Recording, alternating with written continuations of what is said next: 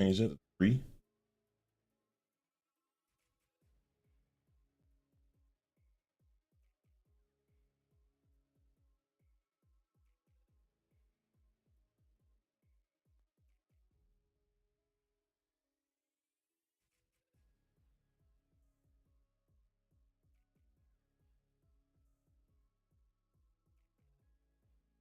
All right, ladies and germs with perms, your boy is back. Your boy is back. I have overcome the many struggles of getting blue screen to death and then black screen to death, and gonna wait for the orange screen to death to happen this time, and hopefully we get an elevator to the personal hangar in the meantime.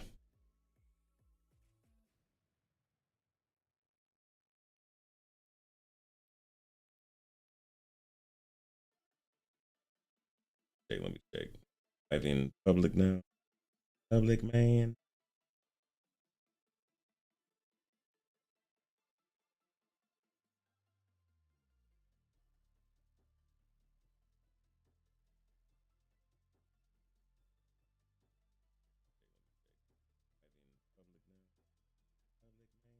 Yes, I am.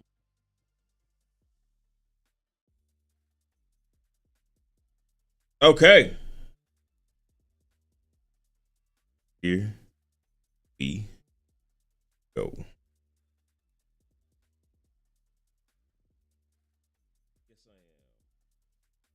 All right, we're gonna crank this up for the third time.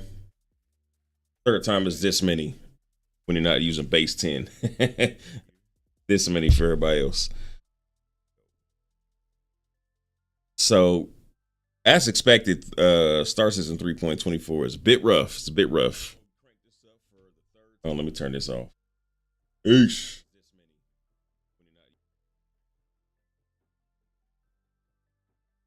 Eesh. All right. We're going to get 3.24 going. And so, before, if anybody's just joining, we could not get an elevator down to the personal hangar. And then we experienced a black screen, which similar to the one an hour before that, which was blue screen death. Blue screen, black screen gives us kind of a gray screen if we combine them. If we can just get an orange screen, we might be doing something unique.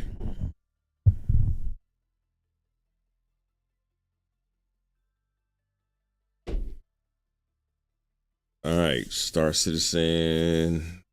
Wait, did I change that to PTU? Y'all ever do that? You get you crank up the launcher and don't remember if you put it on PTU or live. I just did that, my friend.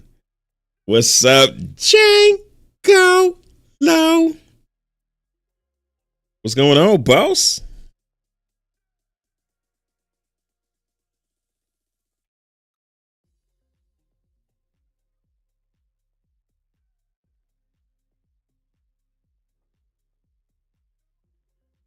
Navy screen. I do that. Janglocious. Yo, man, did you kick everybody out the org yet? As soon as we settle in on a name, I kind of want to get running, get the org cranking back up. And got some help from a habitual org slash what they call them other games, guild, like somebody who spends a life in guilds and orgs and stuff, giving some advice, which looked a lot like what we were doing before, but with some slight differences. So I'll hip you up, hip you to that. Yeah, this looks like live. Yeah, it's 3:23. Okay, I gotta get out. I gotta get out of here.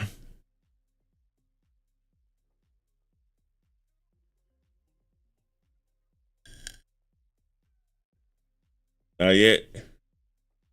All right.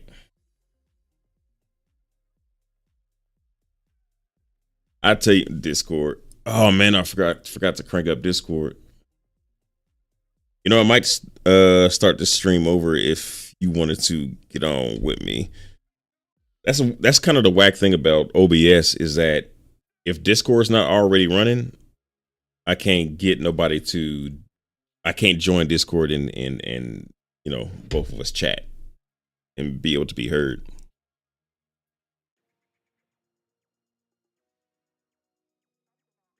Oh snap, Janko! I think this is about your era. This type of song.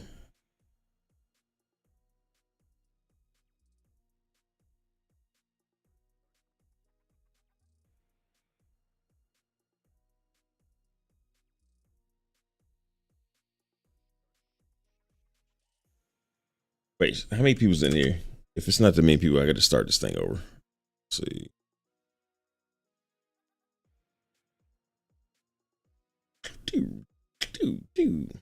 Discord confirmed for hilariously bad programming. Yeah, for real, man. So bad. So bad. Wait, how many people's in here? If it's not that many people, I got to start this thing over. Discord confirmed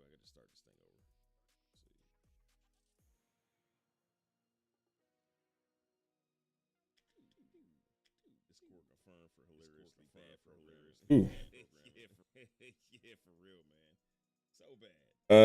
6 people in here. You can't hear the music, Django? What? That's the other thing, man.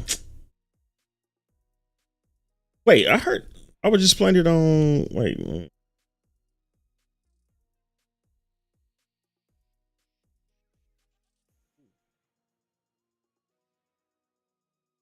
Oh yeah, I can't hear it on stream.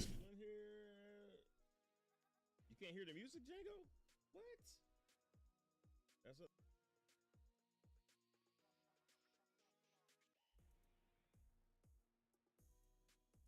All right, I should hurry up and end the stream so I can start it over.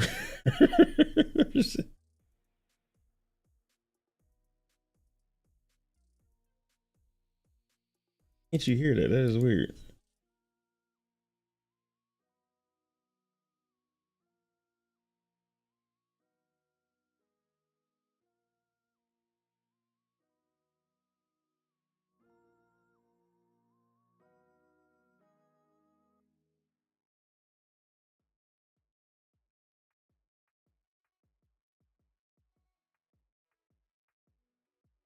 See, my PC used to do that black screen thing, so I got a power supply that was made after 2022. I got 1,000 watt in here, man, and I've never had no problem before. Why can't y'all hear the music though? That is shocking. Oh, maybe because the track things. I never forgot the track thing. All right, let me know if you can hear the music now.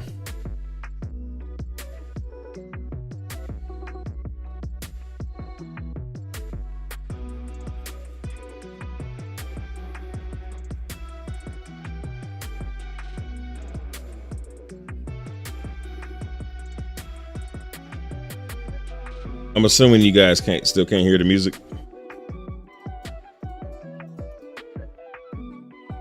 There it is. Okay. Okay, that's something to do with the tracks. I still ain't figured that out. All right, right on, Django. Right on, Geek.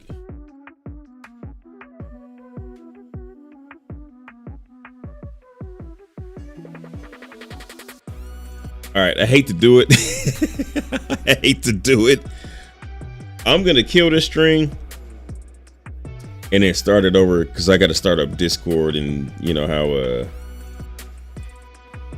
what the hell is that? When you start OBS, if the program isn't already running, then it just disregards the program. You can't start no new apps while it's running.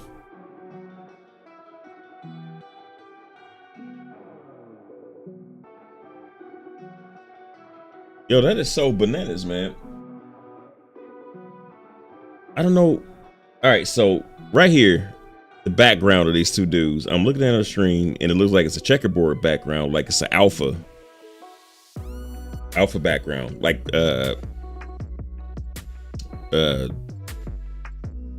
transparent background. And then right here now, That is bananas, man. We can use in-game comms. That is true. Forgot about that. This is through my friend. There you go. That's using your ass. Okay.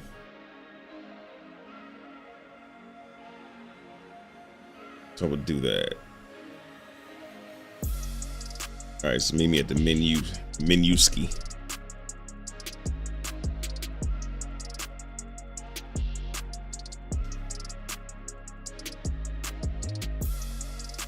The test with an app called OCCT and use the power load test, and if black screens your issue.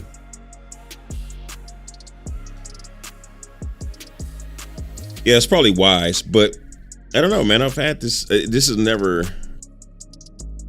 I don't think I've ever. Actually, maybe there was one time where I blue screened before, but I don't think that was related.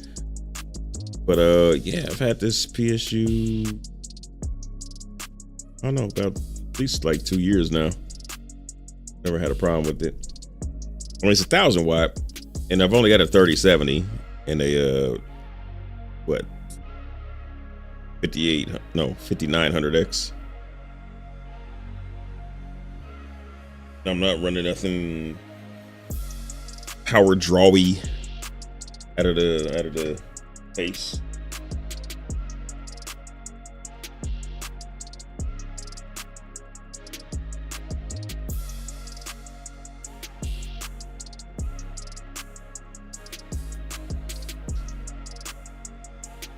Dude, that shows 323 again. I blame it on you, G-Ro. It says PTU. Why is it going to 323?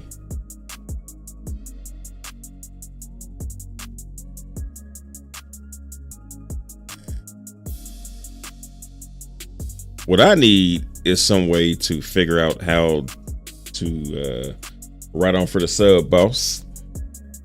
I need some way to figure out where I can start deleting stuff, dude, because I got like 6 drives and they are all low. Like, look at this. This is ridiculous.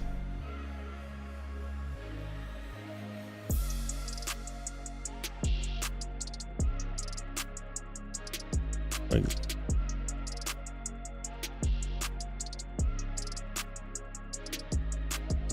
listen, man, my C drive stay low. I got a terabyte on that. I keep Star Citizen on it, the live and the PTU, so that's 200 gigs right there. But other than that, I still do have to move Cyberpunk off of there. But other than that, I got all my games on a dedicated games drive. My vids drive is always pretty low because I'm always recording vids. This are barely anything on there. This is my spinny drive, which archive. But yeah, my game drive. That's where all my games at. 210 out of a terabyte. Jeez, man, I need something to clean this up. So you techie specky guys out there, I'm sure you got some advice on that. Where do you live? Oh, in the game or in? You know where I live in IRL. I live in Vegas.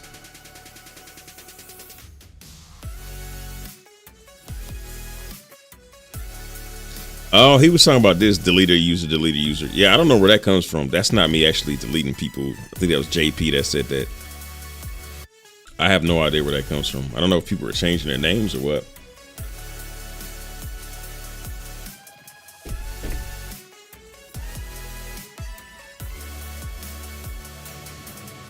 You change your name on here? No, there you go, right there. CC Cleaner can remove a lot of junk files. CC Cleaner, is that what I used to use on my MacBook?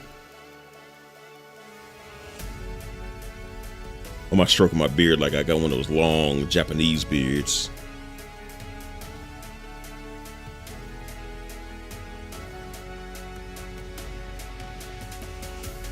Oh yeah, it still says 323. What the hell is going on? But you know, I know this is 324 because I can see this person who these two people who I just added in 324. That is weird. Okay.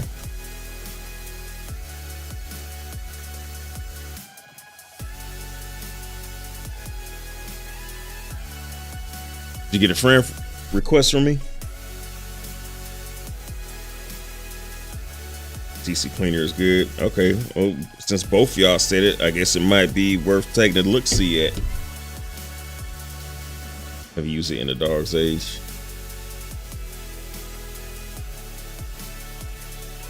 Is it an EVGA PSU? Maybe for 2021. If it is, then that's from.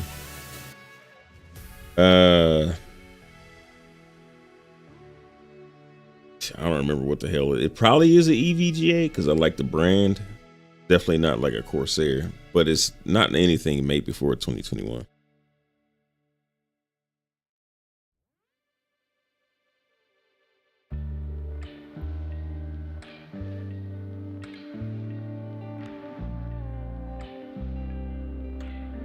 That's all right. The cleaner can remove a lot of junk files. So. Oh, in-game, Area 18. CC Cleaner is also good. Heavy on ads. Okay, so I just uninstall ad. So using uninstalled, it sounds like a plan. Sounds like a plan, sir. Wish3 and CC Cleaner are both free and work well.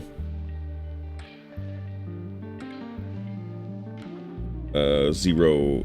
It only happens when transient power spikes hit and over current protection kicks in at black screen's computer. I mean, it happens in Star Citizen Fallout 76, aka unoptimized games. Is Fallout 76 unoptimized? Yo, Zero, you been playing Star Atlas or what?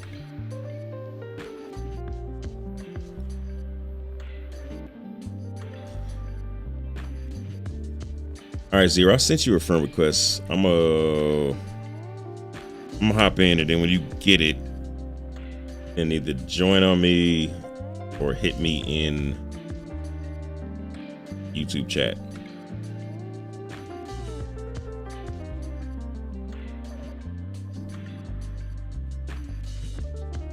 I don't even know how we have enough power out here in Vegas, dude. With the strip just in every place ever out here, just beaming lights all night. And the strip, just like the power draw on the strip gotta be crazy. Like, I don't know why the apartments out here don't all have solar power on the roof, man. The residents would love it, not even just because of the savings on power, but because the heat. Like, I got the whatever you call the high ceilings, and it is hot as hell, man, because there's no buffer between the roof and the rest of the room. Is like right on the ceiling. Coming down in here. That added with the heat from the PC. Dude, I think it's 2024 and we need some way to convert that heat coming off the PC into something useful.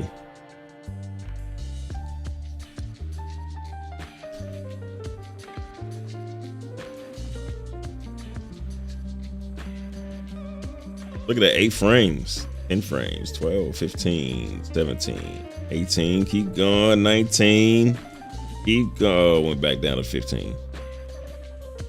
All right, let's focus on the goal of getting the hell out of Area 18. I'm gonna get out of this whole ArcCorp star system.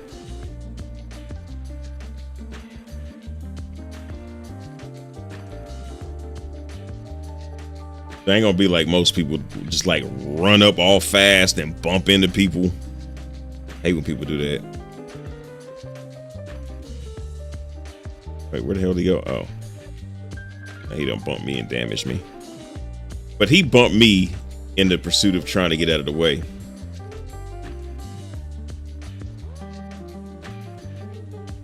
We need to find a way to turn heat into delicious ice cream. That sounds like a Professor Farnsworth invention. Yo, did y'all know Futurama is back on? Like, the season 12 is running right now. They kind of dude, look at these frames, bro. They kind of retconned Bender's origins a little bit. Wow, look at this. This is totally bogus, dude.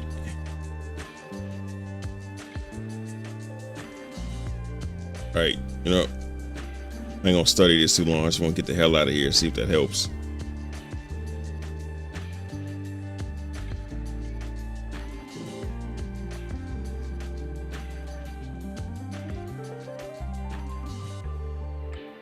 Are y'all frames terrible? Like the Spaniards say, El Terrible.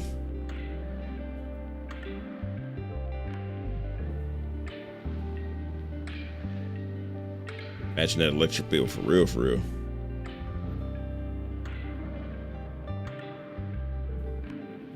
Dude, I saw somebody burning wood and he has some kind of converter to where what was he powering with that? He powered something.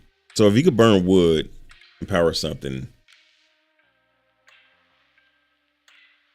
then you should be able to take the heat off a PC and like slowly charge a, what is that called? That little thing that backs up your computer's power. Or at the very minimist, just like one of them handheld USB chargers.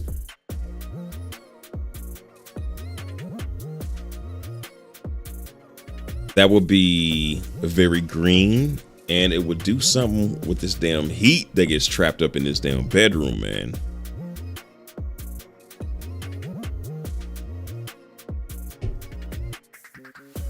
Hell, I should drill a hole in the ceiling and tap into that damn heat. I should put some damn solar panels up there, some little mini ones, and just run my whole apartment. Because a Vegas sun, man, that thing probably one day have me good for a year. K Pigeon, enjoy your vids, Dig. Just FYI, hey man, appreciate you, boss. How you come up with the name K Pigeon, man?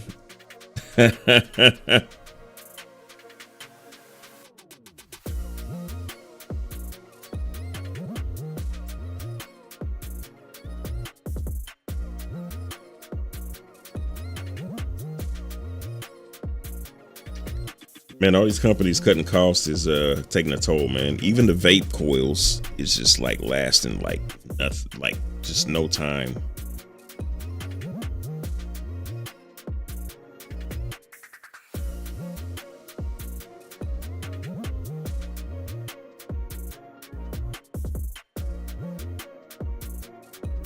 Clay pigeon, okay. All right, so why clay pigeon?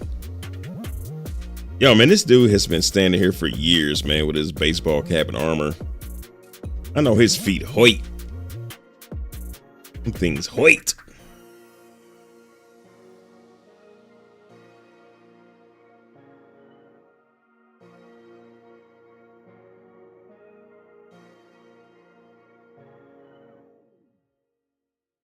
North Katoria.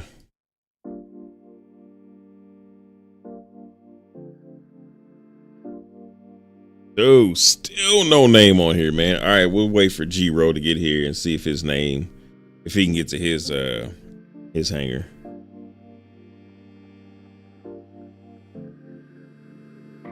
Skeet shoot. Oh, you're a skeet shooter. Skeet. Shooter. David, maybe install a turbine roof vent to remove heat up there.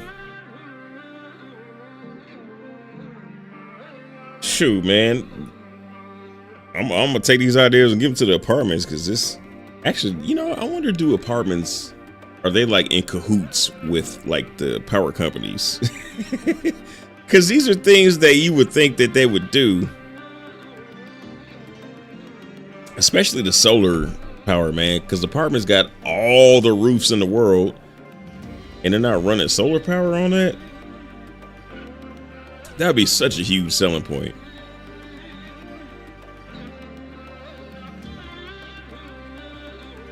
Let's see, Xavier maybe. Oh, okay, I saw that one. Hey, pigeon, I feel like I'm always being shot at. Django, that's Blake. I gave him a name years ago. Who's Blake?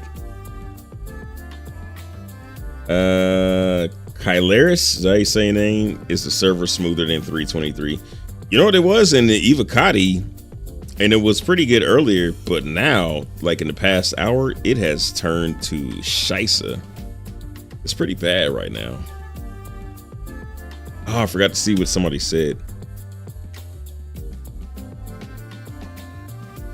I missed it.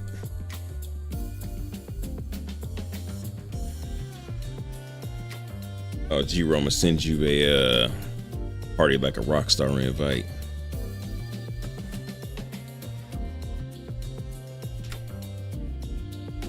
Send it to you. Now I'm getting 23 frames a second. This has been like the high lately. Commodore Crunk. Awesome.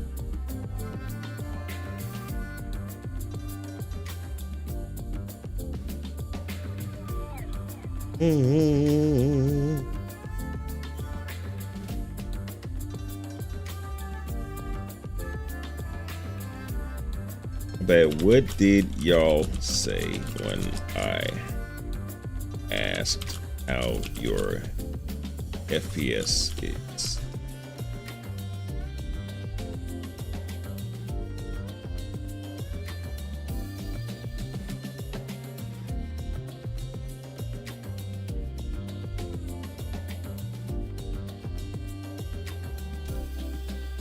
Oh, does the how far does the scroll bar go? I forgot about that.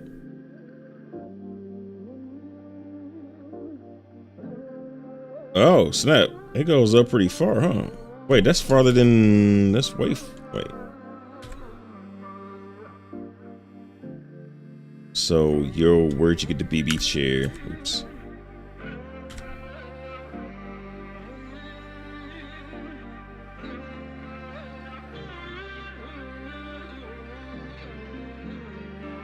Oh, that does go way farther. I never noticed that. Who said that? Good job, Zavis. That is awesome.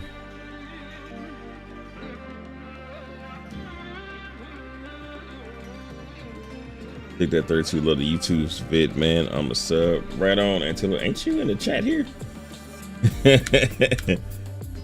I appreciate you.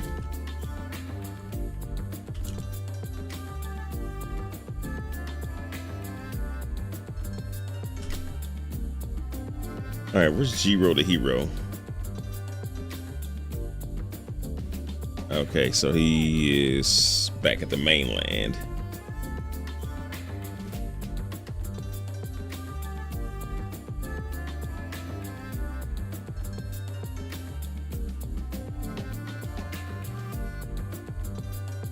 Antillo FPS is amazing for me. Wow. This is better than PU, not gonna lie. Okay, so I think they're lying because my man said I have 10 FPS. Commodore said my FPS been cut in half. Commodore said more like cutting to a third.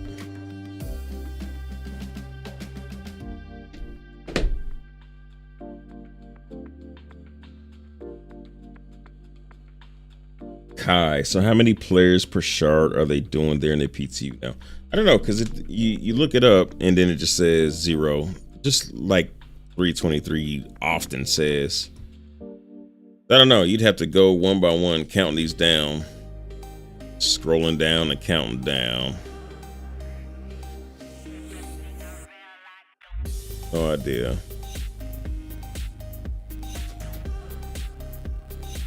Oh, that dude Wayfinder Drax, that dude, he's like the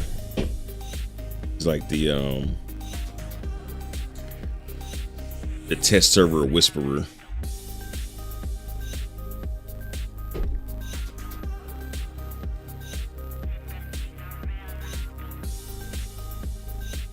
Guys, sound like the replication layer split isn't shite.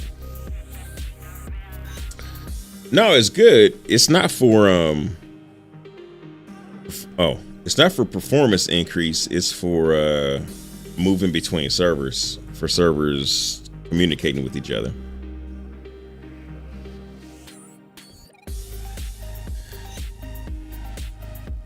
This one guy gave me a perfect example because he showed me some medieval looking game that's really popular right now, and he moved between servers, and you could see, like, you can tell when he moved from one server to another, it was like kind of a big deal. Not like a loading screen, but it was just like really obvious. Whereas this will be, you'll never even notice when you move between servers. Get and in-game beverage. What? Oh, getting an in-game beverage? Beverissimo? Give me some.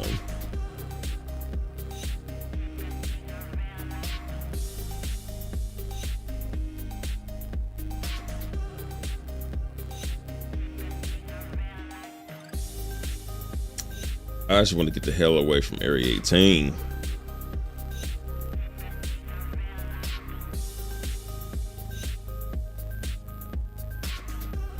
There you go. G-Ro the hero got his mustachio. He's like a young version of my dad.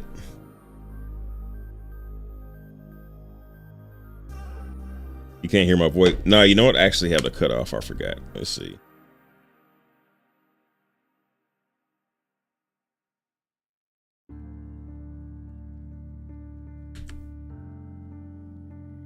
All right, G-Ro, say something.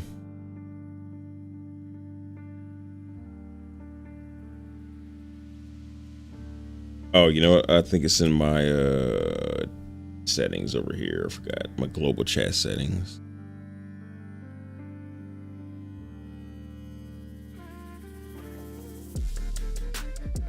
Oh yeah, I hear you, sir.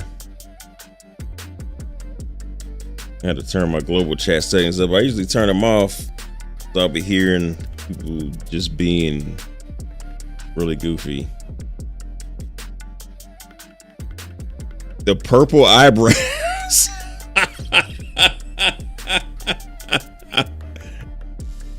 Nice, man. Purple eyebrows, green eyes, pink rainbows.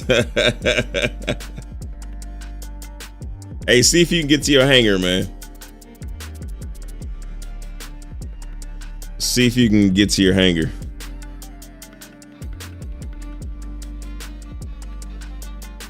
Yeah, mine's not showing up.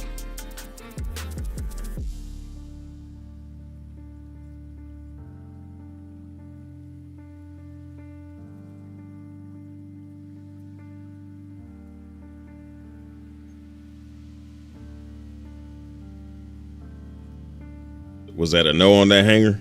I mean, that elevator? Oh.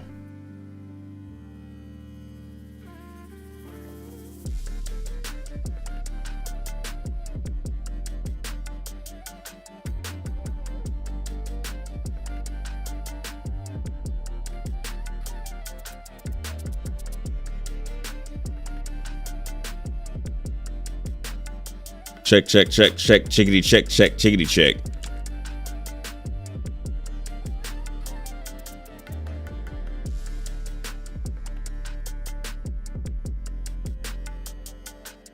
Oh, my mic. I didn't choose my mic. Okay.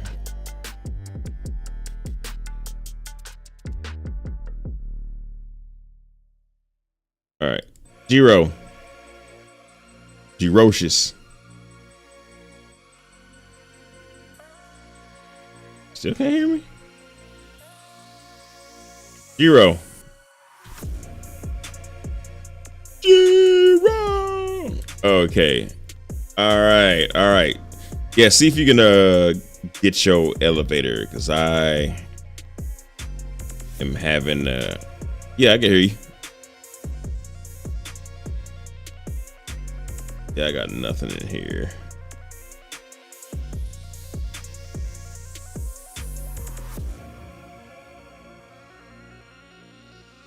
Does it say your name in there?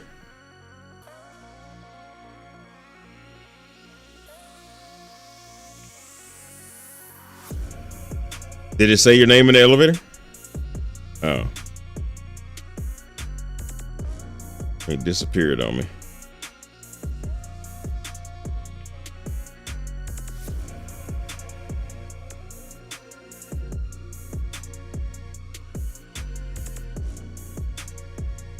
Let's see, K Pit. Oh, Scooby Doo.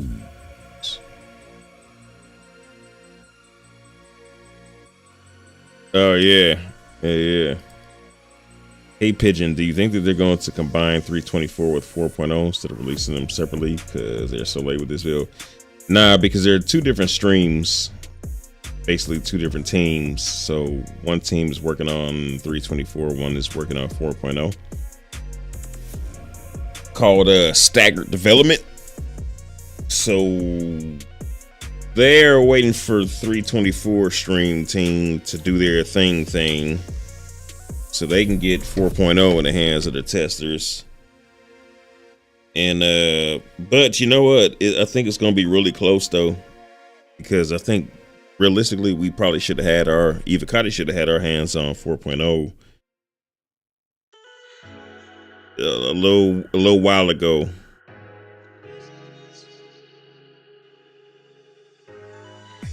But now they build off each other.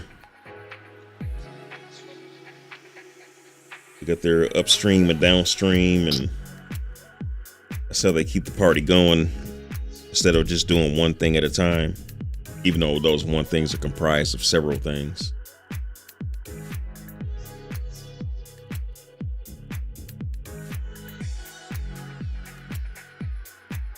All right, I'm going to do what I shouldn't do and use a ASAP terminal.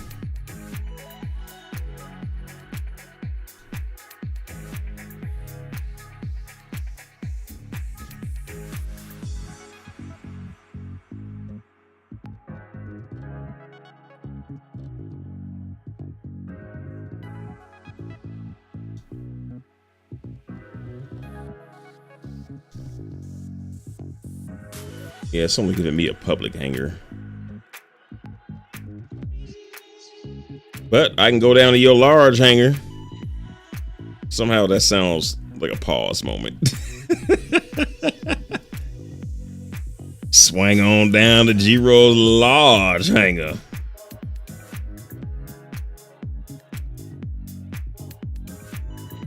The hell?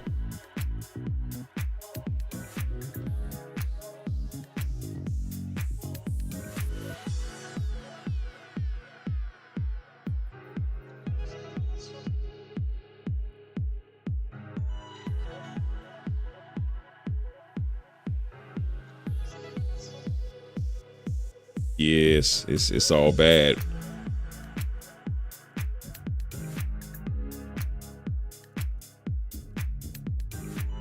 E in 3 frames. I got 13 now, but I know as soon as I step off this hangar, I'm gonna be right with you. I can hear the audio distorting.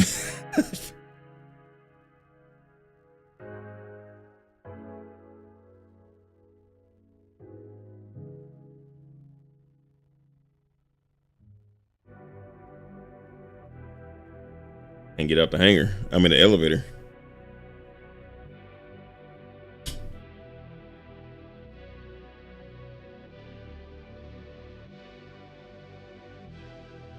Music playing when we met Ballpoint.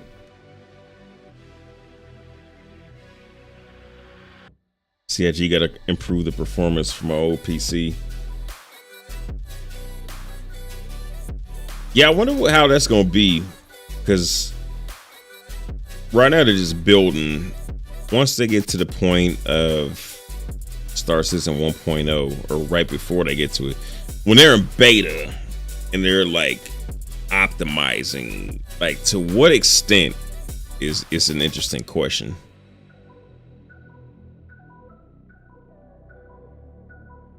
What the hell? I'm stuck in the elevator.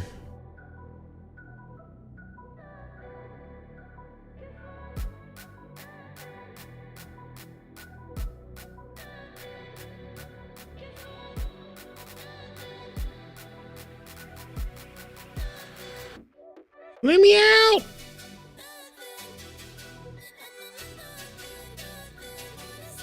I might need to meet you at Bajini or something, dude. Or no, you know, it doesn't even matter. I can't get out this elevator.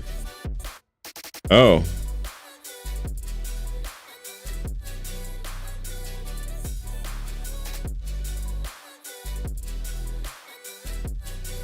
This is just bad, man. Right on for the sub, Nat. Reminds me of Grimhex elevator troubles. Ooh, I forgot about those. I wanted to continue forgetting about those. You reminded me. Those was really bad times.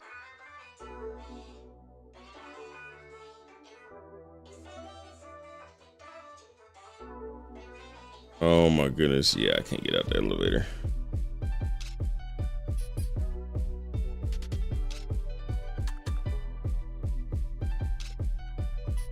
All right, I guess rejoin the server it is. Yeah.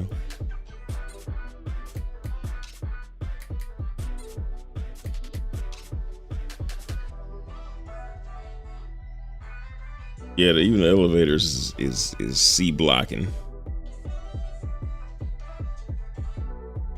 All right. Rejoin the server.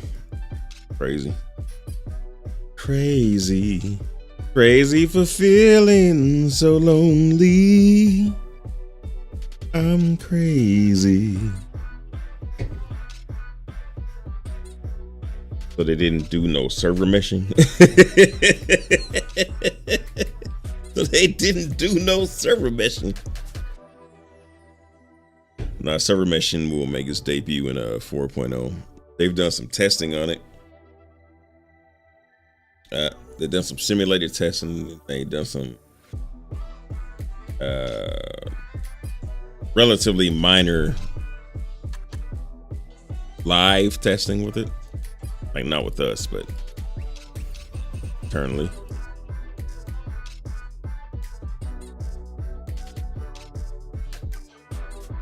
Good grief, man.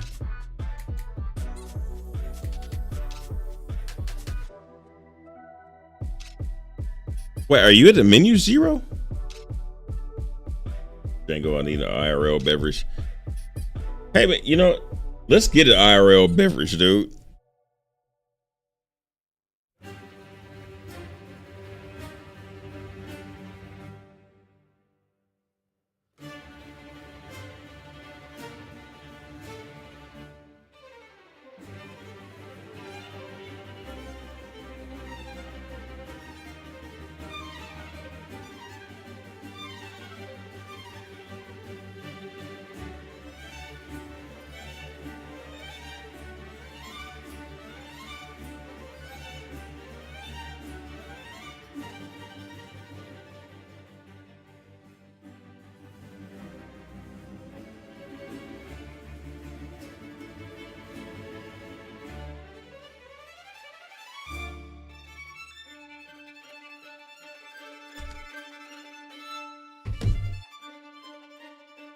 Man, this has been the toughest stream I've had to do.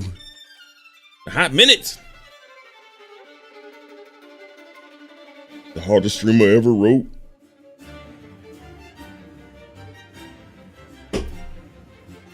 Oh boy, I got a Chrome music app detector.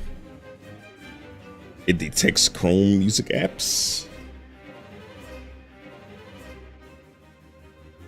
Oh, I see. That song's called Vivaldi, Four Seasons. Oh yeah, absolutely. Absolutely, Four Seasons.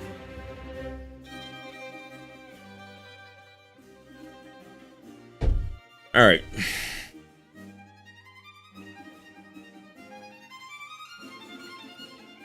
I'll be right back.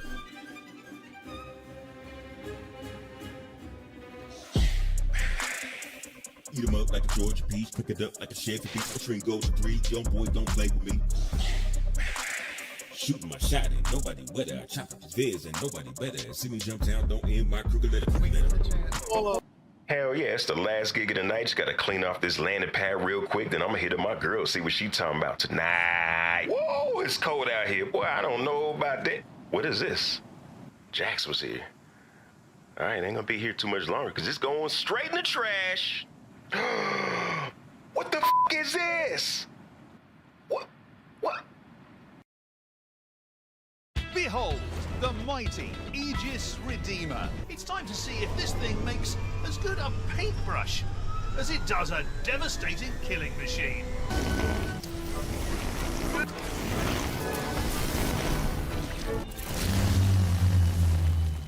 Oh, hell no, man. What is this? No. You, Jax McCleary. You. And if you bout that life.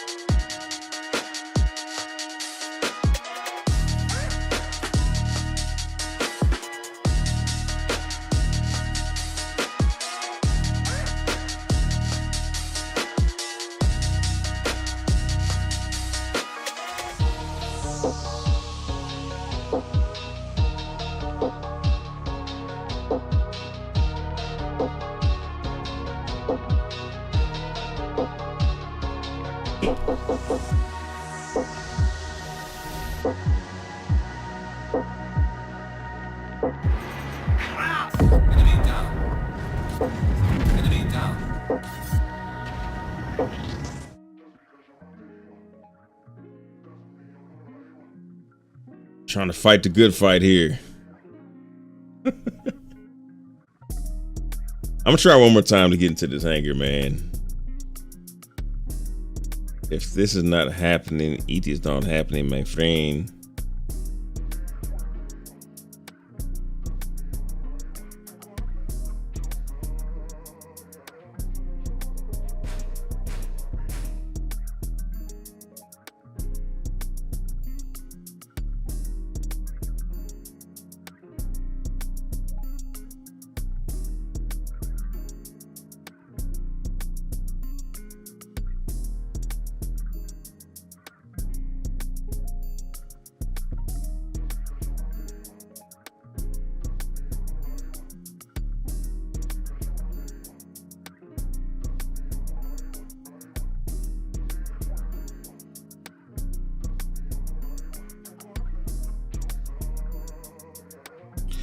I got a super cool, chill music on, man. Trying to get my Star Citizen on, and it is fighting me every step of the way.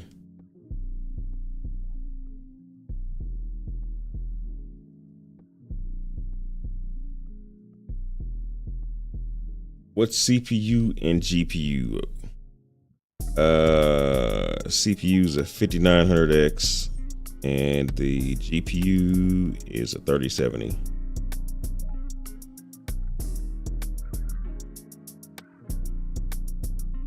It served me quite well, but the 3070, I gotta say, is just AMD video cards in general very disappointing with their stinginess with the VRAM. AMD's VRAM, look at this, 5 frames a second. AMD's VRAM makes NVIDIA look like just ugh. They make them look like ugh.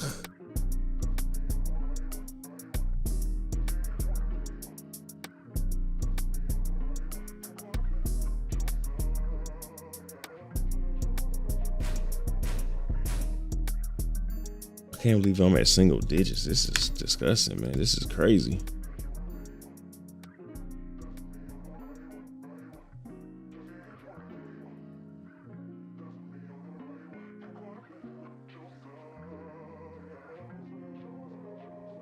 Star Citizen used to run on a 1050 Ti back in 311. Had most fun back then on SE. Yeah, their minimum specs have gone up quite a bit, but like realistically, right now, performance is really getting killed on a server end of things.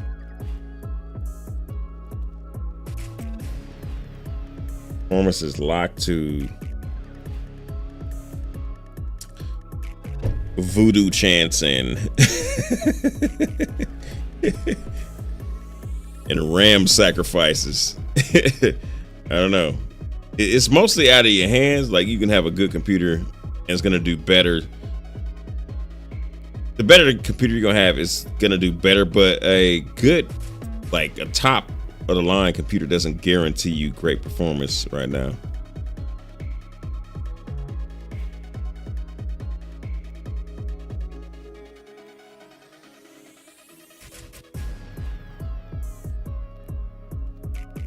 And then there's people who don't know what they're doing. Like there was somebody with like a 4090 who was like, man, my performance sucks on my high-end computer. And he was trying to, he's like, it doesn't matter what settings I have it on. He was trying to run it on low settings, which, you know, is worse than running it at high settings. But then once people told him, then he started getting really good performance out of it.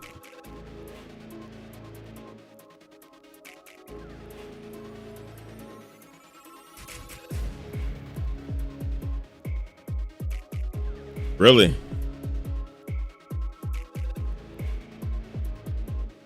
I see your hangar in here.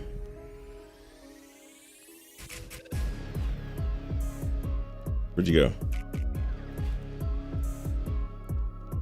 Okay. Yeah, I heard you like to hang out behind me.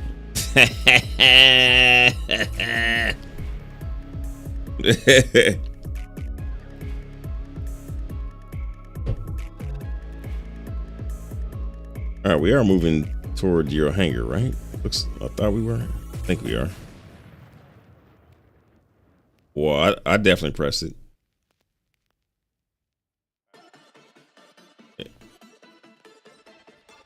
Let me know if the door is open for you, because mine didn't open last time.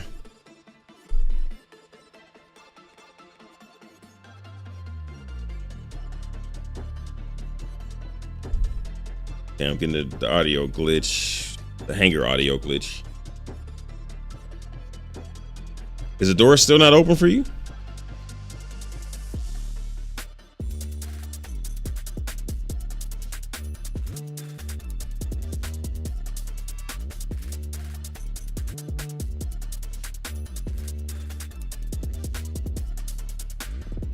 Can you open the door?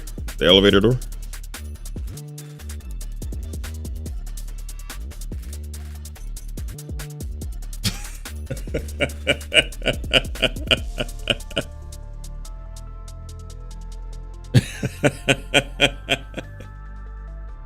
Oh man, it was beautiful just a little while ago. Well, maybe about an hour or so ago. Actually, probably it's been 2 hours right now.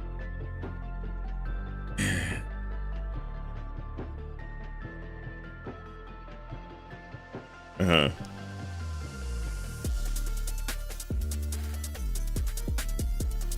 Yeah, I think that's about the only thing. No, I think you're right.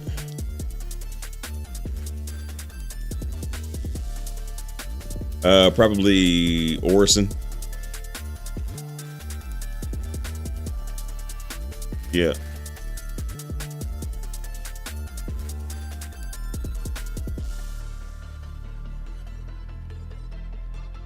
It's been good, and well, that's Evo, so it don't count, but working wise, it's been pretty good.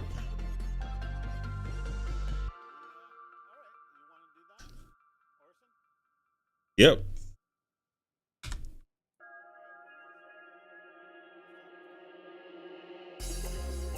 Okay, I might have to walk over to 7-Eleven and get something to drink. I may need more alcohol for this.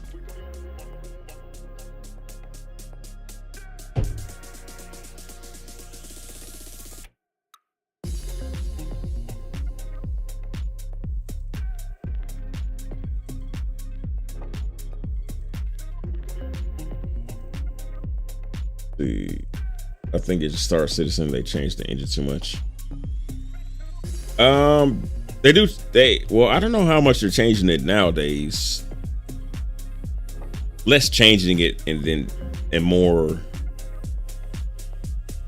Actually, I don't know if they're changing it much these days. I know just that they just got a bunch of tools now. They were changing it. It's I can't even tell you what it is now because they started with what was it, CryEngine, and then they modified the hell out of CryEngine, and then they moved over to whatever Amazon's engine is, which is part CryEngine.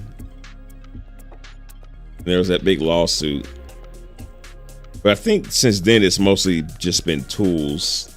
I don't think they're modifying it anymore. These in a long time. But then, you know, I could be wrong. I don't know everything. But really, it's just the stuff that they're adding to it and what they're doing, man. Because they're server meshing, replication layer split. I don't even know if they're testing the replication message queue right now. So it's just like huge, crazy additions to the networking side of it. Plus, you're trying to plug in different features into it while you're changing, like making all these additions to the network, adding features. And it's just like, I don't even know how they managed to make a working game while they're doing all this mishmash of stuff. It's just like doing brain surgery while you're adding more brain pieces to it.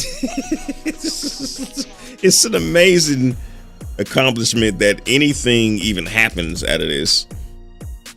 But I think they're mostly over the hill, or 4.0. They're mostly over the, not over the hill, but over the hump of adding big, sweeping tech additions to it. So I think, maybe, don't quote me, but I think it'll start smoothing out by like early next year.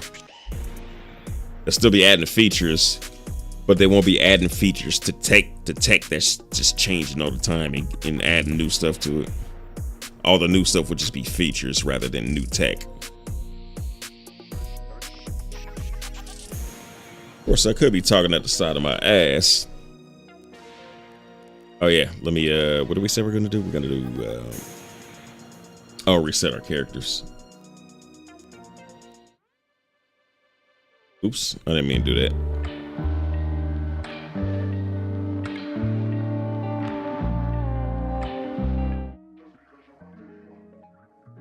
Yeah, I didn't mean to do that. Okay. All right, so we're resetting characters. Try this again, which I think that'll help. We shall see. We shall see. It's just been a we shall see night for the last couple hours.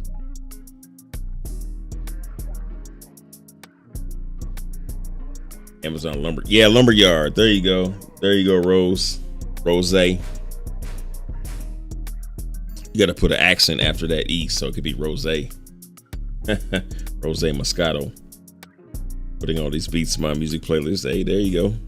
Eat it.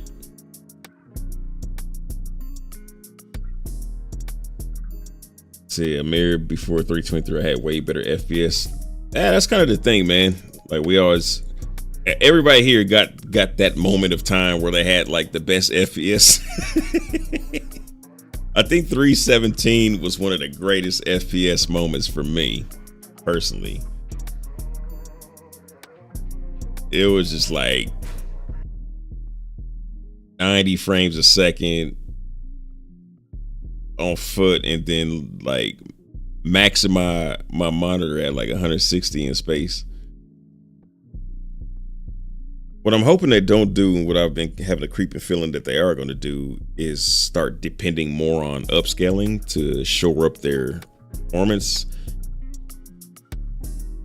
I mean, if they did do that, hopefully it'd just be in the short term. But I just got this feeling that that's what they're going to do. They're going to not care as much about getting it to perform at a decent level just natively without the upscaling. depend on the upscaling for people to have playable frames, at least for a while. But I hope that's not the case. All right.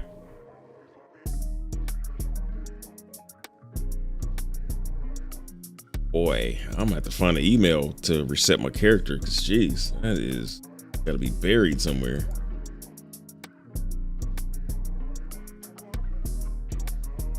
A squadron gonna finish. Supposedly it's feature complete. I think right now the biggest things holding Squadron back is the business side of it, completing deals with like consoles and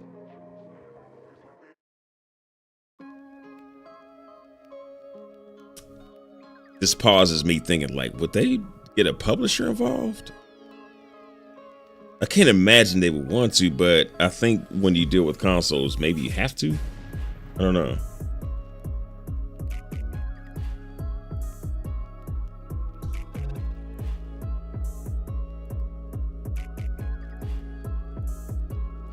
Oh, all right. I know where to look.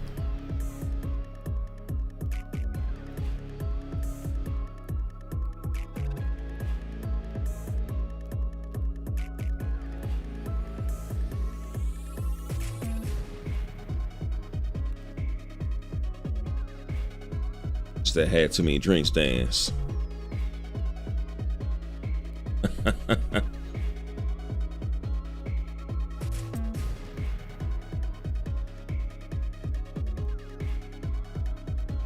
Come on.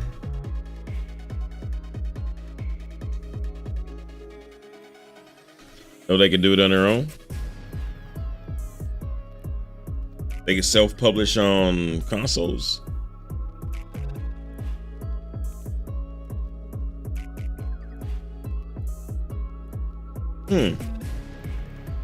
I would imagine I would imagine there would be some difficulty with that, because, you know, Xbox, they got, actually, I don't know if they still have that, but there was ID on Xbox.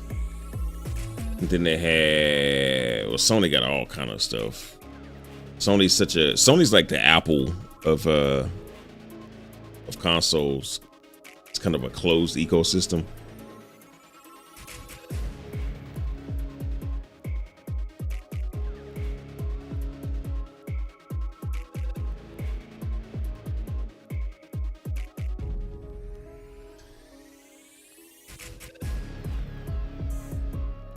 I don't see them going Steam or GOG. I think they just want to go for PC purposes. I think they just want to go straight the way they're doing it right now. They don't have to pay nobody nothing. Like Steam, they want like 30%, right?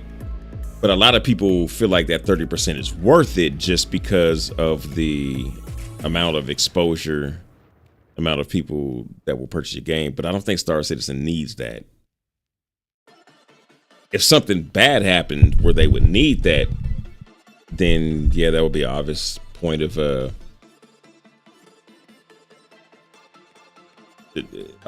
shore up some sales. But until they do, I don't see them going that direction.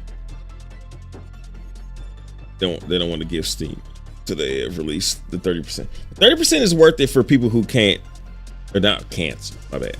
30% is worth it for indies, absolutely. 30% is worth it for people who aren't doing 100 million in sales every year. Like, because Grand Theft Auto is not on Steam, right? Let's take a look, see at that.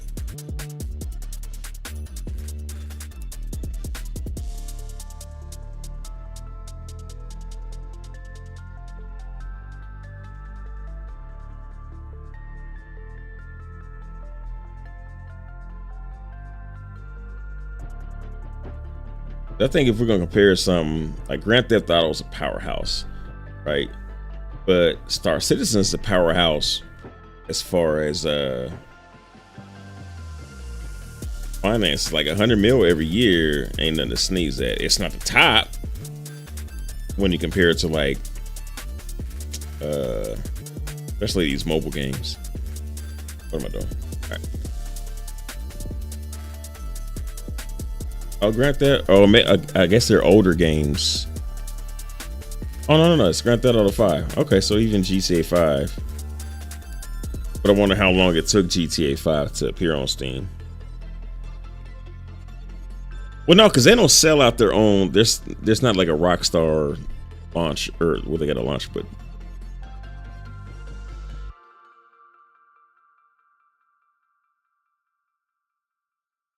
actually, that's the only way to get GTA, right? Is through Steam and Epic.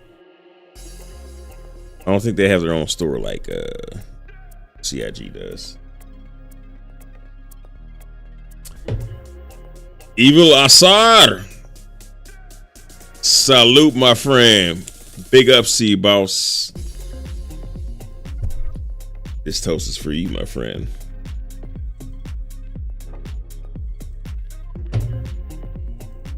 Fan first class. There used to be a Rockstar store. Did there? I remember there was a Rockstar store, like store where you buy like shark cards and all that stuff. But I don't remember one where you bought the game off of it. But I could be, again, I don't know all the stuff.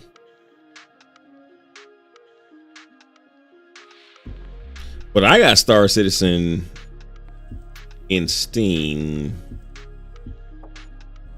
Oh, this is the the website. So didn't show it. But I have hooked Star Citizen into Steam just so I could use the Steam controller. Still couldn't get that damn thing working right. Steam controller working for Star Citizen. That thing is difficult to program, man. Now I've seen some people do it, but for me trying to get it to work the way I wanted it to, dude, it was just like I felt like I needed to drop everything and go to school for learning how to program a Steam controller. What are you drinking? Iced tea or whiskey? I was drinking 7 and 7 and ginger ale. Now I've been reduced to this. This is horrible. You know what? I ain't gonna hold this up. Smirnoff need to be paying me before I hold up their products.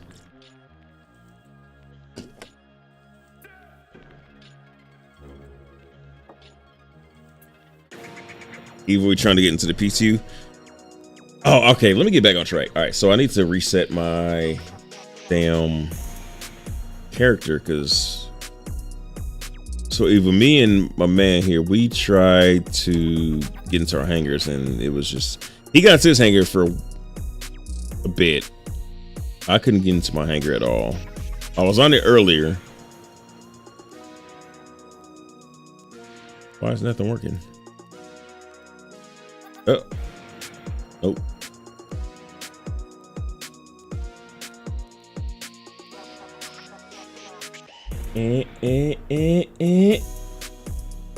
Oh, G Road. So this is a song I was saying. This is like your era. This is that.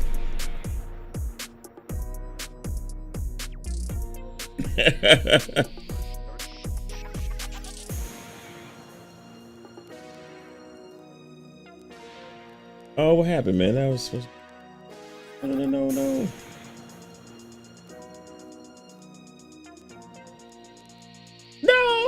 Oh wait.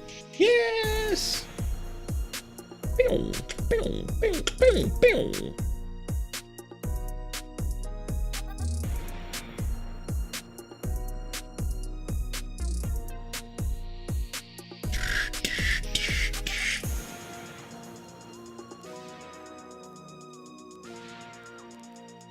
Getting Aura Center frame rates better. Okay, nice. I'm still trying to get mine set the hell up.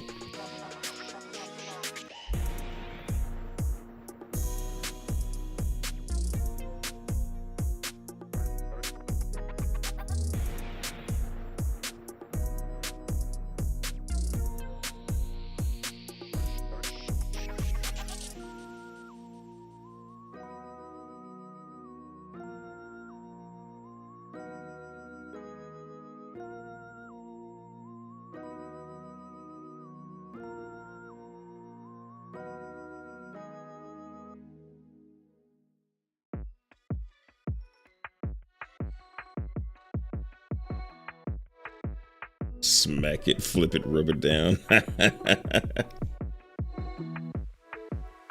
Saturday morning, Noel, 1987. I would play, but I don't want to get my channel taken down. Green.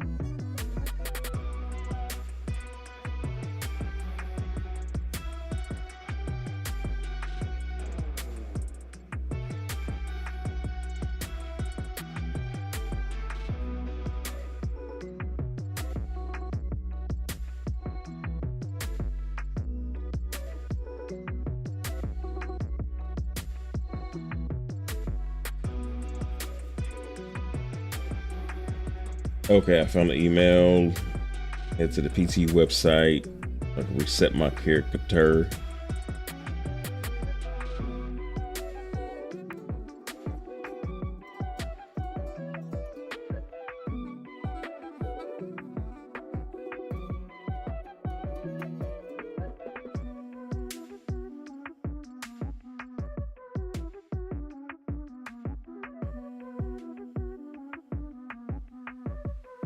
It's not letting me into where I can reset my character.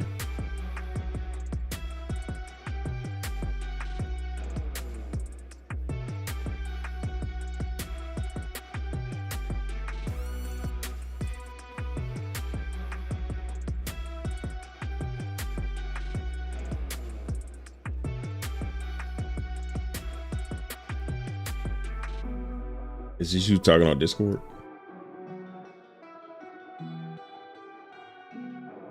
Funeral.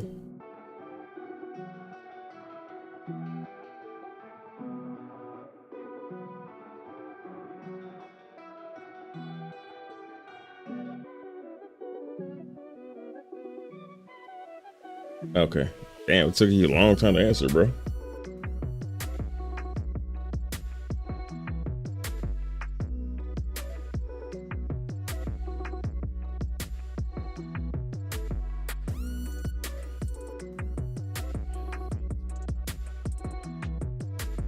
How come it's like 15 seconds between me saying something and then you responding?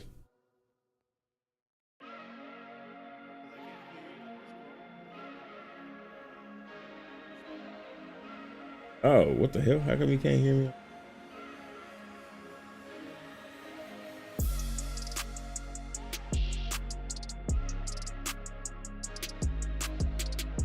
Check, check, check. Yeah, why would there be a difference? I can see my mic lighting up.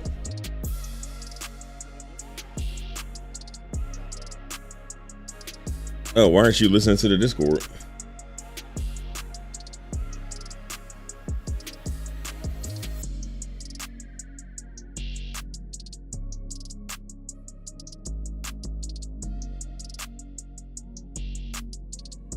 All right, give me a sec, ladies and germs. Let me figure out how to get my character reset. It is not letting me. Eat 'em up like a Georgia peach, pick it up like a Chevy beef. A string goes to 3, young boy don't play. Looking out here, my friend. Shooting my shot and nobody wetter. I chop up his vids and nobody better. See me jump down, don't end my crooked letter. Hell yeah, it's the last gig of the night. Just gotta clean off this landing pad real quick. Then I'm gonna hit up my girl, see what she talking about tonight. Whoa, it's cold out here. Boy, I don't know about that. What is this? Jax was here. All right, ain't gonna be here too much longer because it's going straight in the trash. What the f is this? What? Behold, the mighty Aegis. Went to the Redeemer. PTU It's time to see website, if this right? thing makes as good a paintbrush as it does a devastating killing machine.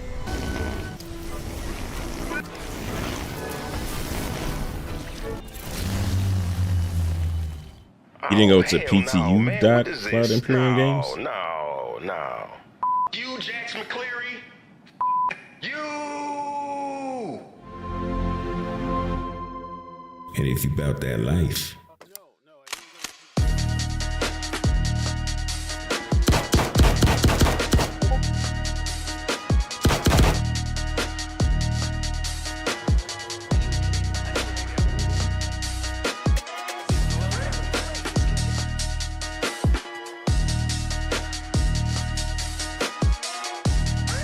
Okay.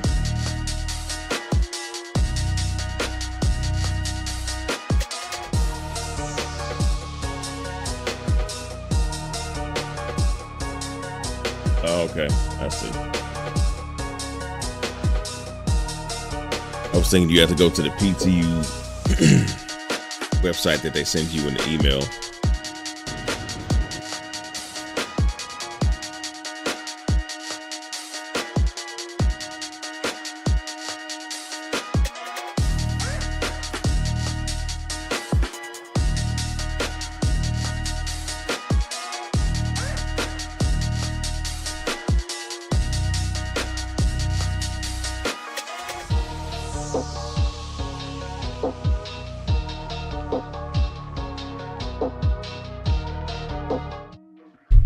Strangers in the night, exchanging glances.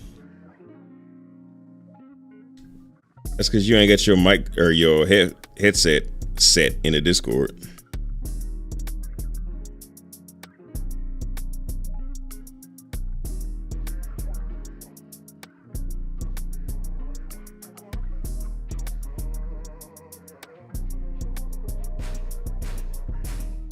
I should probably give it about 30 seconds or so.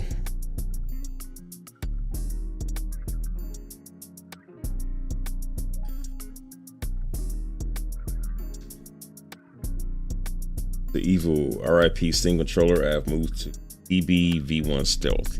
See what that is while I'm waiting.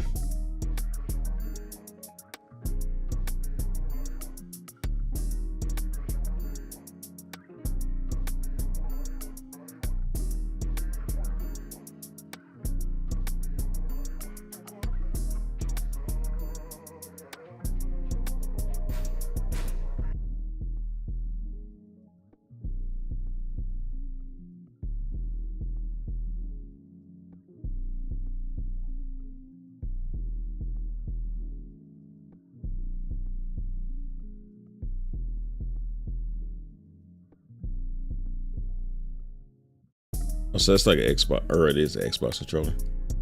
Well, the reason I really wanted to get the Steam controller going is because it's kind of dope for if you want that mouse precision. Because the stick is never going to have a mouse precision for aiming, but the left stick for moving is always going to be superior to WASD, except for like feathering. A little back and forth feathering.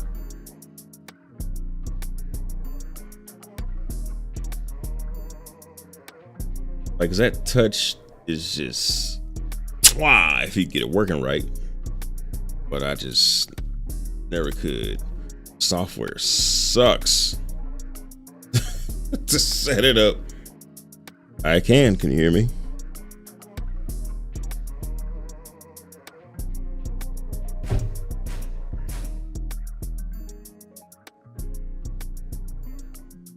Zero.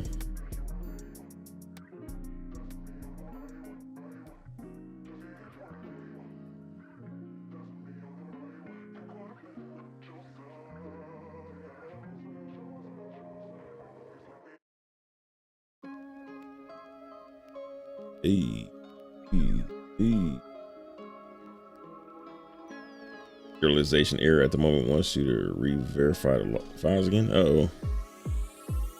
All right, so I'm gonna log back in. Zero, how do you still not hear me on Discord?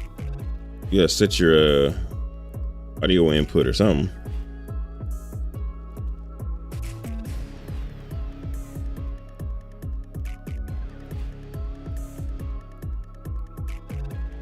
This is more like a Steam or a Twitch moment. This is where you stream on Twitch.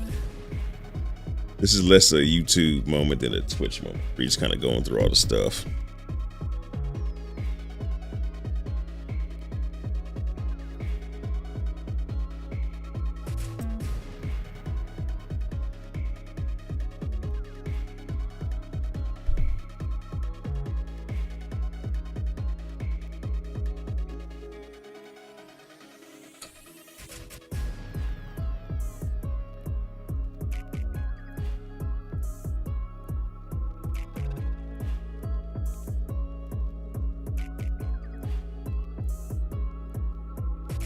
Zeros instead of Steam controller. Try Rewise. Yeah, a bunch of the homies told me about Rewise. I'm aware of it, but yeah, like with the I mean, it's got a touch controller on the right side. Actually, on both sides, but the left side also has a stick, and I don't really work with that.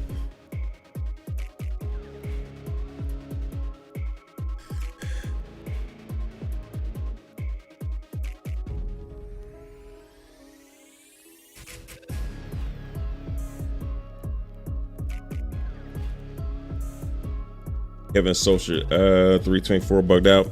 It was just really rough, so we decided to reset our characters, and hopefully this will make all the difference.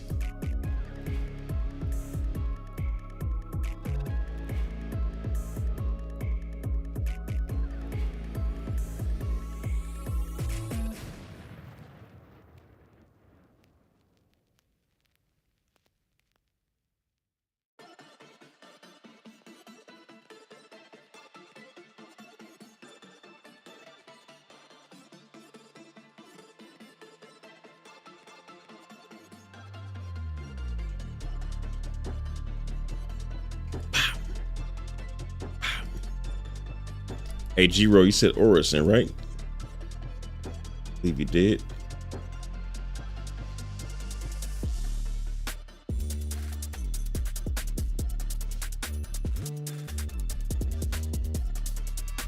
Rose just Googled it, seems Rewise work with Steam controllers. Oh, well, that's good. I thought Rewise was like just all like non-analog.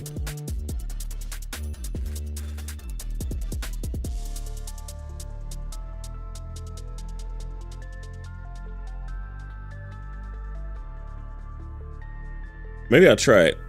I am very opposed to paying for this type of stuff.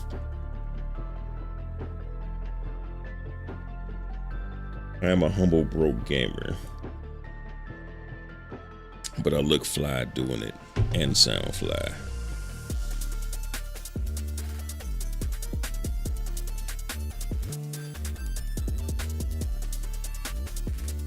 Jiro, get your inputs right on Discord, man.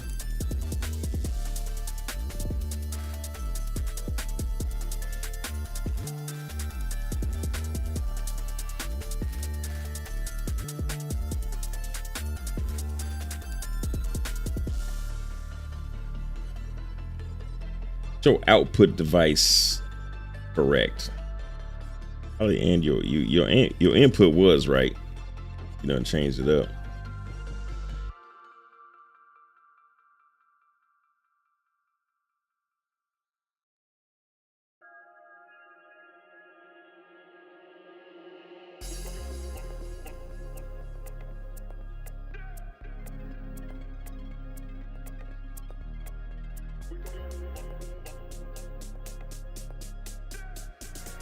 Gosh, you know, I still single digits, man. 12, 14, 15. This ain't the business.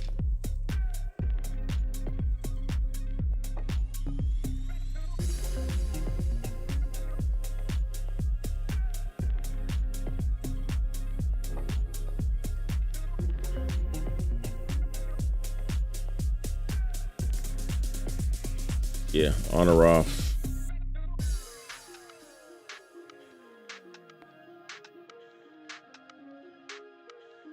Homie Teach, I have seen you quite a bit during Evocati.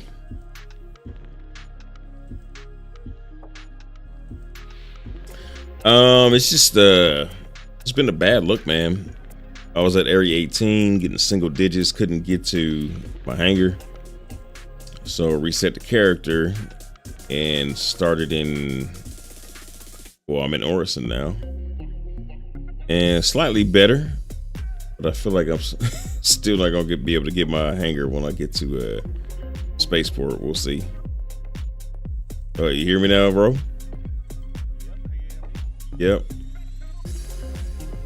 Technology, ain't it great?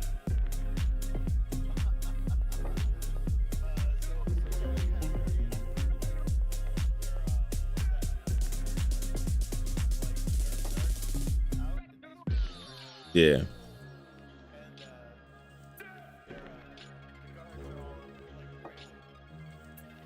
Nice.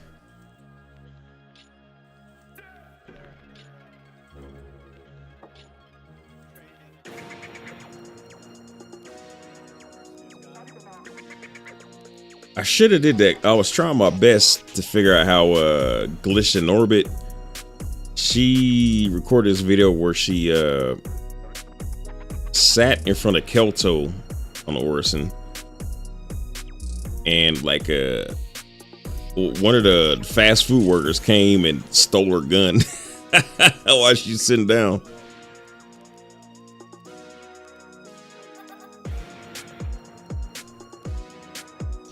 I don't know, but she was waiting for it to happen.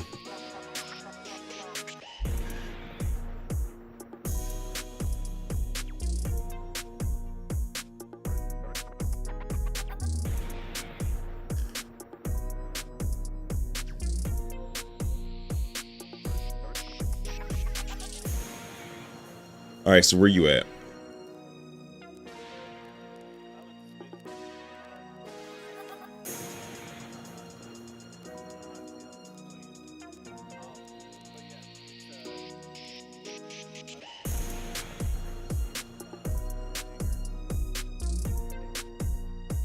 All right, so I just pulled up from the tram, about to head over there.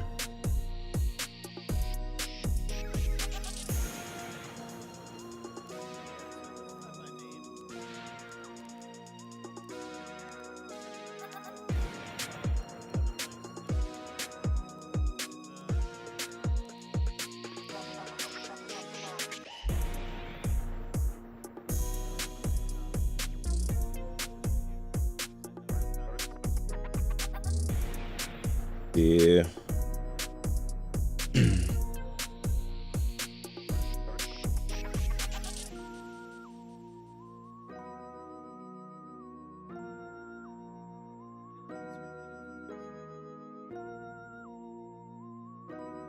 I'm hoping like 2 patches, 2 builds will get this thing mostly straight.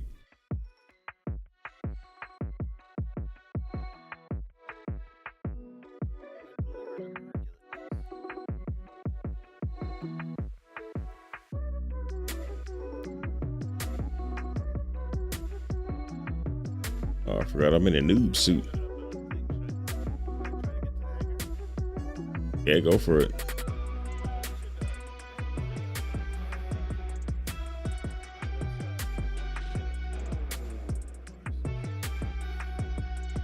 I don't see if mine pop up.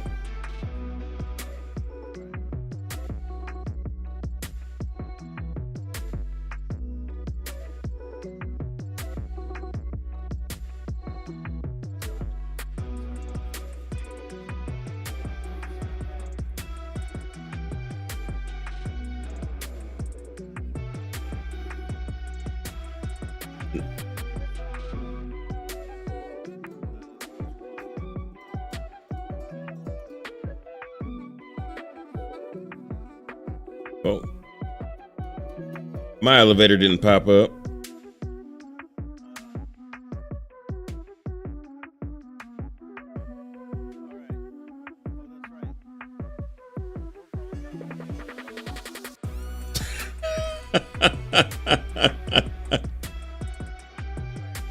Oh, wait, now I did. All right, I'm gonna grab a ship and I'm gonna get the hell out of here. Then we can relog if need be.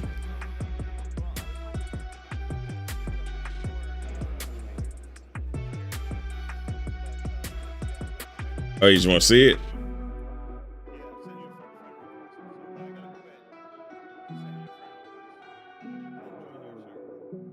All right, go for it. Oh, here goes the audio glitch. It's with the hangar. It's like super loud when you get into it.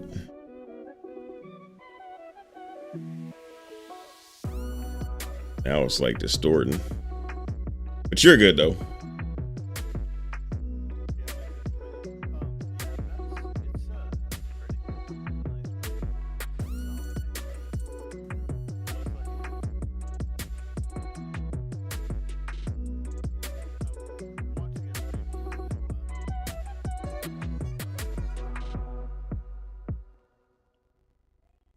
Why is there no audio?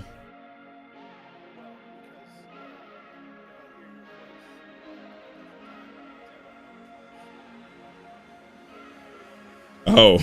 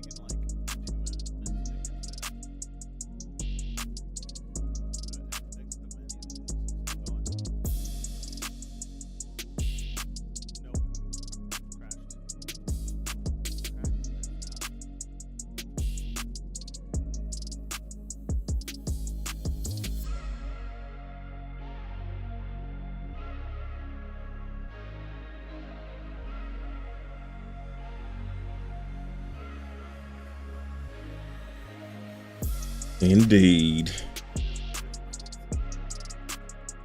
Oh yeah.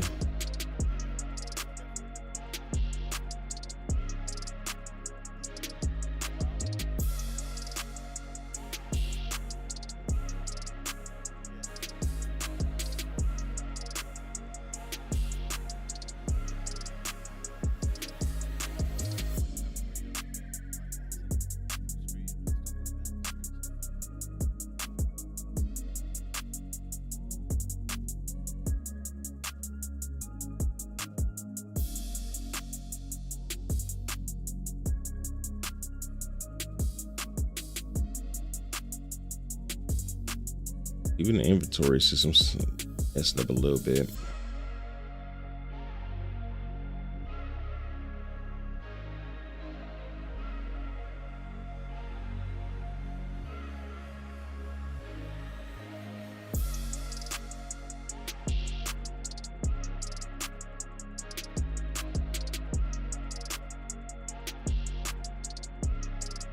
Oh, I forgot all the stuff I gathered is gone since we reset. All right.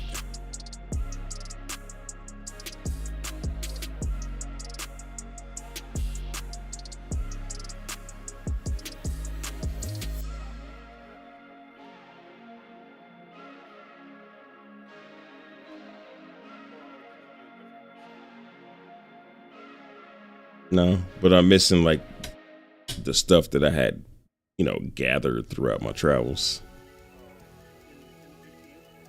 Yeah.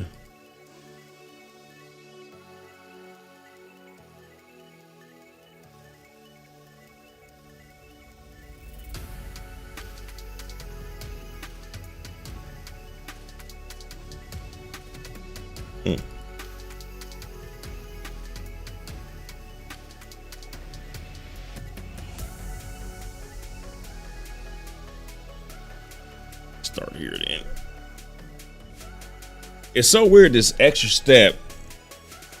You move your stuff from the warehouse to the drawer, and then you click the button to open the drawer. And I can't see the benefit of that. And I wonder, is there something down the road that we're just not seeing right now, where this is all going to make sense?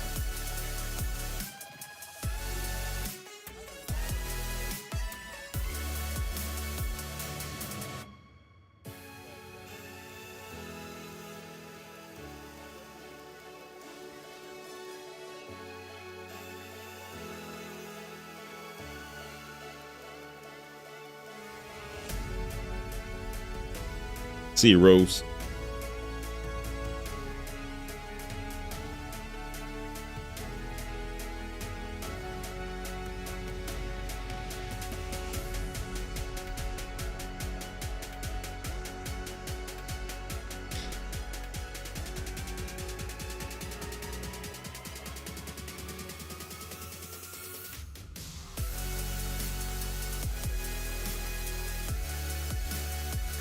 maybe you maybe you move it from the warehouse to the drawer, and then you know those little bitty little car or robot things on Star Wars.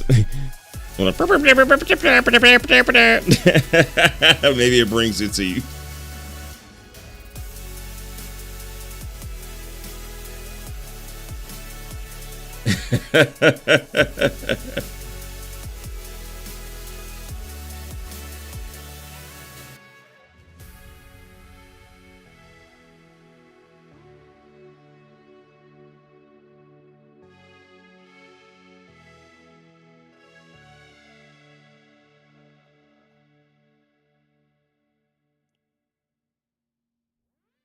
Friend request coming.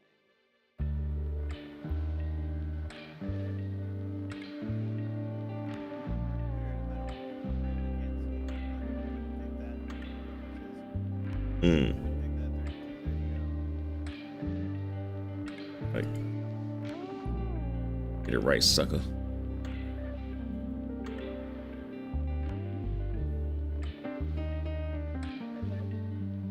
Dude, they made the icons way too big.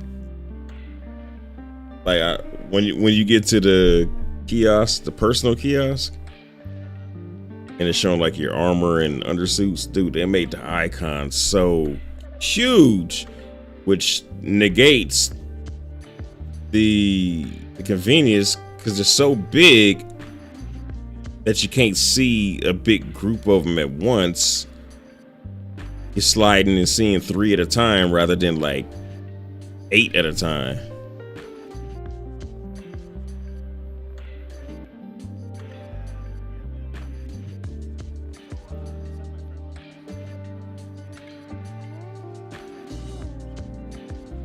Oh, okay. Let me get out this kiosk.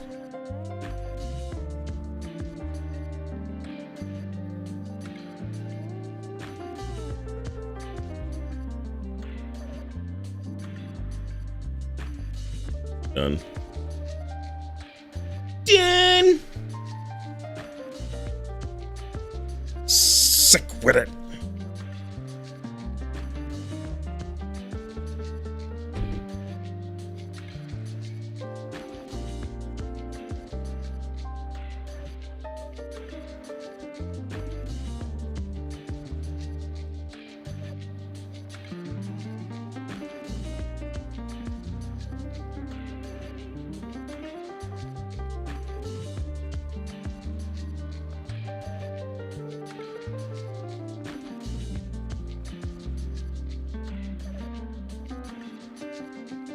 So I wonder if if you're in my hangar and then I get logged out for for not moving. I time out. Will that kick you out the hangar?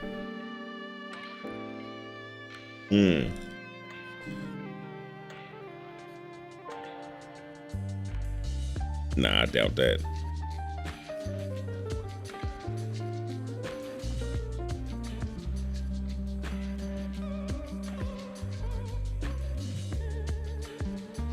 Definitely.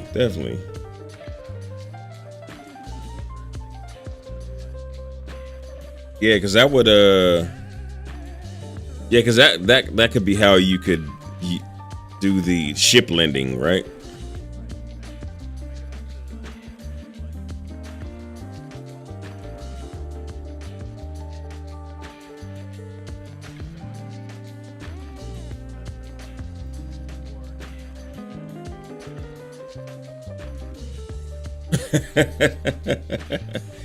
Like, who the hell ate all my damn what's it called? Benny's.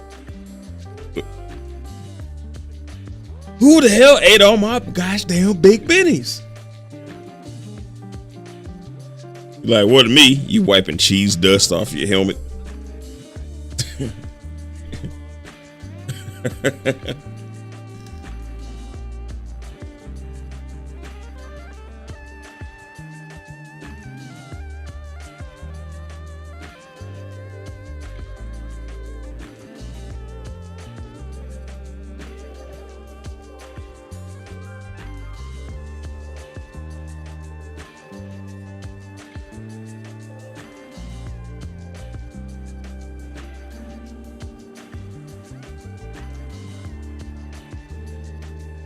I only know Monty Python and the Holy Grail. I only know the Holy Grail one.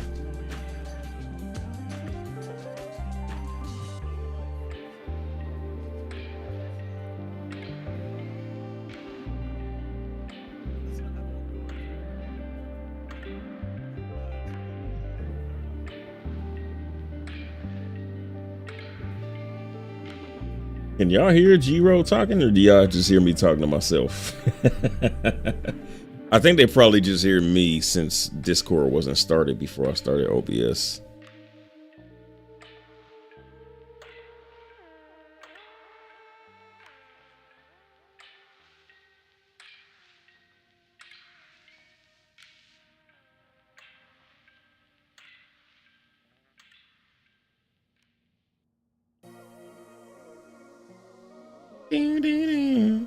Look at this, spawn my PTV on the side.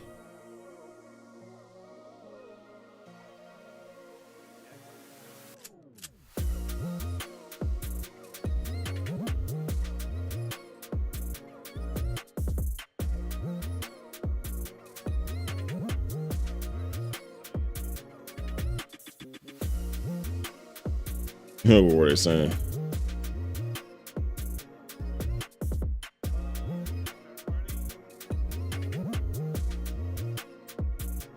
You started.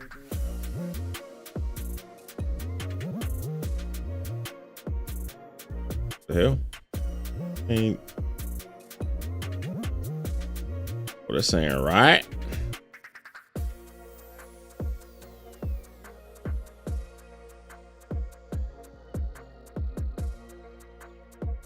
Okay. I don't know if we're having a little server issue or what.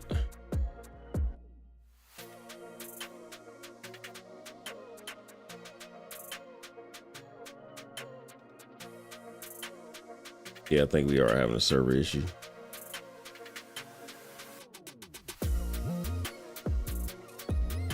Heck, nabbit. Are you? I'm getting 15.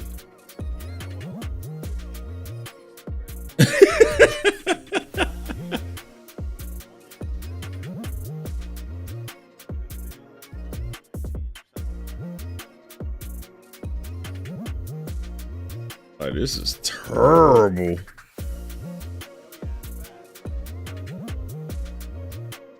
Yeah.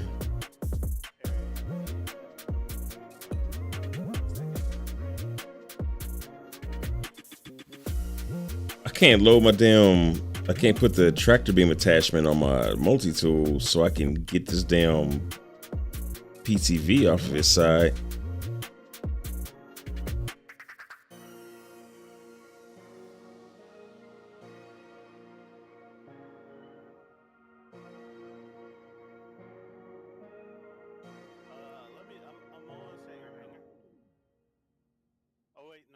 Send me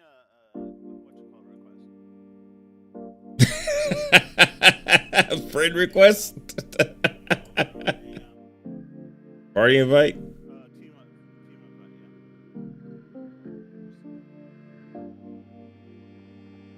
team invite, yeah. You remind me of my homeboy.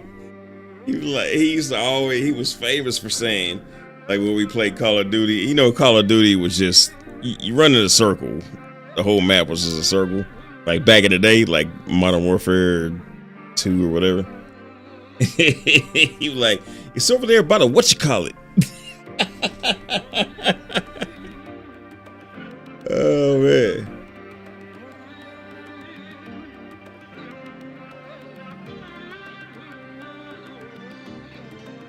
Okay. All right.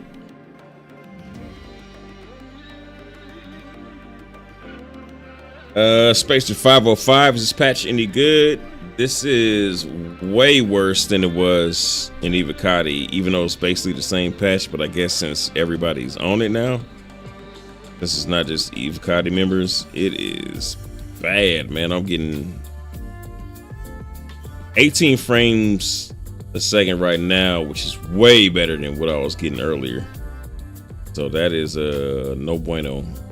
I can't even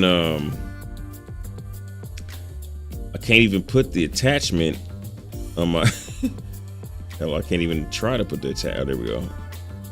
I can't even put the attachment in my gun here, my multi-tool. Yeah. Not looking good, bro. The evil PT website seems to be having issues. No spot to log in at the moment. So what I did, evil, is which is counterintuitive to what I thought what I usually do anyway, is go to the regular RSI website, go to settings, and then go down to PTU, and then reset it from there. Which usually you just have to go to the PT website that they send you an email, but didn't have to do that.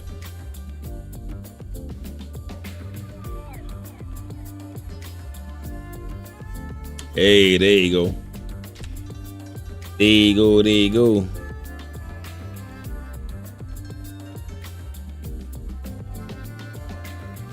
Yeah, I can't even put my damn tractor beam on this thing.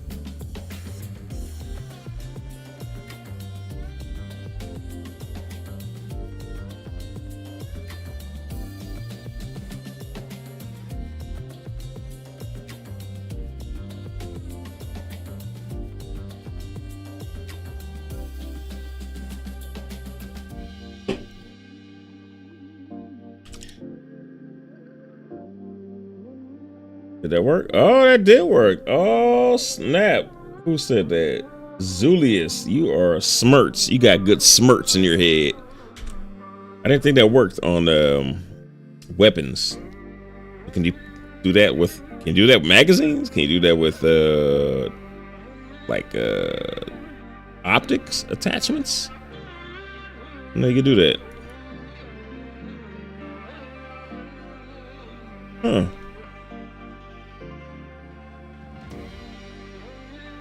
Definitely something I should have known, but I know now. Thanks to you, sir. You deleted your account off the PTU? I don't know if you're supposed to do that, man. Maybe it'll work though.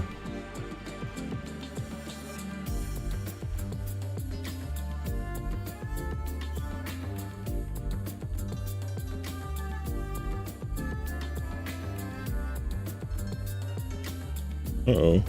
Wait, not that way.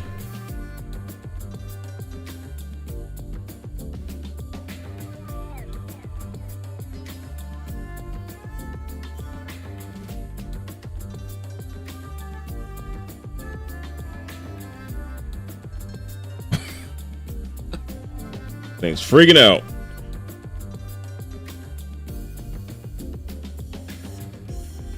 Yo, they need some paint jobs for the golf cart, man. They need some VW bug paint jobs for this.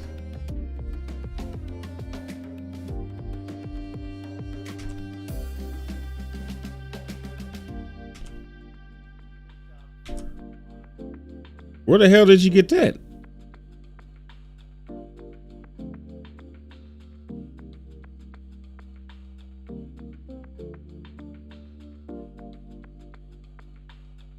Where'd you get a woodland camo from?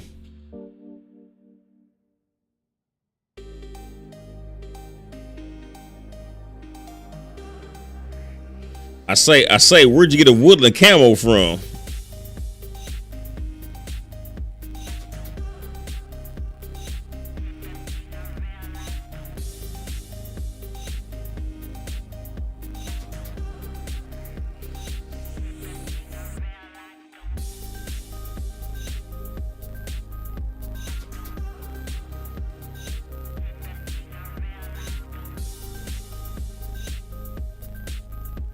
There's some good riding music too.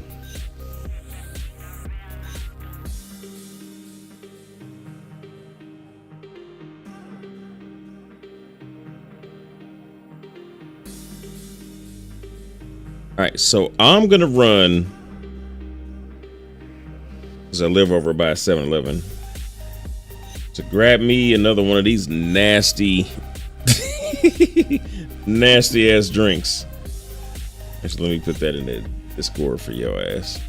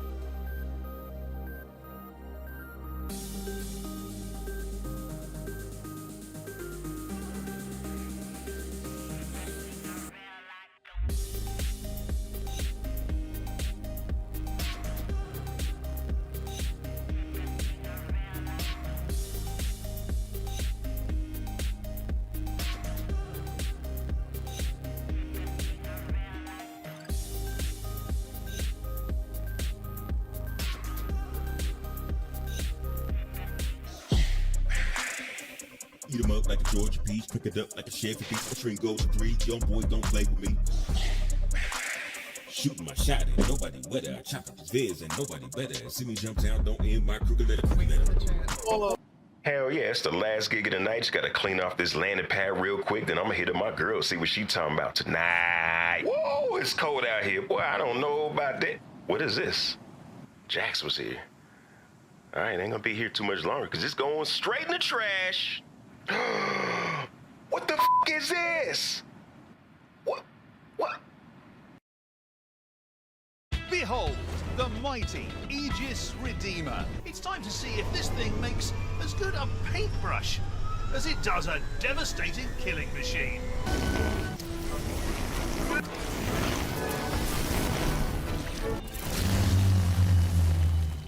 Oh, hell no, man. What is this? No.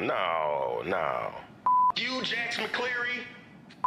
You! And if you bout that life.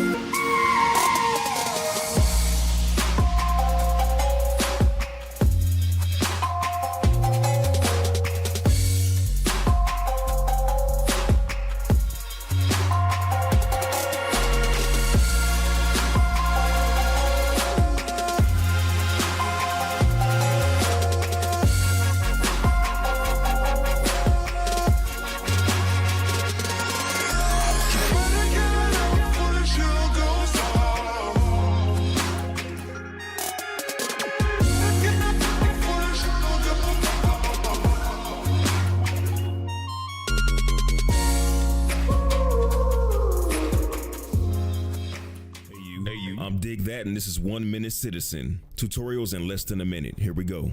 Want to check out the most atmospheric place in the verse? Head to Microtech. Orbital Marker 3. Locate the large forest and savanna biome with the 2 smaller biomes in it. Locate the cloud above the peninsula-like portion of the biome. The clouds are static at this stage in development, so head toward the right edge of the cloud.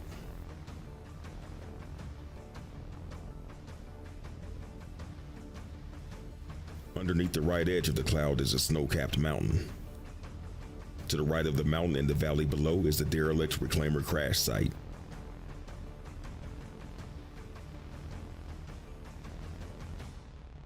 Look out for more tips here. Fly dirty, citizen. This is how you take down hammerheads.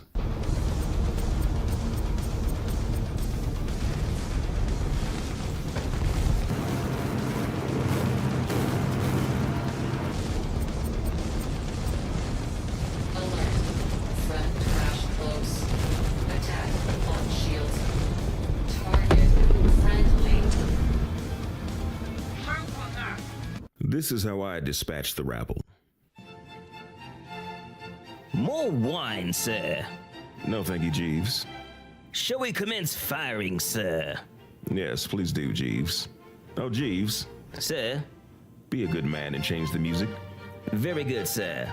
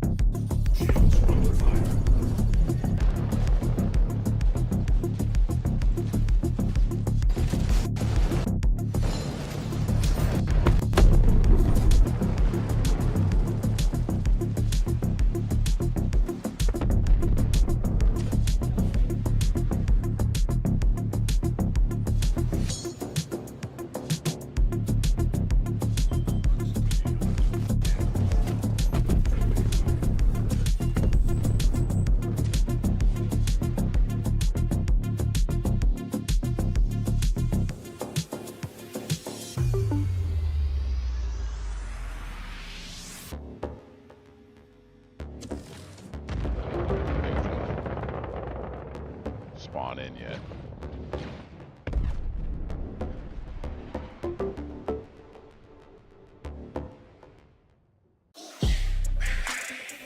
Eat 'em up like a Georgia peach, pick it up like a Chevy beat. My string goes to 3, young boy, don't play with me. Shooting my shot and nobody wetter. I chop up the viz and nobody better. See me jump down, don't end my crooked letter. Hell yeah, it's the last gig of the night. Just gotta clean off this landing pad real quick, then I'm gonna hit up my girl, see what she talking about tonight. Whoa, it's cold out here. Boy, I don't know about that. What is this? Jax was here. All right, ain't gonna be here too much longer because it's going straight in the trash. What the f is this? What? Behold, the mighty Aegis Redeemer. It's time to see if this thing makes as good a paintbrush as it does a devastating killing machine.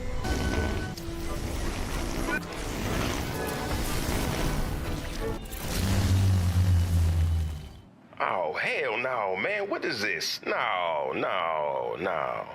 You, Jax McCleary. You! And if you bout that life,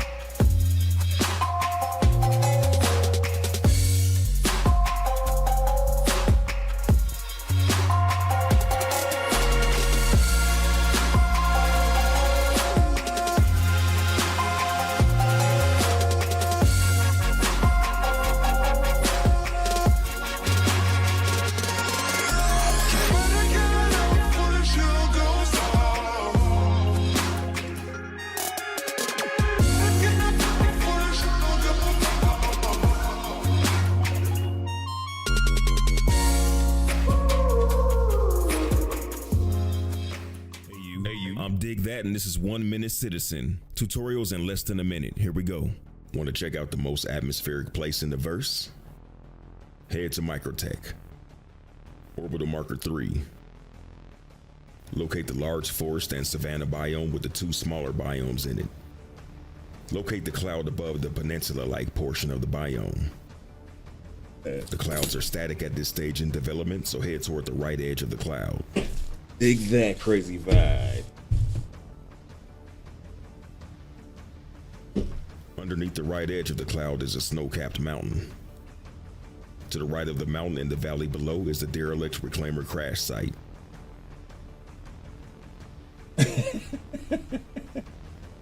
Might have an extra. Look out for more tips here. Fly dirty, citizen. This is how you take down hammerheads.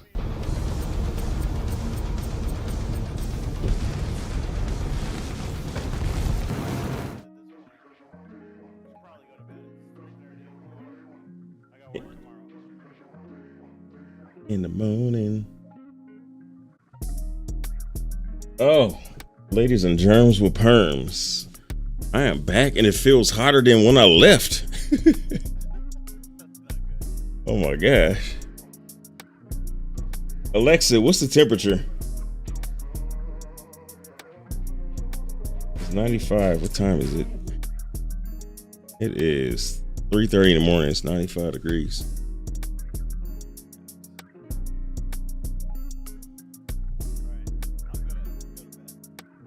All right, man. You do your thing. We'll holler at you, bro.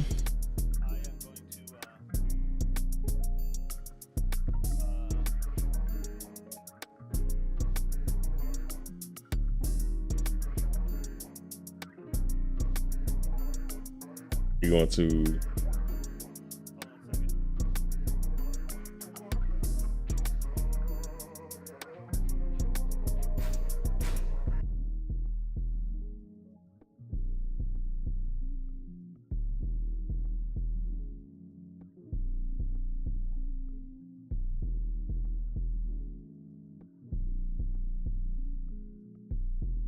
Hell, I can't get back in, I can see my game. I can't get back into it. 7:30 a.m. here in England, 73 degrees. Oh, 73 degrees sounds like a vacation, man.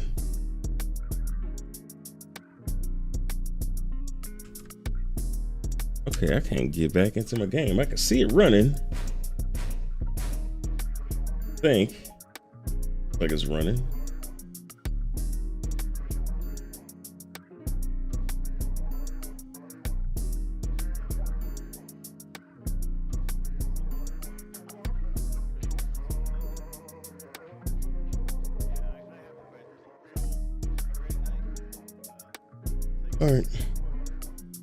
All right, G-Roll says goodnight, chat. They said, don't soil your underwear while you go to sleep. Oh, okay, I gotta disconnect. That's what was taking so long. All right, man, see you.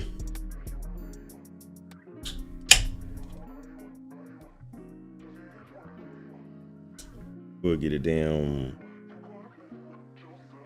And with the bottom busted, make me nervous to drink it. Ooh, ooh.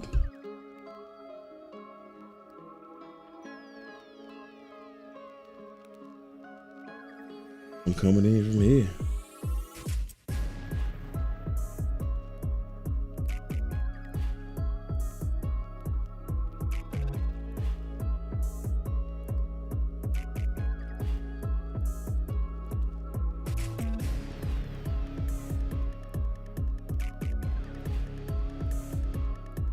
All right, let me catch up on Chatty Chat here. Let's see, Humble Rose. I'm broke too, but I did put some money for rewise because some games I play often don't have good controller options. Rebinds, hit or miss, so may or not be worth the price. Depends. Think that? Yeah, I know a lot of people use rewise. I think my homeboy Jules uses that for his. He got a series called Couch Citizen where he makes 100% use out of a controller to completely run Star Citizen just off the controller 100%. I think he uses rewise if I'm not mistaken.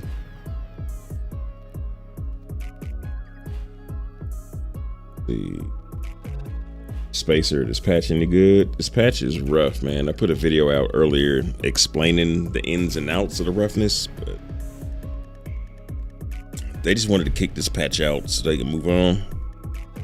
I mean, they're still gonna be working on it while they're moving on to the other stuff, but it's not a pristine patch. They're just going to have to polish it as they go.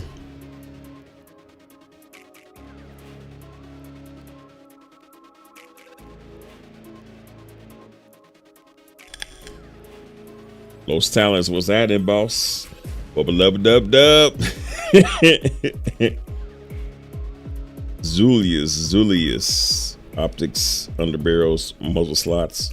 All work with double click, but it goes to the first available weapon. If you have more than one equipped, that can take the S1 silencer, S1 scope. Okay, I will keep that in mind. I will keep it in the minds. At least how it was till 323. I don't have Evor Wave 1. I've seen it work at least with the tractor beam attachment.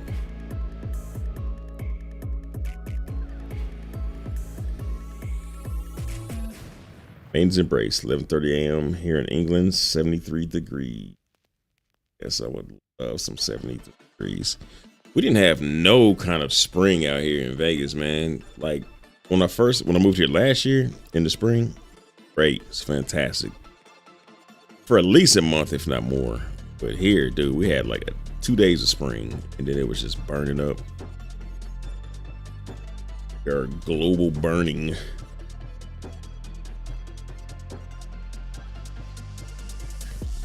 It's a state of 0.24 at the moment. It's only on P2 at the moment. Yeah,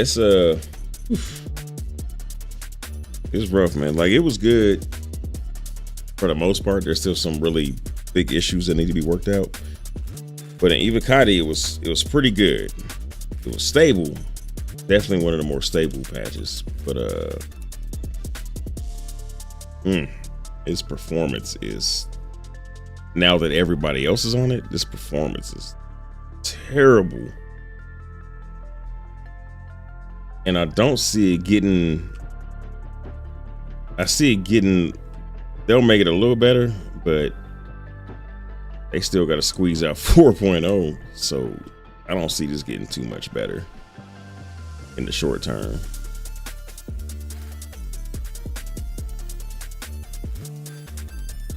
So for all the people itching to play this, I wouldn't even trip. Make your money in 3.23. Save up all the money you want for the ships that you want. Especially if you want to do some hauling, you know, if you want to do some hauling and you don't have the ships that you want to do some hauling with, make the money in 3.23 so that you can buy them by like 4.0.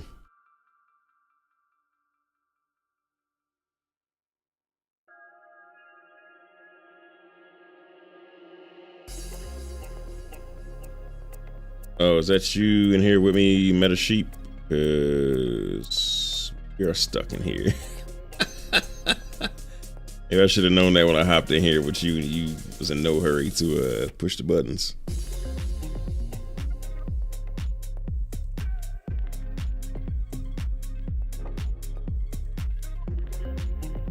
Napoleon Smith, much love. Keep it up, bro. Hey, thank you, man. Thank you, dude. Appreciate that, man.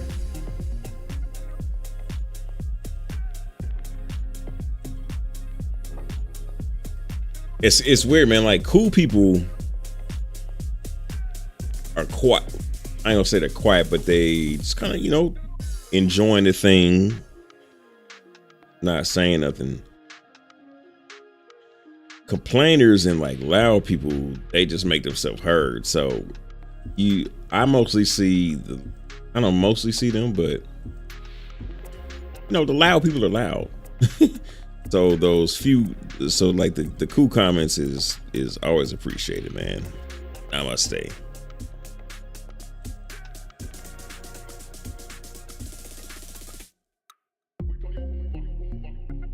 Say the 323 servers right now, making money isn't really an option either. Because we keep blowing up out of nowhere, just seconds away from landing. Yeah, I've been hearing a little bit about that. But you know, my homeboy SFC, he's been making some really good money doing salvaging. That dude's caked up right now. And I'm sure he loses some loads too from blowing up, but you know, he just gets back out there and keeps making his money regardless of what happens.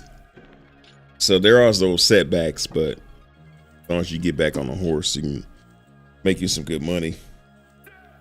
It's not ideal, but it's doable.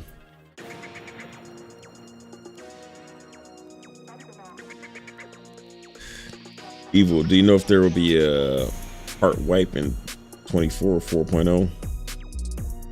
Now, they made a point of saying on one of the Inside Star Citizens, the recent Inside Star Citizens, that they only want to wipe if absolutely necessary. Oh, that's what the hell's taking so long. 30K. Okay.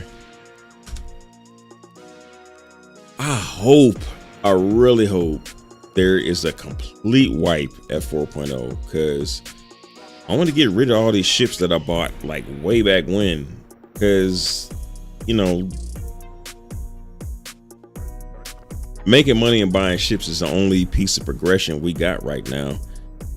And so I like got so many ships, and a lot of people got so many ships. Like my homeboy that I was just talking about that's making all the money, he got so many ships that it's just like we're just making money just to make money. Even though I haven't even been making money because I'm just not hungry, because I got all the ships I need.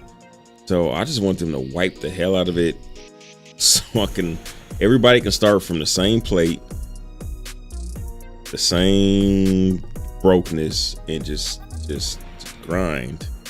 Which you would think they would want that data so they can see how fast people are making money. They can see how fast we're making money now, but it's not the same, because this ain't the same kind of grind when so many of us are starting with reclaimers and vulcans, and just ships that are pretty much money print machines. So I really want them to wipe. If they don't wipe for 4.0, I think I might contact support and see if they'll do me a wipe favor, because yeah, man, I don't know, man. I think true excellence is starting from the bottom and then making it back up to the top,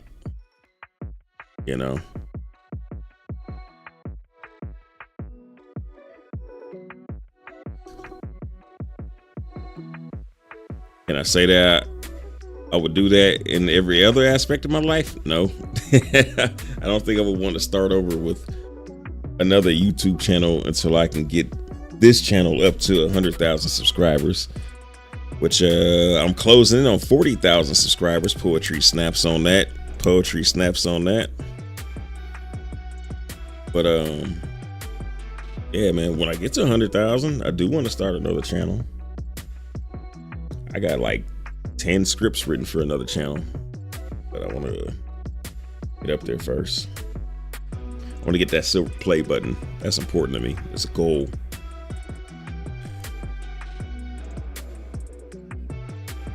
The Zulios. Nobody knows. Only thing said is Jared's, we don't want to do any more wipes. Yep, that's what I was talking about. Doesn't mean we won't if we need to. Yeah, exactly right. But I think at this point, just based off when they've done wipes, I mean, this ain't the first time that they said they only do wipes if they have to. Did that before, and last time they did a wipe was when they really needed to reset the database. But I would have thought they would need to do that too after all that cheating, where people was just farming the or when they was duping the commodities. Should have wiped after that, man. Because it wasn't just them like duping the stuff; they was giving away like hundreds of millions of credits to other people, and it just like the economy doesn't even make sense right now. It's not realistic. All right, I think that's enough time. All right, let's try this again.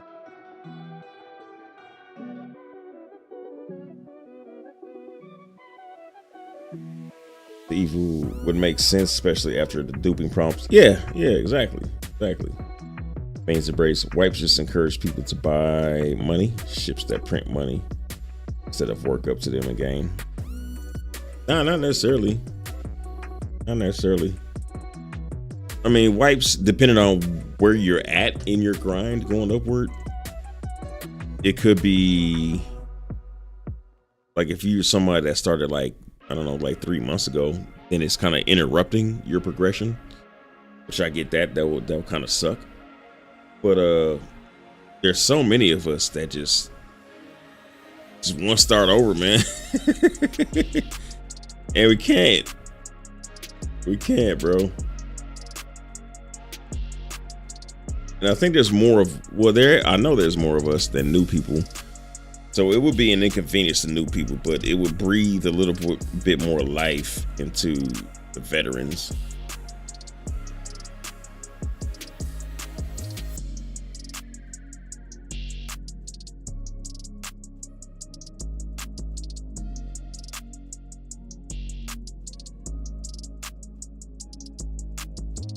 I think this is the best apartment in the game. This apartment is beautiful.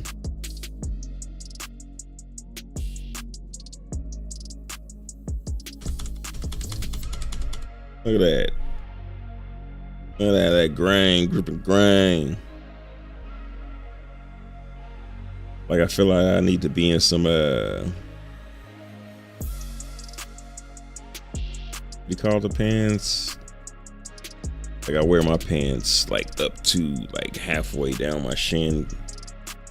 Like I don't want to say capris, but it's capri style pants, some capri style sweats with a t-shirt on.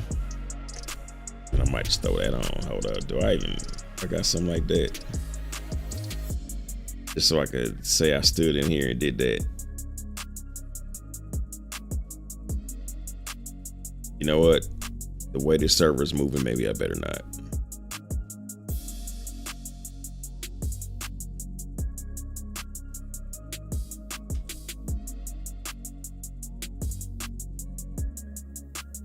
I was wondering, could I pull out my real gun, throw it in here? Are these in here? Oh.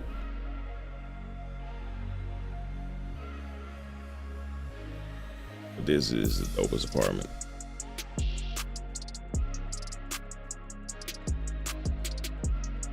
I could almost actually live in here.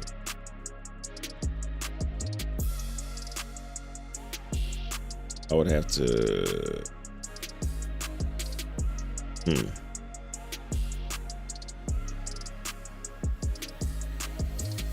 I don't know. I'd have to forget about this TV and put this desk right here.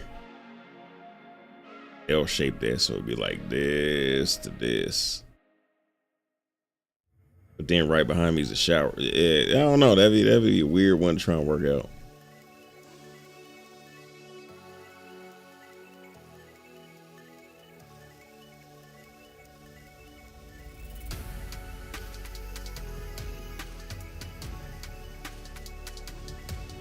This frame rate is egregious.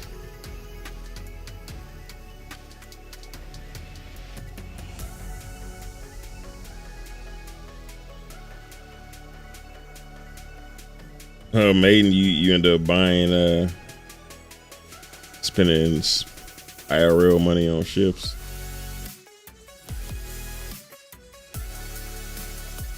Yeah, I know a few people that just, they can't help themselves. They just do ship come out, they gotta buy it.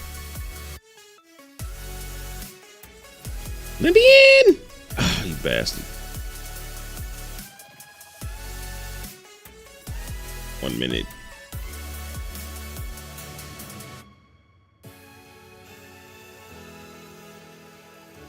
Pretty cool content snaps.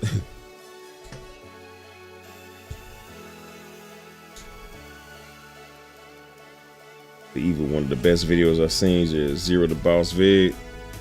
Right on, man. Right on, sir. Thank you, man. I'm pretty proud of that, just because that's one of the videos that I spent a lot of time just gathering the footage and just like going through the whole rigmarole. That took a long time, man. That video started as a stream. And if you look, the beginning of the video is you see a lot of footage of where you can see my face in the corner, like you can see it in this stream right here, because it started as a stream. And then I was like, well, let's make a whole video out of this. Went through the whole thing, and that took ages and ages. That video, other video I did like that was the prison video, not the prison video, but well, it's a crime video, like the ins and outs of the crime system.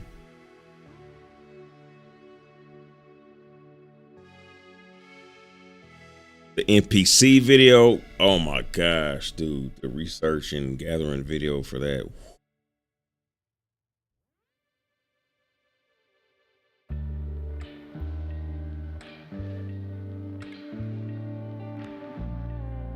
.324 state of the patch. I can't even remember. Actually, that was just gathering a lot of B-roll, but that was a ton of B-roll, because I didn't do like, no disrespect to anybody else, I didn't do it like other people were. I just like played B-roll. Even like my last video, I just like played a bunch of B-roll that didn't match what I was saying. Like I hunted down and found like the Star Citizen videos that matched everything I was saying in the video, so that I could demonstrate what I'm talking about rather than just saying it. And you know, you might get what I'm saying, you might not get what I'm saying. And I hunted down every spec of video to match what I was saying. But the NPC one, that was a monster, man. If y'all ain't seen the NPC crew explained, please watch that one. Because first of all, it's just interesting, which is why I did it, man. That's it, dude. How could you not think that what the NPC crew is supposed to be able to do, what's going to be like? That's one of the most interesting things I could think of.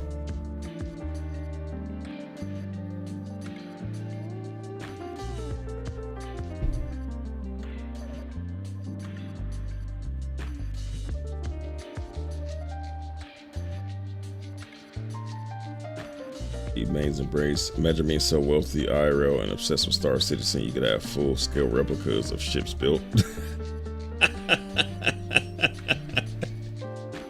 Like 200-meter ships.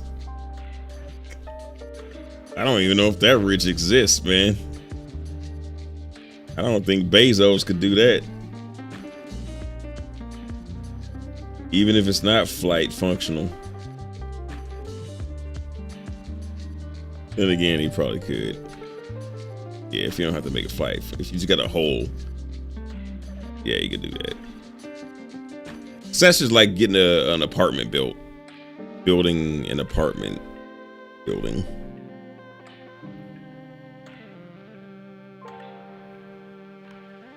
So yeah, it don't even take a Bezos to get that built. But it'd be sure as hell impressive to see. That's why I like there's a community in VR. Gosh damn it. That does that type of stuff. Like if you go to, what is it? One of the meta worlds. Like you can walk through the 600i in VR and you can walk through the 400i. And it's dope because the 400i, where the cargo deck is at, the bottom of it is glass, and it's got a pool table on top. Now you need a hell of a computer to run that thing smooth, but dude, you can play pool on that thing, man. Inside of the 400i, the Origin 400i.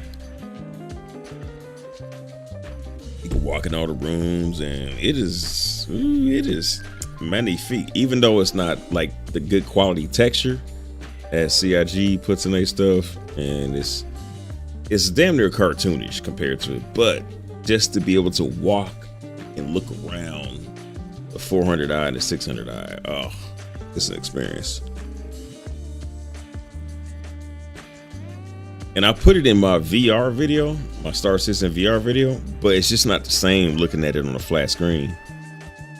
It can never compare.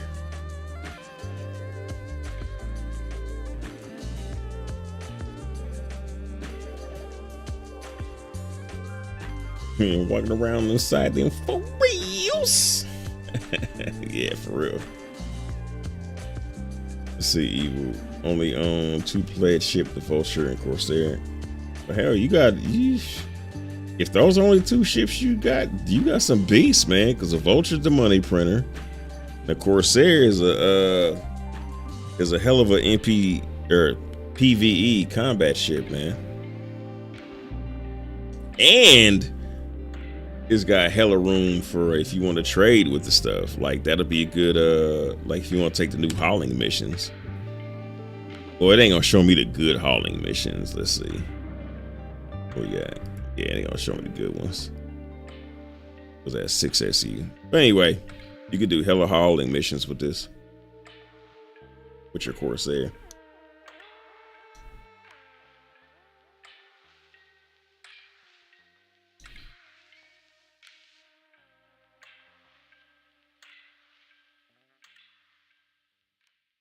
All right, my mission is just to wait for them to give me my damn hangar, man.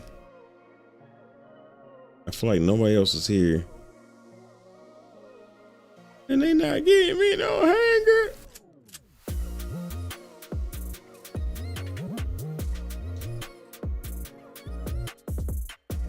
It's gonna be so interesting.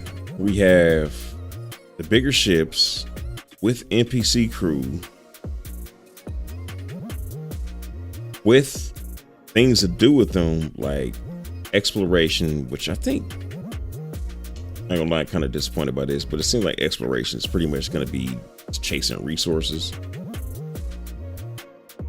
But they are gonna have comets. They've even shown that. shown like, you know, and other things that's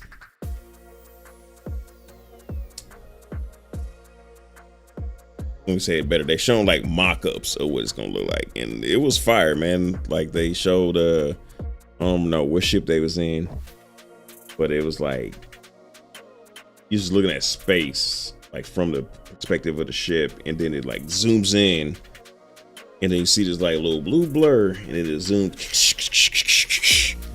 and it shows this comet just flying, man. That's the type of stuff I want to see with exploration. Resources is cool because, you know, it's going to be useful. You'll use those resources, but trying to get some Star Trek discoveries on, man. Hell, I'll even say I'm trying to get some Elite Dangerous discoveries on, where you find some star systems and planets that nobody's ever seen before, and then your name get put on. That was one of the dopest things about Elite Dangerous, man.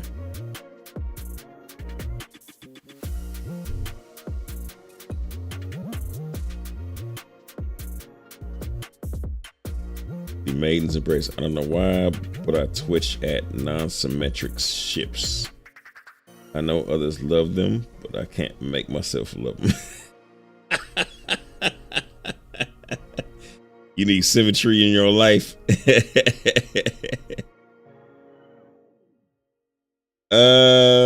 Yeah, you know what? You ain't the first person to say that.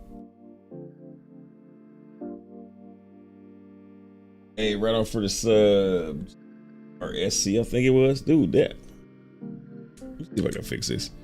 So I actually get a little. Wait, is this it? Let's get a little feed of all those. Of everybody that subbed and donated and.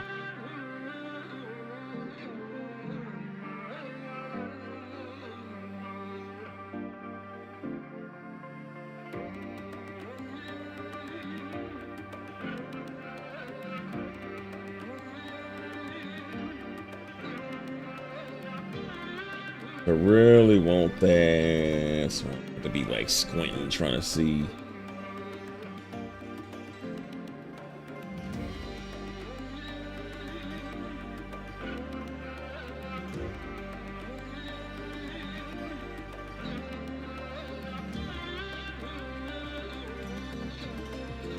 I don't see a place to do it.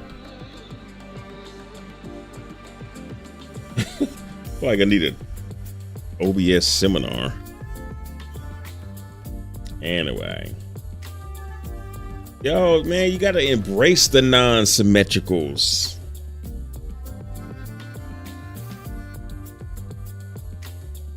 Because there's some beauty in symmetry, but the best beauty is in, man, I had a good word for it on King of the Hill. I don't know if you guys watch King of the Hill, but it's when Bobby Hill was entering a Rose concept contest, and like there were some points for beauty and the symmetry, but there was also this other aspect called something, it had a goofy name to it, which Hank, his dad Hank, didn't appreciate. Like it's called Wabi Kabi or something like that. Just like, I don't know, but it's uniqueness. It represents uniqueness. All right. Speaking of uniqueness, I would like to uniquely get my hangar, please. Dude, why did not? Why? You know what?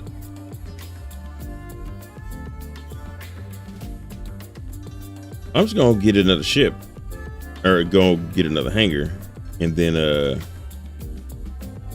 get the hell out of here and see if this makes a difference.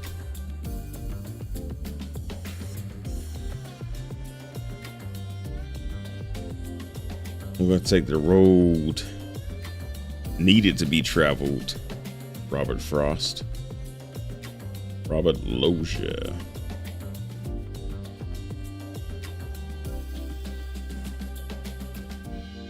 The Maidens. I bought a 600i just for people hauling, but didn't realize that wasn't on a drawing board for. after cargo is done. You are after the thing that I am after, because I cannot wait for people hauling for wait, what now it's in my head that that's what it's called now. People hauling. Passenger gameplay. I can't wait. Like I'm so now we gotta look at it now. I am so looking forward to this ship. Man, I don't want to buy no more ships, but if I buy this ship, it's gonna be the last ship I ever buy, because I've been wanting it ever since I was playing Elite Dangerous and didn't even know nothing about Star Citizen. I put it in because I used to do Elite Dangerous content, and I seen this ship and I was like, that ship is dope. And ever since then, I just wanted it. Jeez, man.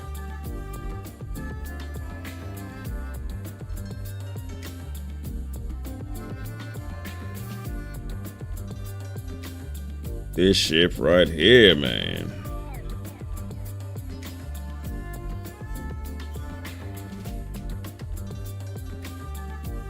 Where's the gallery?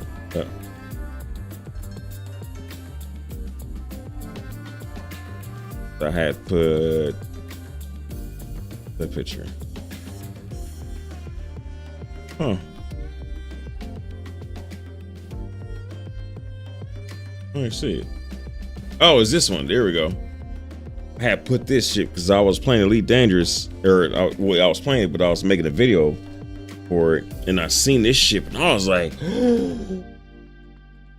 I don't know what that is, but that's gotta go in the video.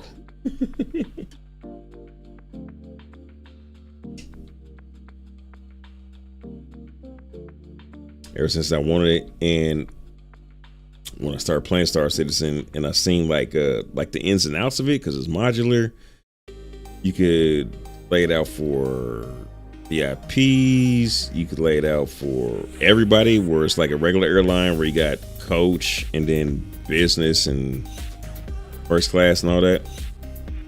And then you could choose like these like drink machines to put in there, and they got like sleeper, like, you know how a train got sleeper carts in there, you could do that in there. Oh man,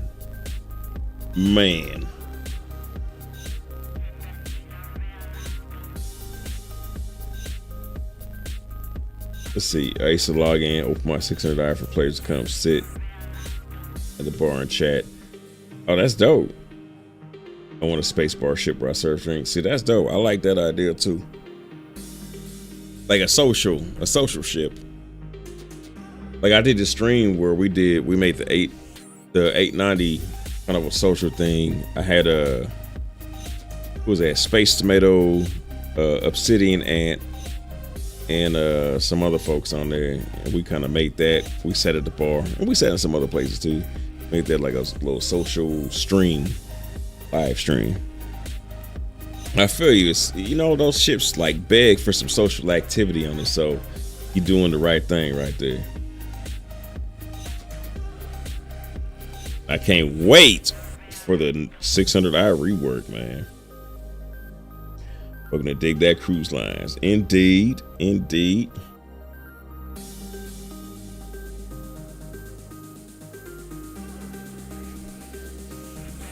Oh, what's going on here? Oh, did I finally break my vape? No. I hope the battery's dead. What ship is that? This ship? This is the Genesis Starliner. I just want Tavaran stewards that only do the chicken dances and serve drinks. That makes me want to play if I would get in trouble. There's a dude, what's his name? Anyway, he got this black dude, he's got this rat, and he always got these Asians doing this chicken dance to it, but it's dope.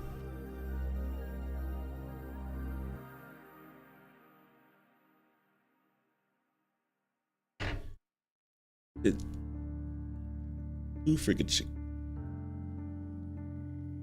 Drink. It was something. But this ship right here, man, this has been on my heart since Elite Dangerous, before I even know what a Star Citizen was.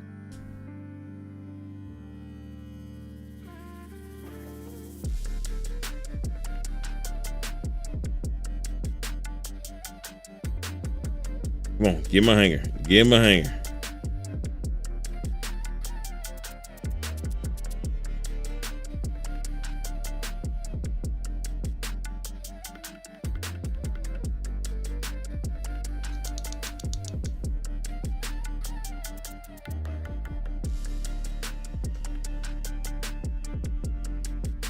Free chicken wings with the free drinks. Dude, this is what I don't even know what to say about this. This is crazy. It's craziness.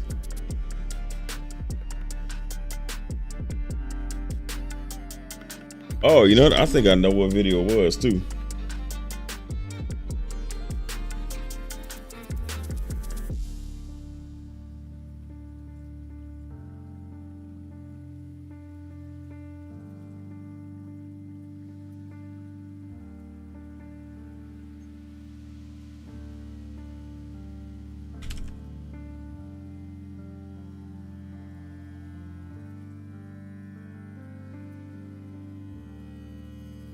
Yeah. It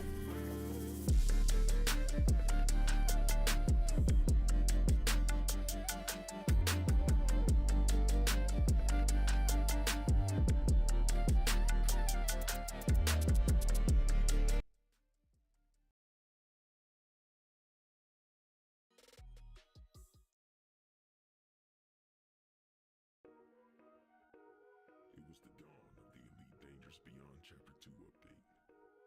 3 years after the official birth of Elite in its modern form.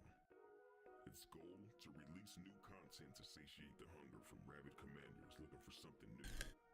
Something interesting. And maybe to fix a few things while they were here. Then was the arrival of the... Wait, it's not it. A dream given form. Not bad. That's not it. Could.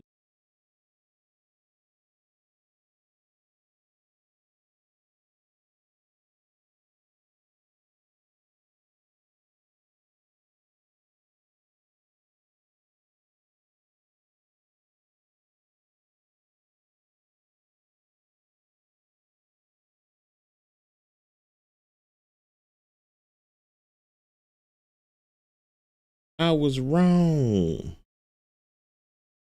The hell? It's for an explorer.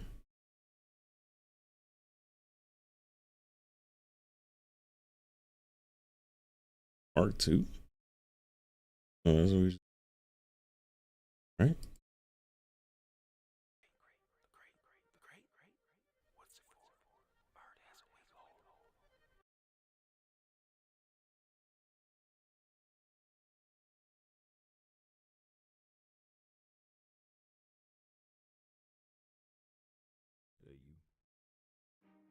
At the close of the year 3304, excitement for the state of the galaxy had peaked, and commanders looked forward to what the future would behold. Speculation arose about the vessels that would Yeah. move forward in the dawn of new adventure and conquest. The Crate Mark II had proved itself a competent craft in the realms of combat and general purpose mission completion, but commanders' appetites for more new craft to fit distinct roles was insatiable. Explorers were on the brink of losing hope of a new conveyance that could move them forward. There it is. The Genesis Starlighter. That's before I even knew about it. Star Citizen. I was like, that ship looks amazing. So I just had to throw it in the video. Faster through the black. Falcon DeLacy, recognizing the potential of a new revenue stream, quickly altered their existing design to fill this gap. Their new ship was unveiled and received an underwhelming response. That is, until one explorer unlocked this potential to jump farther than any medium-sized ship before it. Paired with new scanning technology, this discovery innovated a renaissance in space exploration, courtesy of the Crate Phantom.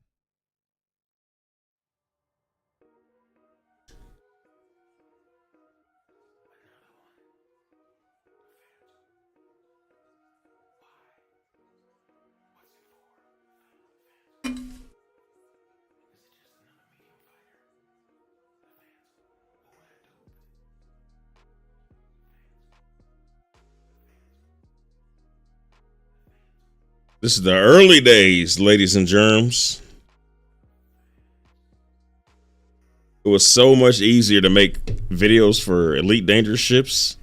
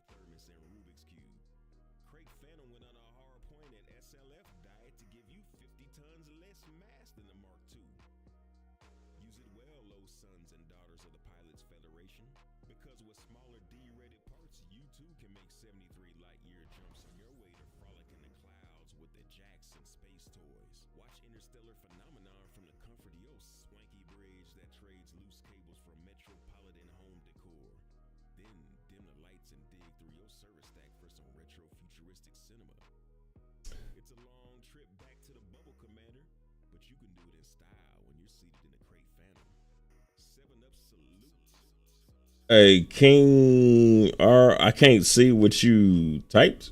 Is it automatically blocked it? I don't know what you said. So I can't see if I should show it or not.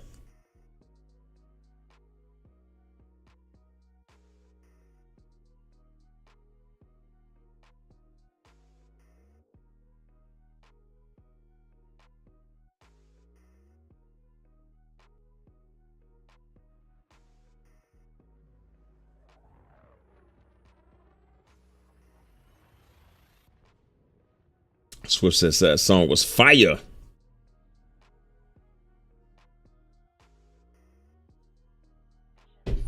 Playing with stupid. A Dig bumped into you in PU last week. Keep them videos up, brother. Happy grinding. Hey, salute back at you, bro.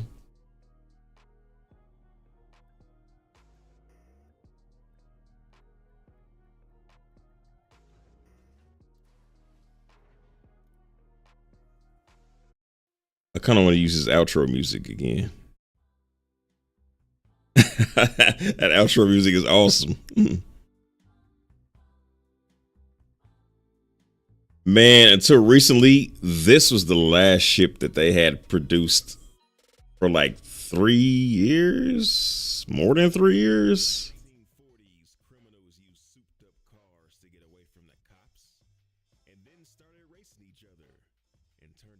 Holy cowboy bells, that thing is the size of a merchantman. Man, the sizes is so different in Elite because they don't have to prove their sizes.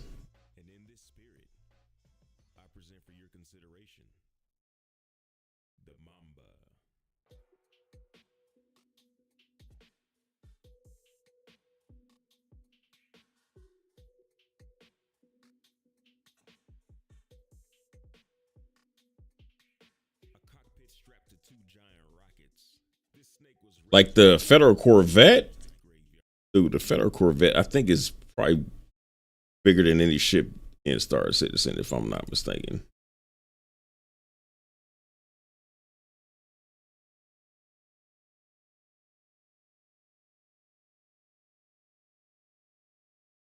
Oh, no, but it is 167 meters. It's 167 meters. How big is the 890 jump? Oh, 210. All right. Well, it's pretty damn big, though. 210 versus Let's say 167. Yeah. Never played Elite. How does it compare to SC? Elite's a good gateway into space sims if you've never played one before. It's I don't know, I would say it's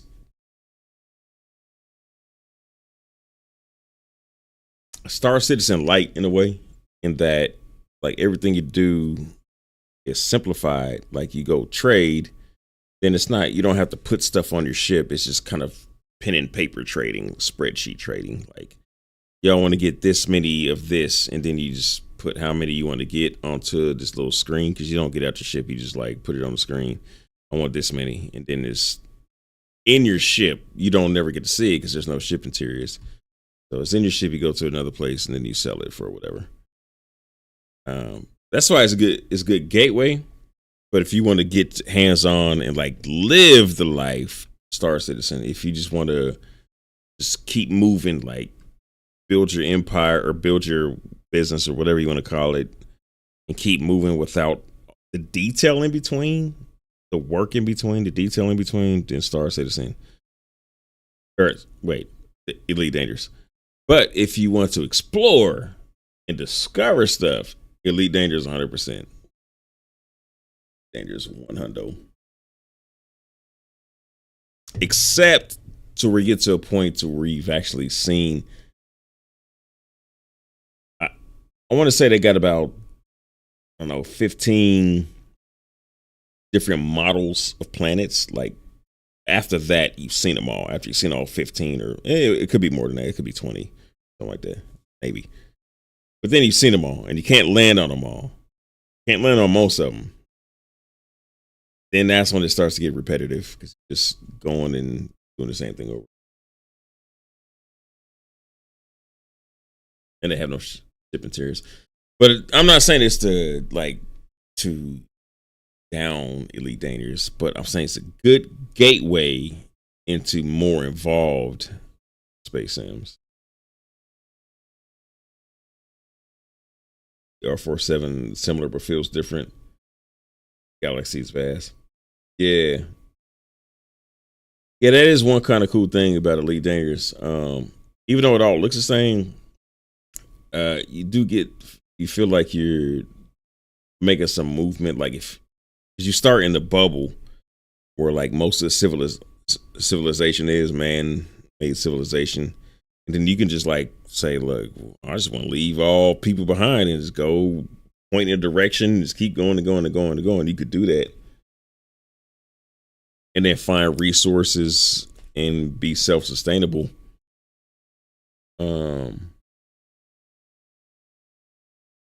But I don't know, it's just kind of repetitive.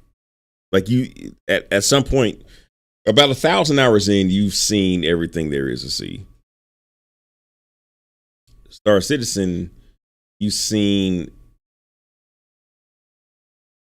all the loops, all the gameplay loops, but you haven't seen all the stuff because everything is different.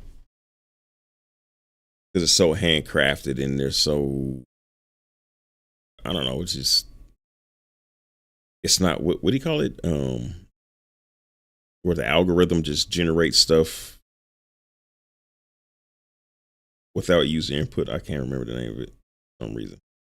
For this reason. Yeah.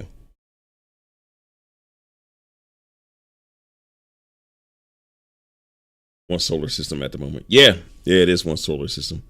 But it's weird though, man, because one solar system, even if it was just one planet, not even one planet, just one moon, if it was just Daymar, there'd still be more to see on Daymar than the whole of just about every other game. Almost, but not quite, almost including Elite Dangerous, just because Elite Dangerous, you go to a planet or a moon, it's just a fractal. It's not like it has features. It's just a fractal, which I can make right now on the stream.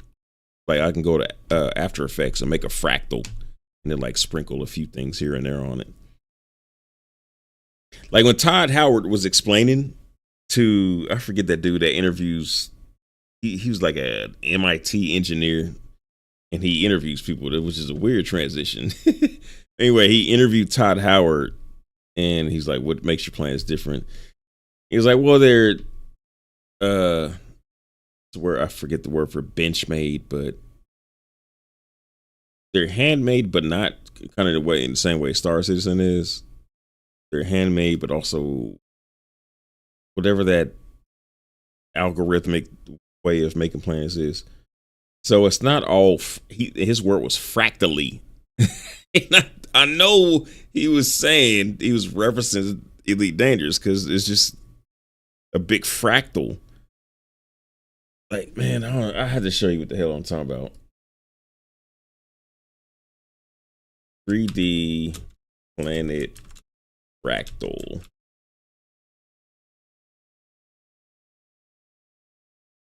I don't want to play video and get my stream demonetized, but I don't know. That's too detailed. Anyway, it's like a moon or planet that it doesn't make sense. It's just like hills and blah. It's just like random shapes with a random seed, and it's not like this. It's just like a big ass fractal landscape. Or has no rhyme and reason to it. It's just a mathematical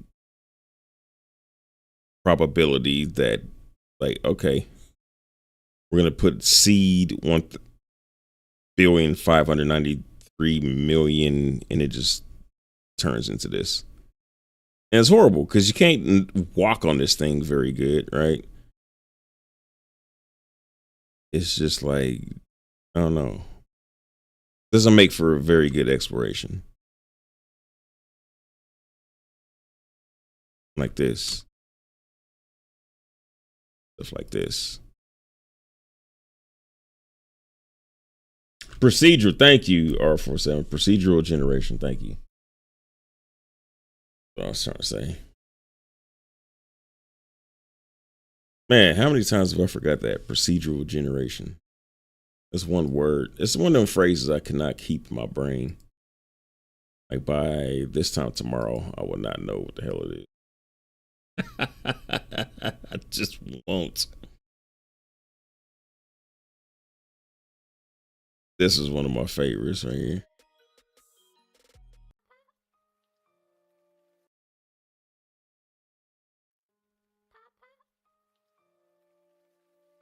Yes, baby. What did you do when you were younger? Oh, I flew spaceships back and forth. What kind of ship? Small ones, big ones. What was your favorite ship?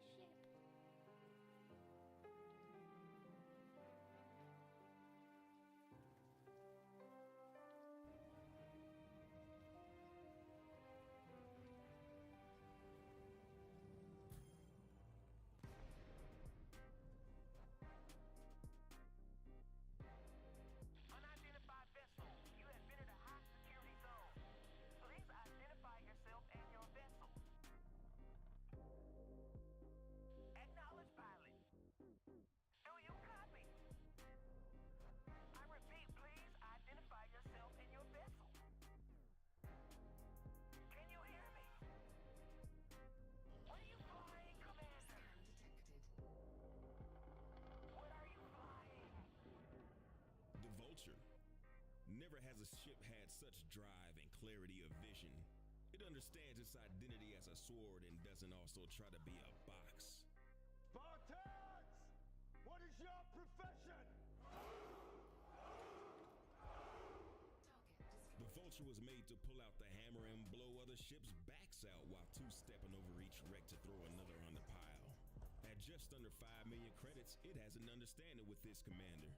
There's no luxury here, no smooth edges, no coffee, and more importantly, everyone fights, no one quits. the Vulture is a compact fer-de-lance at 1/10 of the cost, but don't let the price tag and size fool you. The most powerful fighter in its weight class doesn't show up to a gunfight with squirt guns, pop the trunk and bring out 2 large hard points longer than the Joker's pistol. Stick and move, bob and weave as you line up your Cadillac-sized guns while sporting the highest shields and armor you can get straight out of the box. Pulling 2 Devastators out of your holster will drain the Vulture's limited power supply, so be sure to upgrade your power plant, pay homage to Sirius Corp, and schedule some FaceTime with Marco Quint for some overcharged love. Feed me, Clover! Feed me now! While you're at it, pipe up those thrusters to A or B and sprinkle some dirt on them. Now you can spray beams and PAs as you boost around the corner at over 500 meters a second. 48-degree pitch and 127-degree roll. It outturns any other ship that has to limp back to a medium-sized landing pad. Clear out the entire Haz-Res when you flip the training wheels off and swing your bird around to pick off any snake's weak side.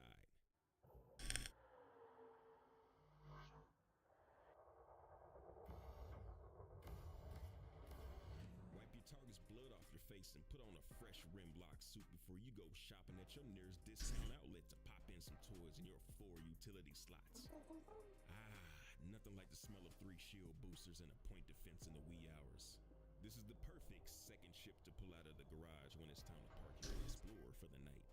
It's not built for everything, but it will take down those who would poison and destroy your brethren. Fly Dirty Commanders, 07.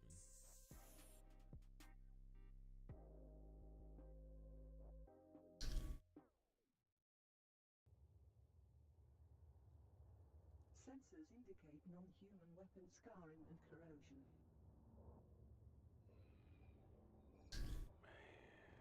Who did this? Not enough data to define. This wasn't just a few ships. What do you make of it? All available data points. Invasion. I don't know if I'd go. Caution. Long-range sensors detect unknown ship configurations converging on this location.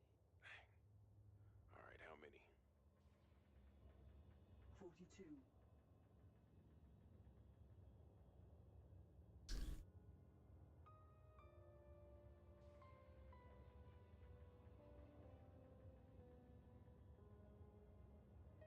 Go mob!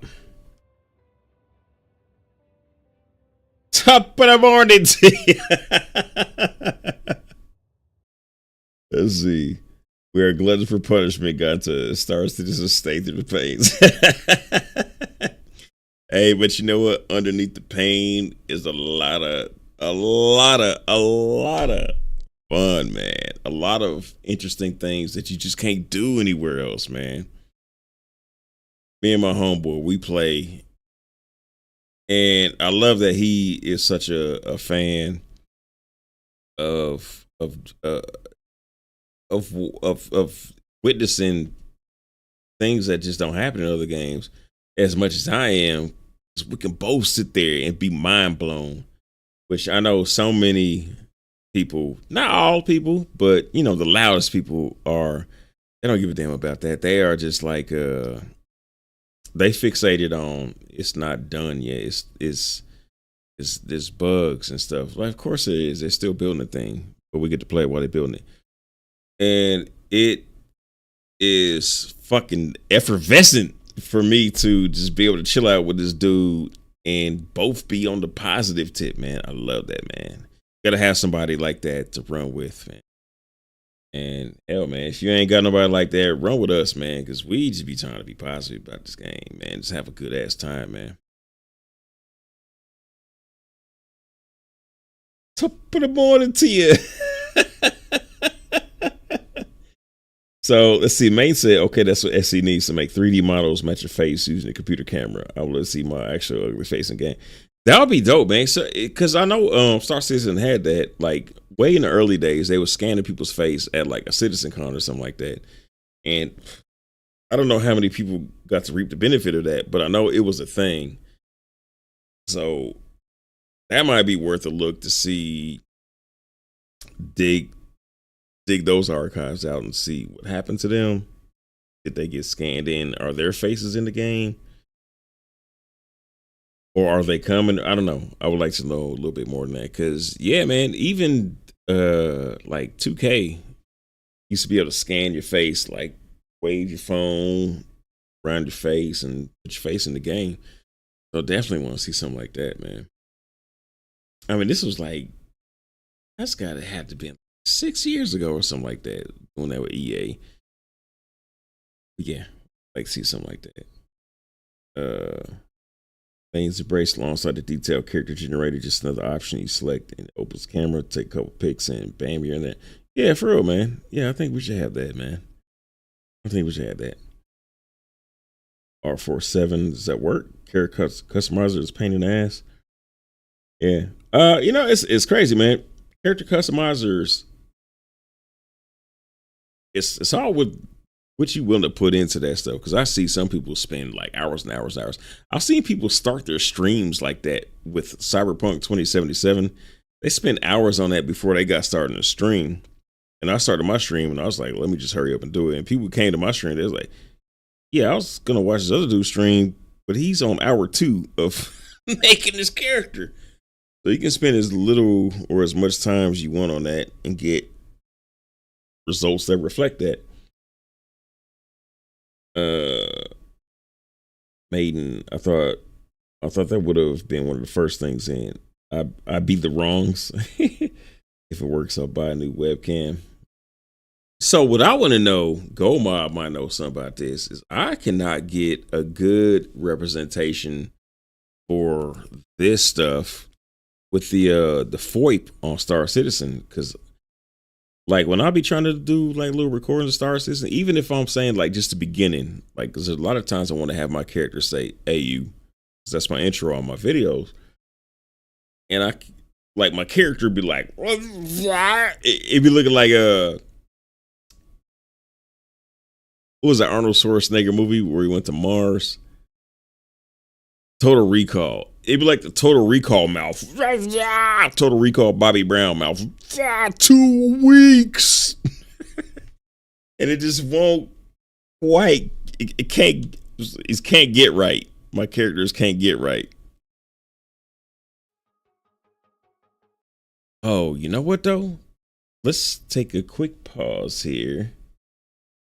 For you guys that have hung around, I think you guys should have a special opportunity here. Right, give me a second. Let me play this while I get myself together here.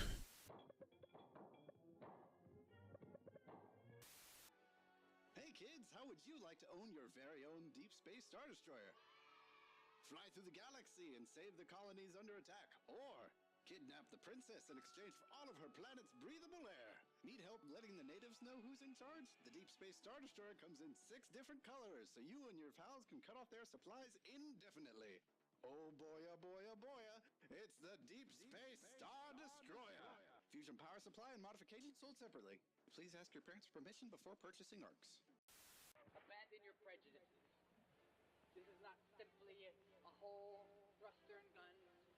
It is a blank canvas, a medium to create a formidable piece of art, a project to lead us into the next galactic age of dominance. And the name of this bold new project will be Corvette. Hey, you.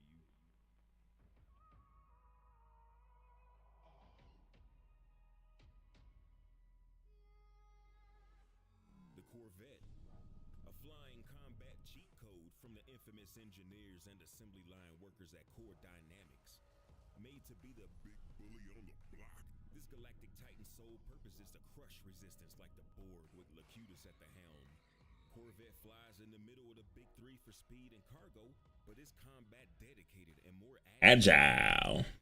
Only the Federation's finest can sit in the big boy chair of this stadium-sized war factory. So go out there and get your Federation medals up until you graduate from Shrimp Boat Captain to Rear Admiral of a 7-nation army crushing Galactic Reaper. Never leave your shipyard door closed, cause the vet will shake all the loose change out of your Lakon ship's pockets and do the horizontal mambo with your Gudamaya with the curtains wide open. Take it out for a shakedown flight because growth is measured with results from before and after. All right, get ready after this video, yo.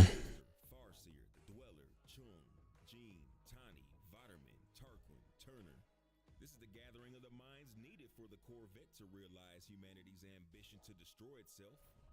Your fresh new vet maxes his boost at 260 meters per second out of the box.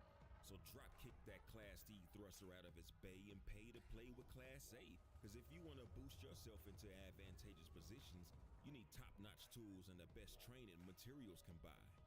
Now your thruster's got some locomotion in the anaerobic ocean. But you're not here to win races and influence people. Corvette got Megatron ambitions to punish and destroy whenever the block is hot. The Mayans' prophecy was misinterpreted as the year 2012 apocalypse instead of the 2012 mats gathered to build this floating extinction level event. Your girl is a lie, cause size does matter, and Corvette is the only ship muscling 2 huge hard points to the fight, so put them to use. Visit Head Chef Tarquin so he can season them up with hot beam love. Big Chief Efficient Beaming Beast. Have your opponent screaming like, when you drop their Wait a minute. Hold up. Y'all see that? Hold up. What's that name right there? Was that on purpose? Chris Roberts? screaming like, when you drop their shields and perforate their hole like an acupuncturist with the shakes. 2 smalls, 2 mediums, and a large multi-cannon combo meal is enough to feed the kids before you put them to bed in the conflict zone with the story of the 5 multi-cannons who could. Add a corrosive multi and target their thrusters to keep your enemies close. Lighten the load on life support and sensors so you can turn just a bit quicker to pick the fleas off your armor. Speaking of armor, we don't rock stock here, Playboy. Nothing but reactive surface composites and heavy-duty plating on your 188 million credit hold to protect your investment. And hey, those military slots aren't there to look pretty, Private Pile. Fill them to the brim with hole reinforcement. Before you leave the station to start flexing, I forgot. Lottie-dottie, SLF's like the party. They don't cause trouble, they don't bother nobody. Wrong. Throw in some bays, fighters, and a subcontractor to wreck shop in. Now that you taught the rabble to put some respect on your name, you can head home to relax and stack some credits. Hope it's a short trip though, cause the vet ain't winning no long jumping contest. But you got 618 tons of cargo space to play with. So go do some trading or bring in them sweet, sweet void opals and paint night. Just kidding. You know what this ship is for. The Federal Dagger is the closest core dynamics could get to mounting a stick and throttle on a solar eruption. Suit up and make your way to elite combat status from the Bridge of the Plague. Doesn't matter how you get the pot of gold, Commander, long as you beat the Leprechaun. And you'll bludgeon the Leprechaun to death when you sit in the CZ with your quick recharge bi-weaves beating the brakes off everything within reach. For the commander that desires to see the world burn, saddle up on this dark horse and put a hoof through your enemies' holes and skulls. Big Supreme shout out to the fam de la dig that. I really appreciate your support via Patreon. 7-Up salute to Commander Blackout, to Diedrichs, to the Mother, to Buster Boy, to Anthony Jackson, to Guillotine Girl, to SM, to Generalissimo Ratman, and to Commander Dr. Digital. Thanks to all of the fam. My name is Dig That, and that's my time. Fly dirty, Commanders.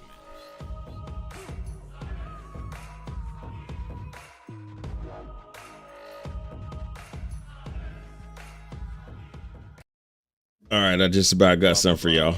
Argoids. Blah, blah, blah, something vague about power play. Blah, blah, blah, there's a new feature that we're not going to talk about. Okay, everybody. We know you've been waiting a very, very long time for this. Worry not. For the first time, 5 years, for your gaming pleasure, we're introducing not one half, two pictures of your next ship. Give it up, ladies and gentlemen. All right, new stuff incoming. Yeah. Power play. Better be open. only. What's that? No, not enough, not enough. Where's the ship interiors? I want to be a spaceman, not a spaceship. Man, f this shit. Where's Planet Coaster 2? That's a pretty dope ship. Is it in concept?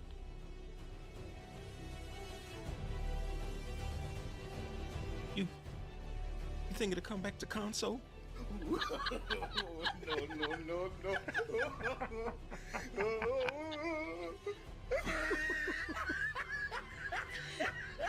We're also gonna give content creators free stuff.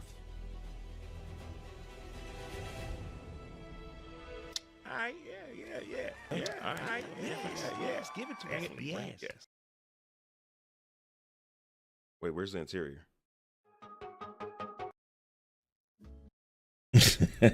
All right. So, ladies and germs with perms.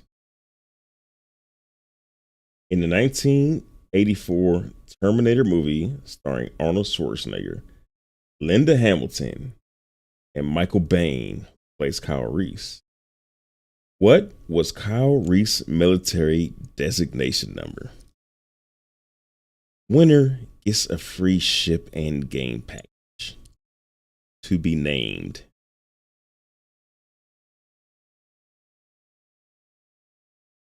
No spelling errors. Actually, as well, it's a designation. So, but it's got to be exactly. It's got to be exactly because it's got to be exactly.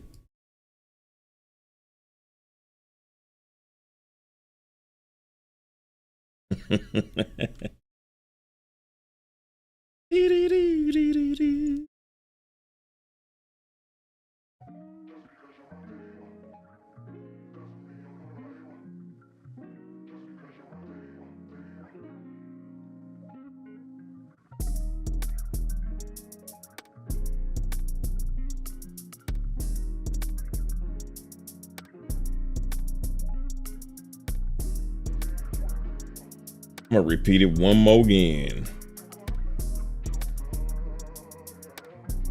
What was Kyle Reese's military designation number?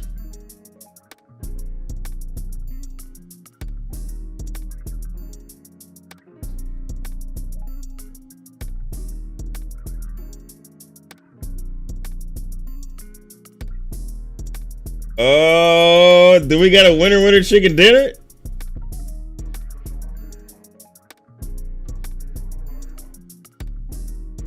Winner chicken to the dinner. Oh, I ain't got my poetry snaps online. Damn it.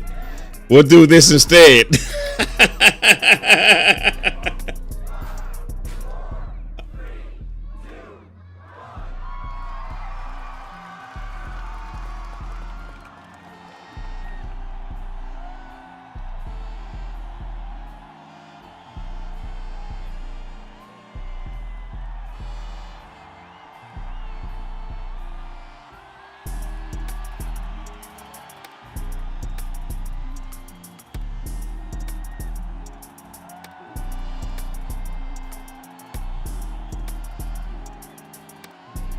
Blah, blah, blah.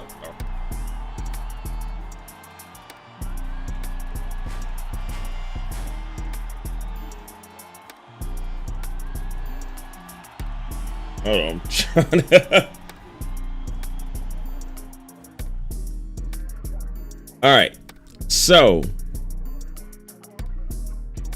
looks different than I'm looking at. I have it on live chat, and it says R47 got it first, and then Maiden's Embrace. Is that the same way you guys see it? That's how I see it. Can we get some confirmation from the community here? Because that's the way I see it. I just want to make sure that's the way I see it. The R47 got it first. 4 Maidens.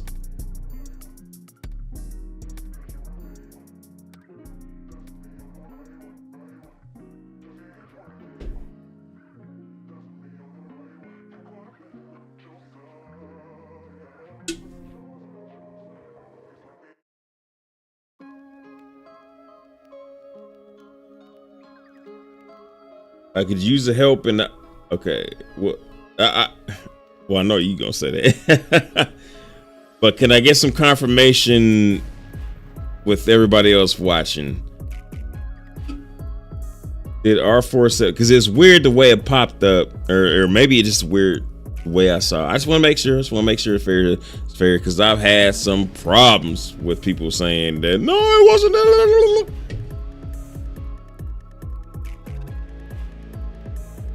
Maidens, on your screen at the top, does it say live chat or does it say top chat?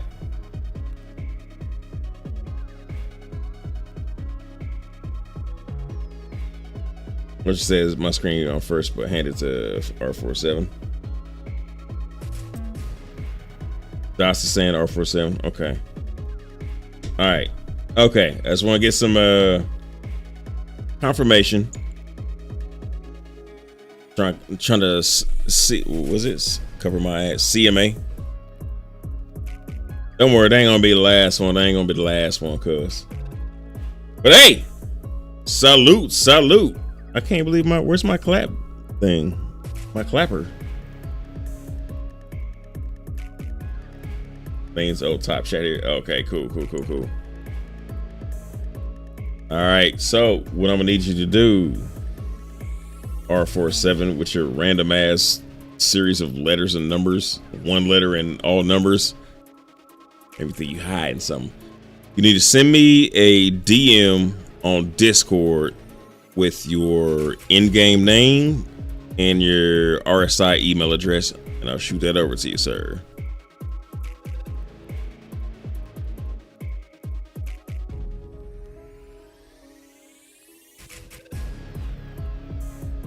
Right on for being a good sport, Maiden. Appreciate you.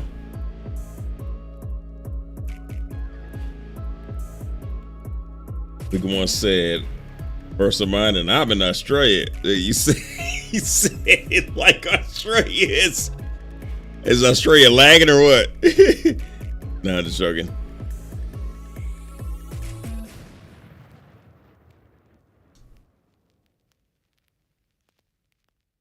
Damn, this vape. Damn, I'm gonna need you to sell that ship and give me a new vape, man. My vape is on its last legs.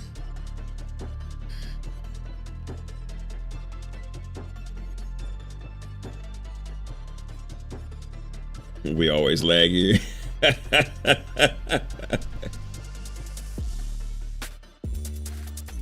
R47 is Dale gribbling it.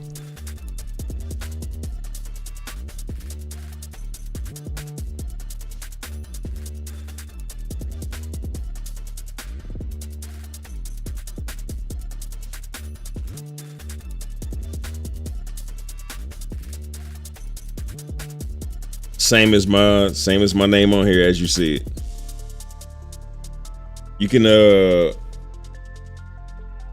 find a link to my Discord in underneath the video.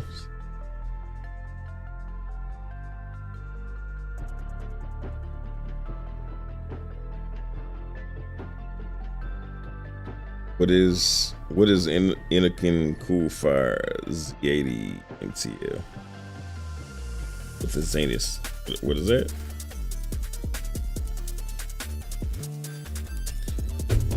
Making me have to hit head real quick, Wiggy. I'll be right back. Go mob, I'm giving up vaping. It's been rough. Uh-oh. Hold that thought. I'll be right back.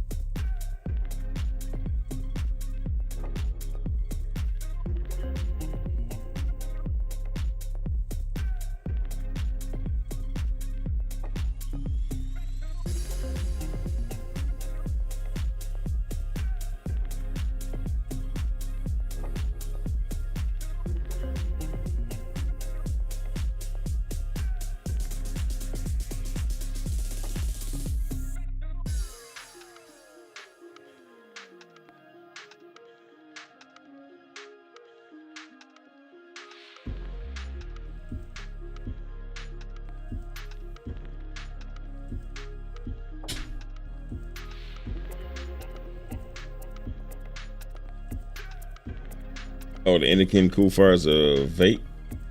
The mod. Okay. Okay.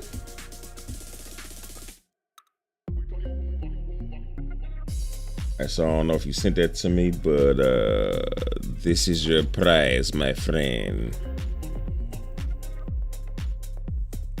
It's an Invictus giveaway that I have not given away. Give it away now. So it is a Saber Firebird with the Star Citizen digital download. So you get the game package and this LTI lifetime insurance. So you could keep this, add this to your collection. You could start a second account, or you could give it to a friend who you've been wanting to get into the game but didn't want to spend the money. You know, I don't really recommend that for most of the time, because there's a lot of people who are like, I want to try it, but I don't want to spend the money. And then I've seen some people like buy them game packages, and then they play it once and don't play it again because they're just not, you know, that's not their type of game. But that is not a suggestion to do any of the above or not do any of the above. Anyway, all right, let's get me.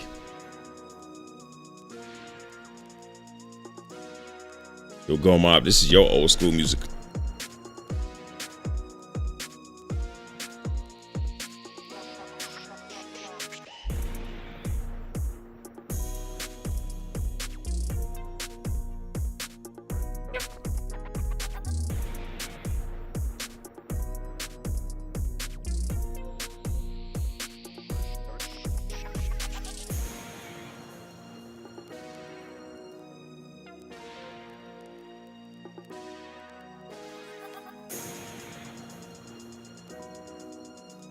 Still ain't hit me up yet, youngster.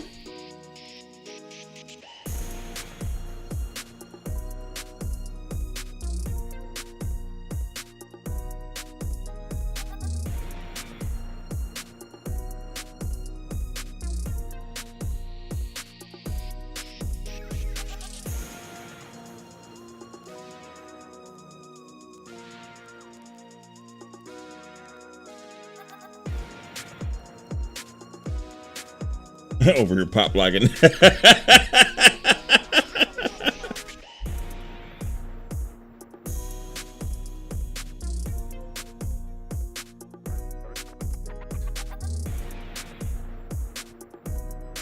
Yo, this sound like some what is it, African Bambata.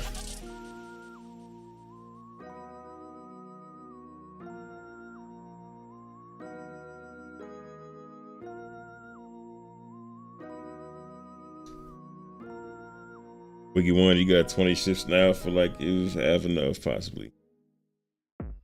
Ain't no such thing. No, I'm just kidding. Oh, there's definitely such thing, man. I got everything. Like there's ships that I want, but I'll never buy them because I want to earn them in game. Because if you don't have nothing to earn in game, then I get old pretty quick.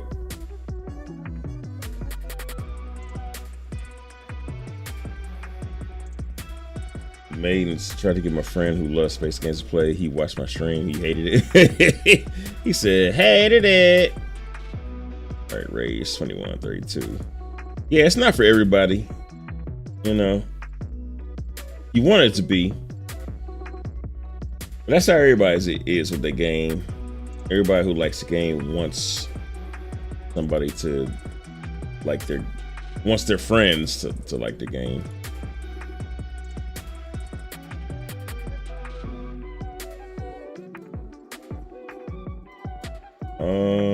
Yeah, I guess you can't just message random people. You got join my Discord R47, and then you can message me. So I guess you just can't message random people out the blue.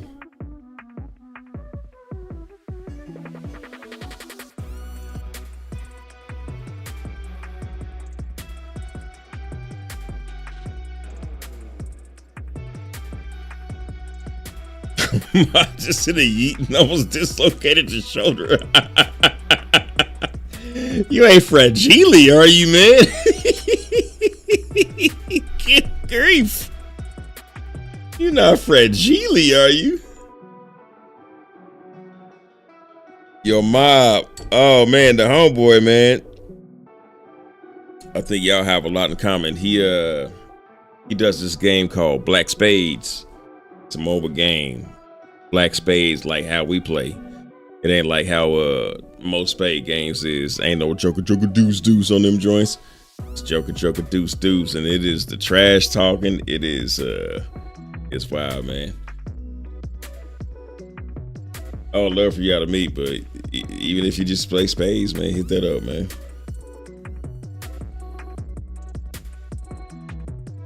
All right, well now hit me R4.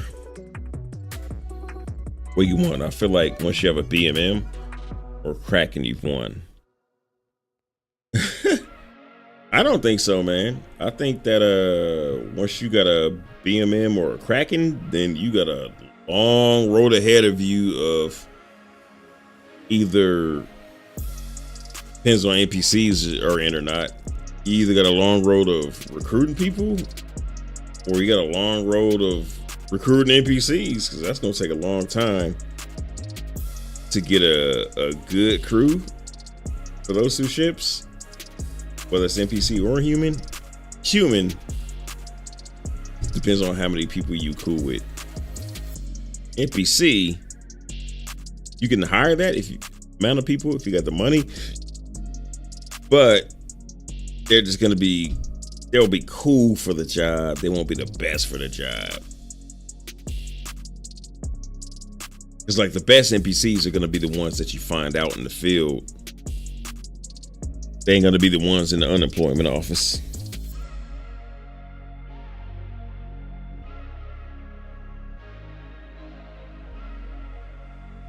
The maintenance, he said, game that makes you take off your helmet to eat is dumb. I shouldn't have to tie my shoes in the game. You don't want to take his helmet off to eat. You want to eat through the helmet. That's funny. Hated the micromanagement, like walking out of shit. So what kind of games does this dude play?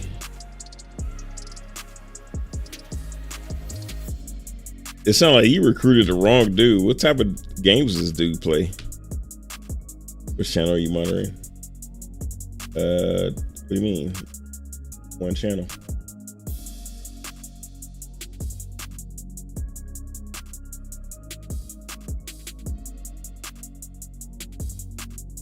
All right, well, Rage. I see Rage. Hi, Rage. Here, I'll send you a message first. Making me do things I don't usually do.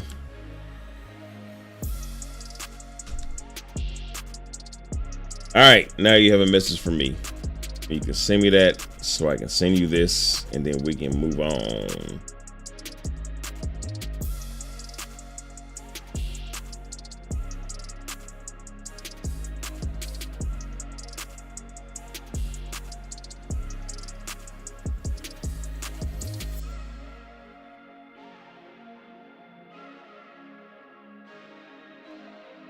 Yeah, I got you. I just messaged you.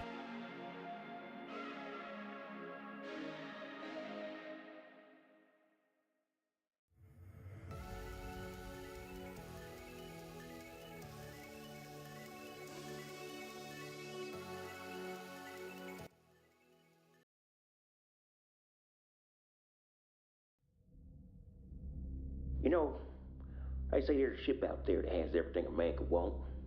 Style, utility, room for enough cargo to make yourself a pretty penny, and the firepower to make sure it gets where it's going. Now, folks like to yap off at the mouth, especially when a quart of moonshine's gone down the other direction, but if such a ship did exist, I think I'd like to call it Cuddy Black. Thanks for listening, partner.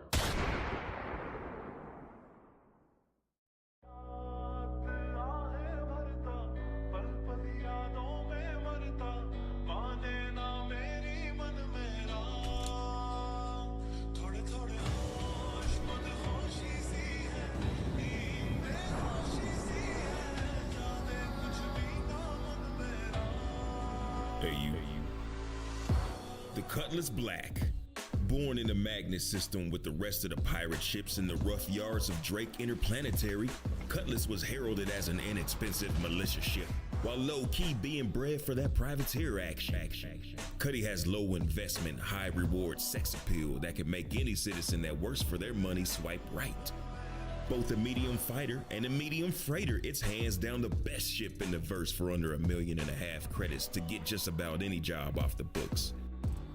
Exposed wires and thin bulkheads hide its potential to kickstart an empire. But only the citizen with the vision can uncover the Cutlass promise to take you from ashy to classy by any means necessary. To you, this bare bones cobbled together flight deck with no ejection seats is a guarantee you'll finish the job or die trying. To you, this boiler room of a hold looks more like 46 SCU of space and 17,000 credit runs trading by the rules and 230,000 when you hang in the lane of the narcotics game.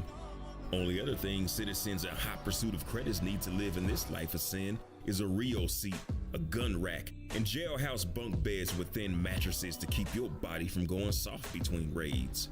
Accusations of a weak hold bounce off the Cutlass back, along with the debris from bounties who had more ambition than awareness of the 4 size 3 guns and 2 size 3 turrets punching holes through their bulkheads.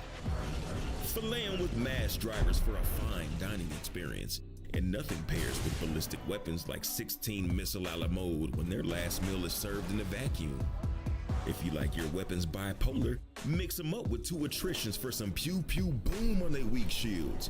But either way, keep them all fixed like the neighbor's dogs after too much leg action. Cuddy Black wish a pilot would start some static when it's minding his business.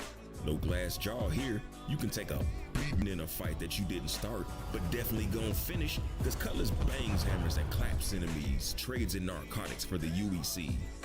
A top speed of 1,100 meters per second. Make sure you out the scene before you can be detained by dirty cops flexing for a promotion or opportunities seeking to destroy what's yours. So rotate those big dual thrusters to the bug out position and admire your work with the pride of the pirate nation swelling in your chest. But make sure you rocking that vest. Yank out that stop shield and take that Sukaran shield out of layaway to keep the party going. Top it off with the Vortex power plant to keep the beast fed. This ship has Thundercat looks, and dressed in black vacuum, it gives off a terrifying, cold, hungry, chop-licking vibe. It's evident Cuddy style's evil like Resident, but in the send 'em to insurance claims game, it's who's on the inside that counts. So fill up the Cutlass with all your starving friends, armed to the teeth and ready to jump out the side to take over that bigger ship that didn't consider you a threat. Keep one of your rabid buddies in the ship ready to squeeze the turret trigger as it swivels around like a Skrillex record. Part-time thieves, part like the Red Sea when Cuddy shows up to the block party. Scared to death, scared to look. Cause ain't no such thing as halfway crooks. But Cuddy Black has more in the repertoire than giving other pilots the old face. This spotty shorty has utilities, so load up those gray cats, dragonflies, Noxus, cyclones, and head out for some frontier exploration. Mine rocks all day cause you got all the room and then some to store loot in your oversized hold. Those big doors and giant loading ramps ain't just for walking up and down like a G. Use it for quick getaways when you feel the heat coming around the corner. Back that thing up to catch your crucial items without leaving your seat. Listen to the traders on a stock exchange floor scream bloody murder when you arrive on our corp to drive down the price of Laranite with a full hold and a fat invoice. Cutlass continues to travel the void and surprise passerbys, waiting for the day the tractor beam is mounted between his eyes. Call it cheap, call it a paper hole, call it the bad guy. So cycling knife to the bad guy. And you'll never call it the ship that ran from a fight. For the do-it-all citizen, I highly recommend it. But as always, the choice is yours. Fly dirty, citizen.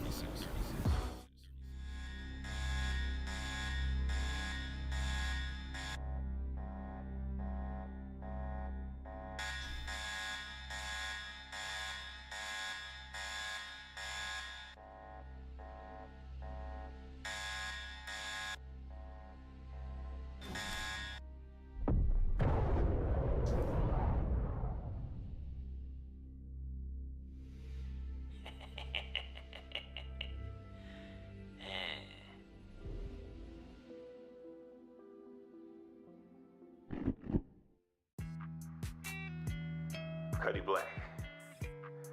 Yeah, I kind of like that too.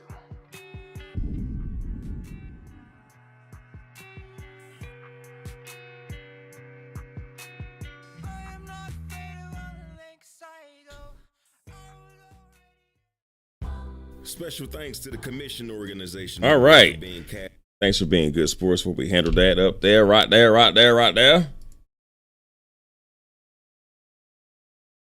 Better ship ad than our site put out. It's a fun one, man. It's definitely a fun one. I'll tell you what. Yes, sir.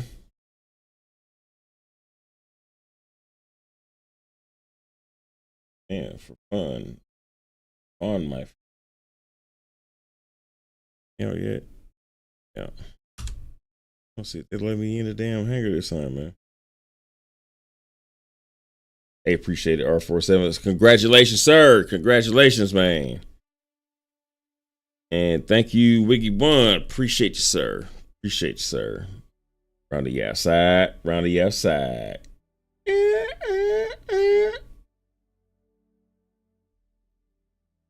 Two tread apart digs round the outside. Round the outside. Round the outside.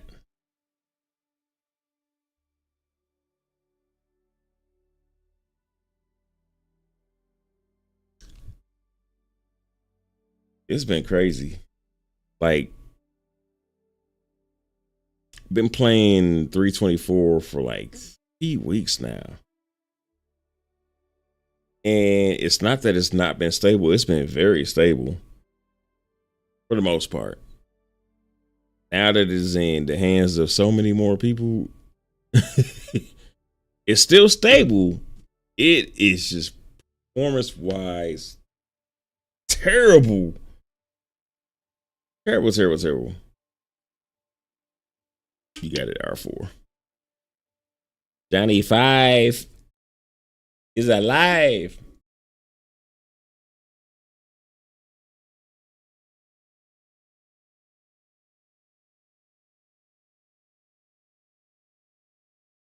So now it's not only just them trying to get the very big bugs, the very big like blockers out of the way.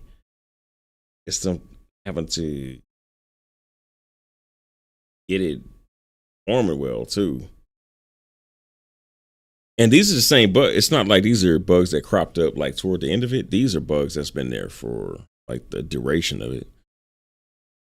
So I am really wondering how this is gonna go. Server side running bad in 24. Bro, is sock still a thing? I don't even know. Server side object container string. Maybe it is. I don't know. Because I know that at one point that was like a foundational piece of tech. And I don't know if that is that still the same thing? It might be. I don't know. All I know is it's not running well in TU. Makes me wonder if CIG might push server meshing early with 0.0. Well, they really should have, if not for how long it's taken 324 to cut loose, which we really need to still be Evocati testing 324, but they got 4.0 on the plate. I know they want to get that out before Citizen comes. But with that being said,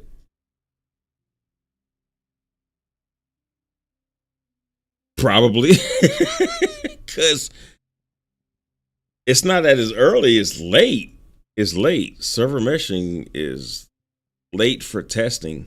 I think we probably should have been testing that like a good clean like a couple weeks ago.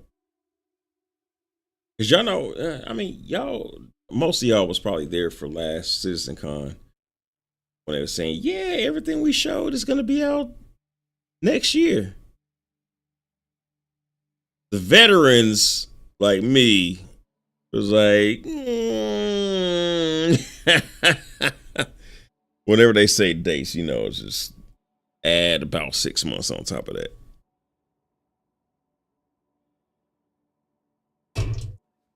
Whew.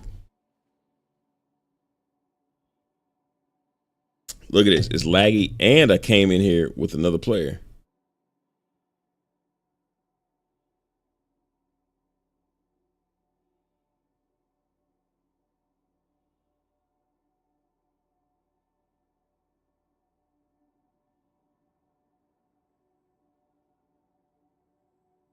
What's up, Bladio? I think it's too late to because what I want to do, because what I heard is that if another player is accessing their storage, then you could dip into this bottom shelf and then take their stuff. Which, hey, what's up, man? Hey, you want to do a science? You want to do a science experiment? Yeah, where are you at? I just hear you talking. You're in the red and gold armor, right? Or no? Can you still hear me? Do you know what floor you're on? I'm assuming you're like 1 or 2 above me. Oh, I thought I was standing behind you. No, that ain't me. Oh, there's somebody in my room. I thought that was you. All right. How about you tell me what floor you on? I'm on floor 8. All right. I'm going to come up to floor 8. And let me see. Let me see if I can take the stuff out of your drawer like I've heard you could do. Okay. Oh, I am on floor 8. Okay. Oh? Wait, where are you then? Oh. I'm so confused. Oh, open your door. Yeah, I'm in the hallway right now. Oh, you're in the hallway? Okay, I don't see you. Oh, what the? Alright. Oh, this is... Yeah, it's pretty bad. It's pretty bad. Yo, my man in the chat saying, "Ha, Jackie's stuff." Nah, but I really want to find out if that's true. That if somebody's in their kiosk in their storage access, can you open the drawer and just take the stuff? Can people get into it? Yeah. Oh, wait. Is this you? I'm jumping up and down.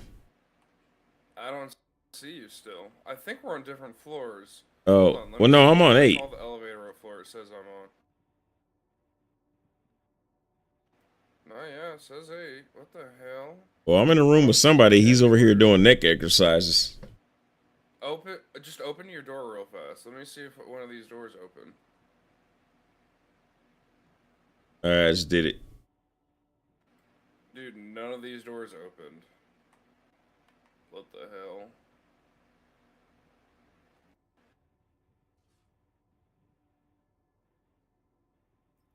Hey, my man in the room, come back real quick. Come back. What's up? All right, so do this. Put something in the drawer, and let's see if I can take it. Yep. Let's see what we got here. All right. All right, good luck, guys. All right. Let me know when it's in the drawer. Yeah, it's in the drawer. I'm gonna hit open drawer.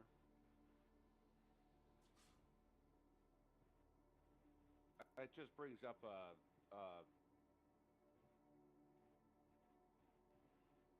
hold on. Yeah, it just brought up the inventory menu for me. All right, do this. Put something in the drawer, but don't open the drawer. Okay.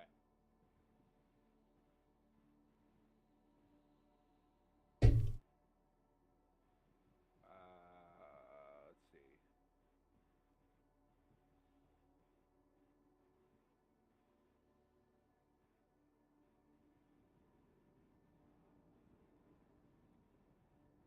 All right. All right. There we go. Slow. Okay, so I got nothing, but I'm wondering if that's more that because I got like 13 frames a second and it's super slow for me. Yeah, the quality's not super great right yet. Hey man, what I really want to test is if I pull out, like, say I buy some cargo at an outpost, can you push the button and send it down? Like I pull it up in the elevator, the cargo elevator, the freight elevator at an outpost. If you could just like push the button and send it back down, and then it becomes your cargo. I don't think that's how it would work though. Like, I know that if we were on the same team, we'd both be able to deal with the cargo. So, like, I don't know how it works, but I'm pretty sure you can let just anybody you want pull it out. Well, it was working like that in Ivacati. Like if somebody pulled out some cargo, another person could walk up and push the lower elevator, the button to lower the elevator, and then it would just become their cargo. Oh, that's crazy. Yeah, it's bad, man. it's a bad deal. Yeah. Is there I don't know if there's a cargo center here on Orison or not. Nah, we'd have to go to like Daymar or something. Yeah, I'm gonna take a walk around. All right, I'll be in here trying on your underwear. All right.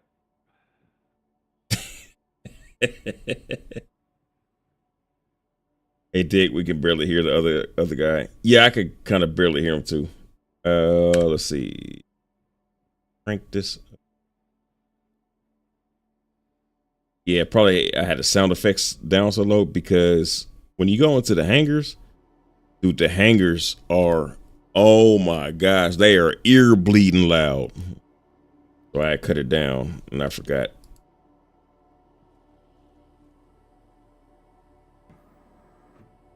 I think you're on 5.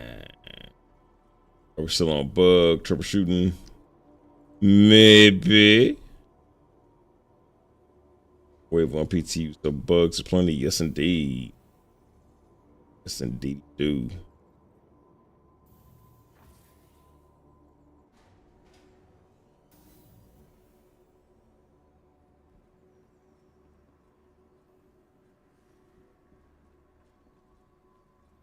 I'm on 10. I'm on 10.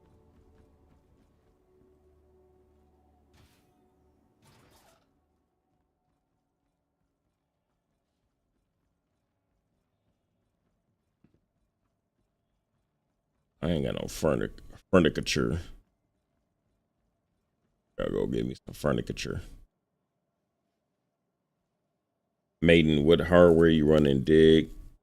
I'm running some mid, maybe lower mid. I'm running the 3070, 5900X, and 32 gigs of RAM. So I don't run nothing special, which looks like it on P2, but typically runs good. Runs swell.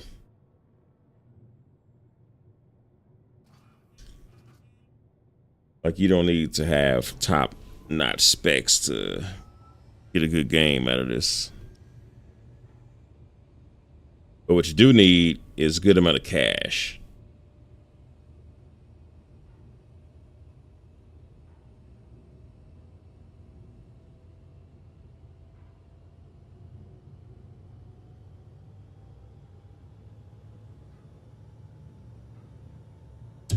Round the outside, round the outside. That car. Who trailer park goes round the outside? Right. Approaching next station. If this is your stop, please prepare to disembark.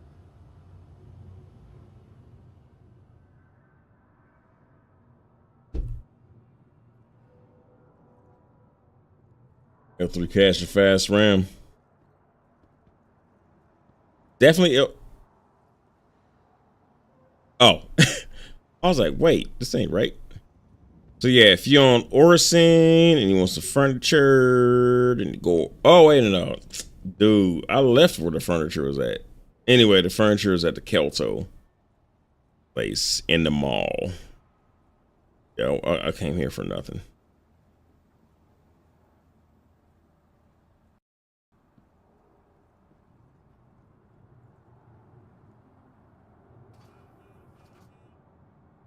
Yeah, the slideshow is you think it's brutal watching. How about playing? It's bad. I feel like I'm playing I don't know what's bad. Star Citizen. I feel like I'm playing Star Citizen. It's pretty bad here. Pretty bad.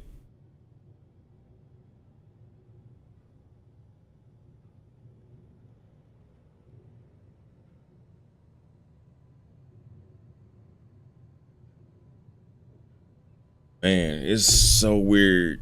It's such a journey with this game because I remember when Orison was like this natively, like this bad frames, and then it's got stronger and stronger and stronger. Earlier today, I was playing here at 94 frames, which I never got 94 frames before. Did I just go back right to where I was at? If I could. Here, let me show you new guys.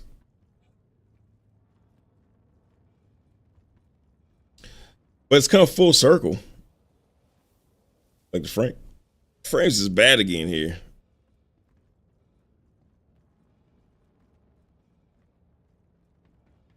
It was beautiful in Ibukati.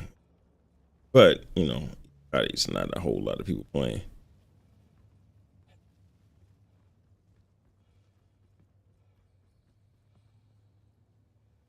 Yeah, here.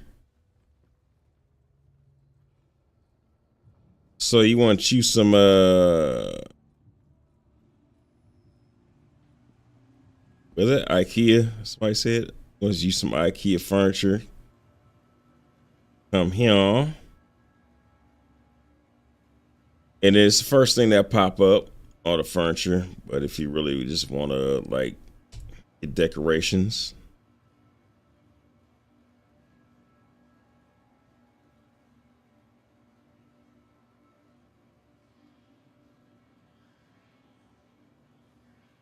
No. Let me get one of these.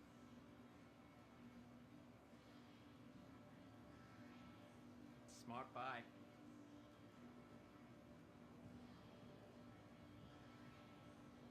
A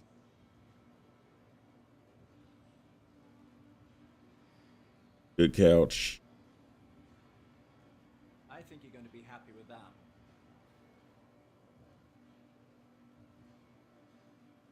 Five of these and five of the other ones. I think you're going to be happy with that. 6. All right. That's where you get your furniture. Kelto. Oh, you know, some burritos and drinks while I'm here.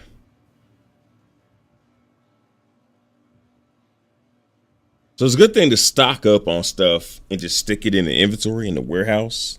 Because that way you can just go to your hangar. You don't got to think about no shopping next time you're here. And you just pull out your inventory. Where's the food at? The miscellaneous? There is. Which I'm a weirdo. I like having to eat and to drink. So I like to get regular waters.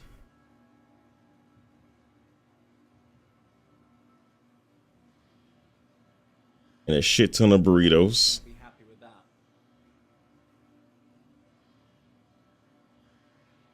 Wherever they may be. Here we go. Chili birria burritos. Or birria. If you ain't have birria, better get on it, man. Get you a food truck.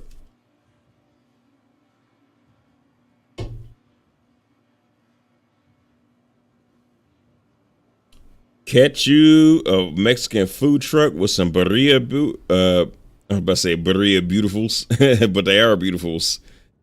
Some birria burritos. The best, Jerry. The best. and then you eat one so good, you will be walking away at 7 frames a second like this.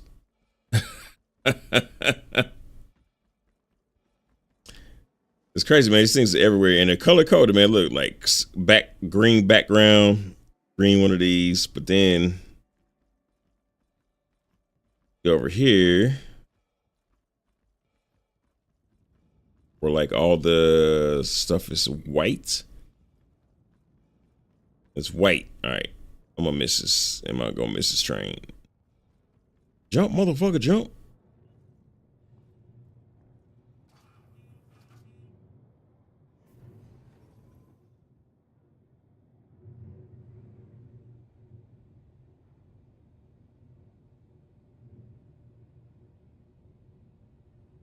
That's me sending my pank.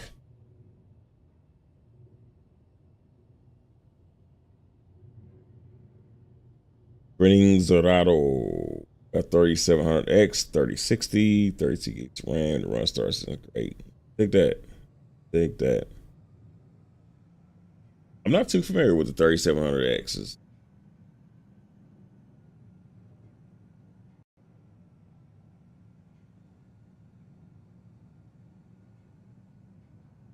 The puppet patience? What does that mean? Or saying was once the reason I overclocked my CPU. Yeah, it don't matter what you do with your hardware. When the builds are like this, that's just like this. Ain't nothing you could do. Well, you could do a little something and you might get an extra couple frames, but it just is what it is.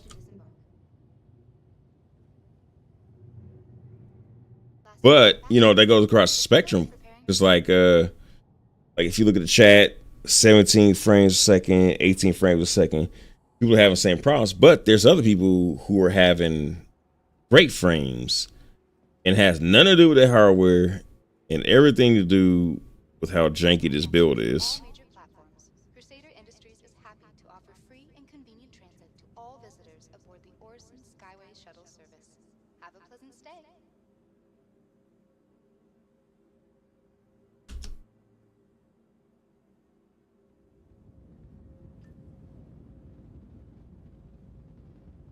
And see, you see a lot of or you see some Evocati people like, wow, the FPS is really low compared to last night. That's somebody that was an Evocati. And the Evocati frames was incredible.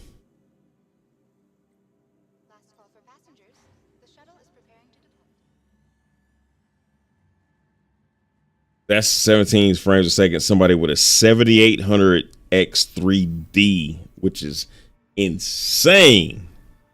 They got all the cache. That's 96 megabytes of cache. So it's not it has nothing to do with the hardware.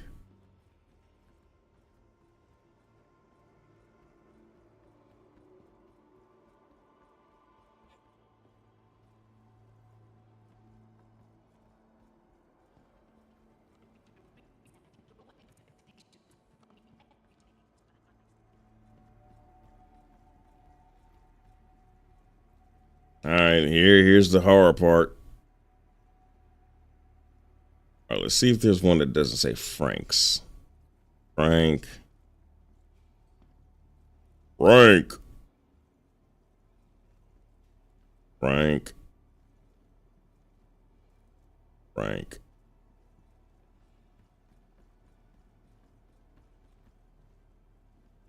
Briggity. Frankity. Chunkity. Shankity.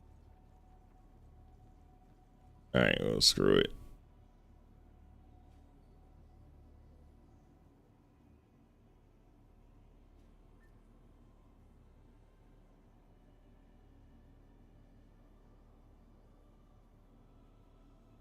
Yeah, the Orson commercial was chopping bad. Yeah, in these situations, there's nothing you could do.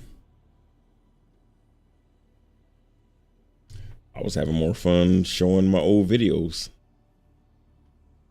Anyway, ships.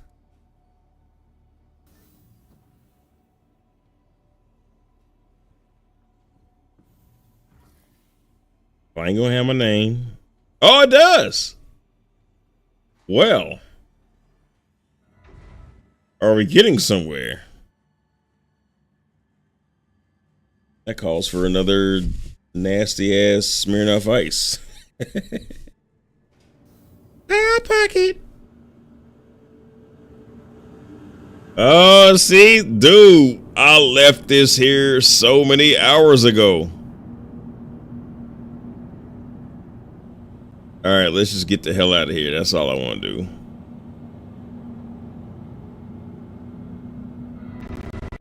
Oh, there it goes.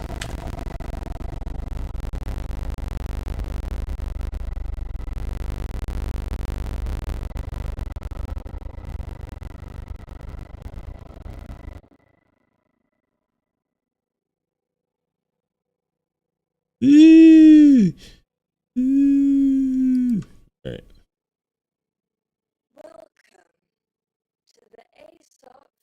Wow, the files are playing slow. I never heard a file stream slow.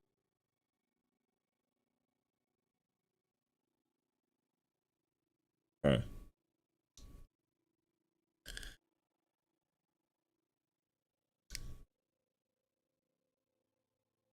I remember that 400.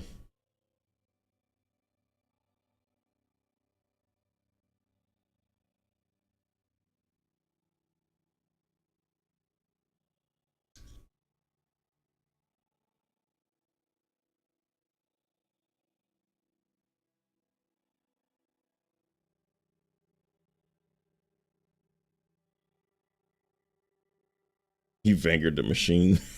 Welcome to the ASOP vehicle retrieval system. All right, let's hope that when I get the hell out of here, things start to pick up. Delivered to the following location. Hey, the voice started picking up. Please visit us again. Goodbye. Yo, no matter what bugs is happening, I never get tired of this. Shut up, man. Hey, listen to that dude. Listen to his voice.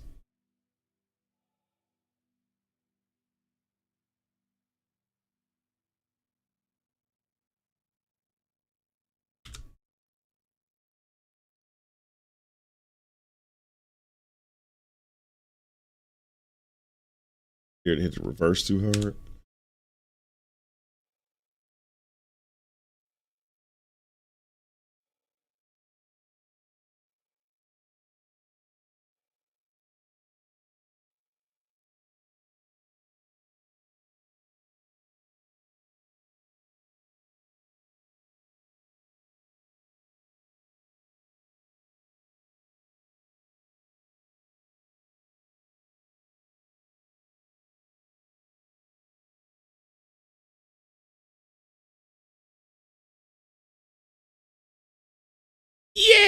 Yay!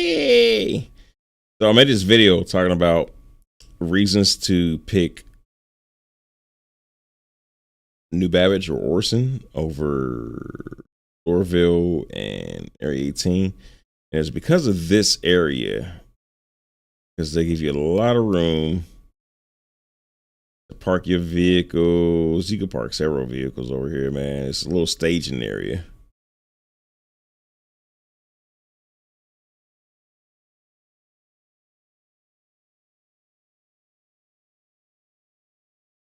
And it's right in the middle. And I've noticed they added some extra areas in Southland after I made that video. You know what I'm saying? Not saying it was me that they made that for, but you know what I'm saying? But even though they did, they're in the corners. Like, actually, what do we got in the corners here?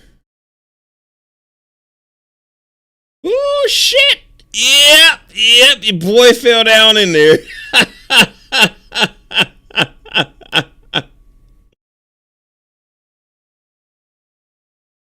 We're going up though, right?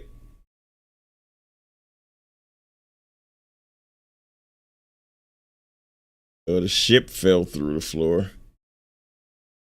Don't drink and drive, bro. Too late, bro. Too late. wait.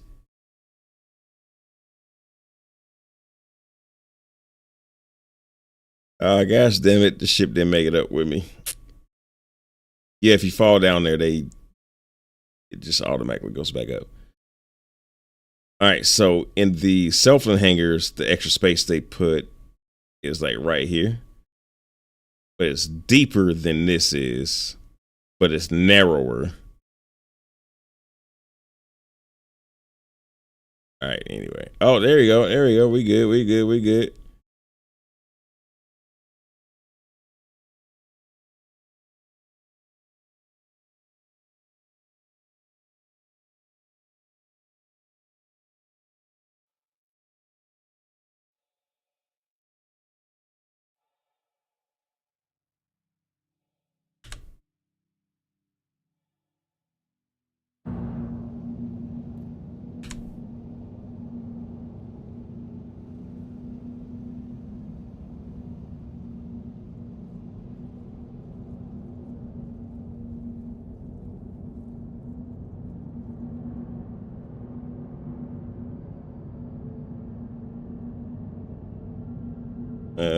You know what? I'm gonna sit there all day negotiating, trying to get in the seat.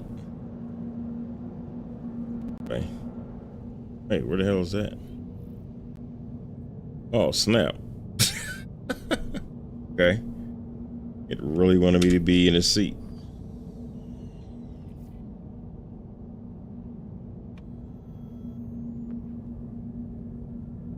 Mr. Rojas! Rojas!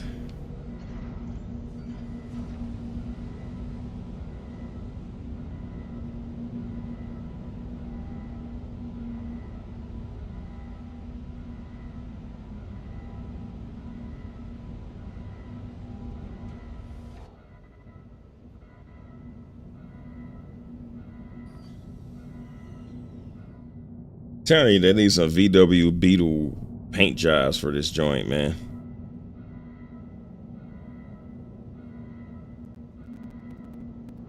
Okay, so the up button is supposed to be right here.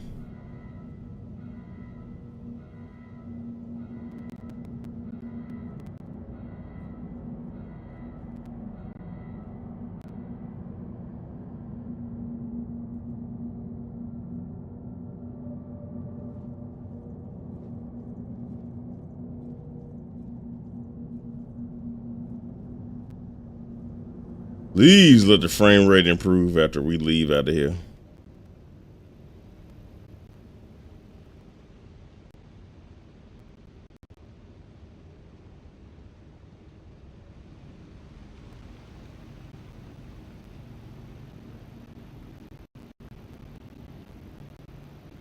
It's like the game about to crash before I get out of here. I hope you get out. I've been stuck in here for 40 minutes. You say you've been stuck in here 40 minutes? Sure. I hope you get out. Oh my goodness.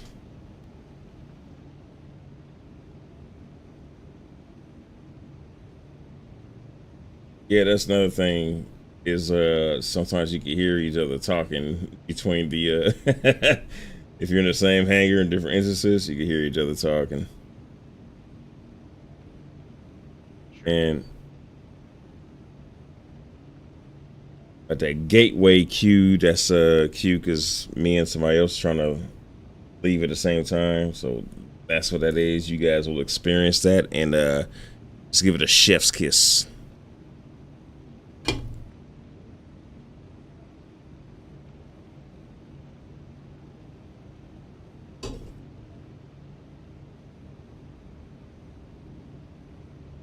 How long did you say you've been trying to leave?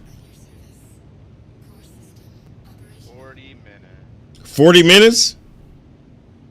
40. You didn't give up?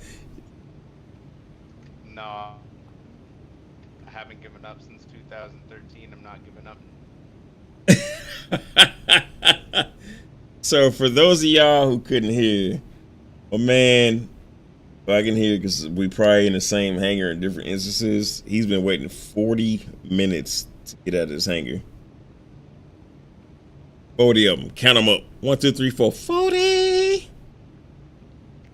My stream says hi to your stream. Hey, back at your stream.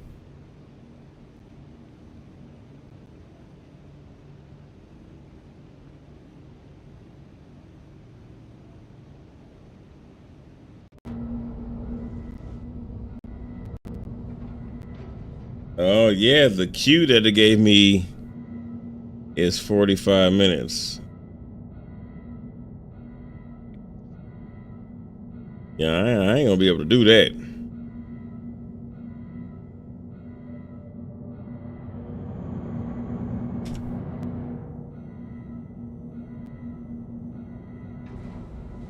Oh. Oh, I must be hearing your elevator. I hear somebody's elevator opening up. Or like, yeah, you get used to that. That's somebody else's.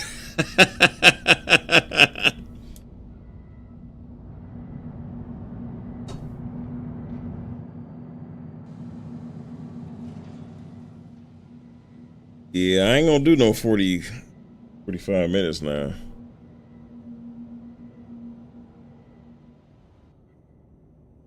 Yeah, right. Get it time.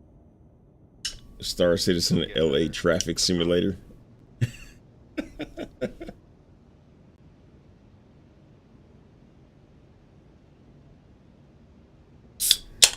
Wiggy 1. Oh my god, they gave you false hope sound effects too. Yep.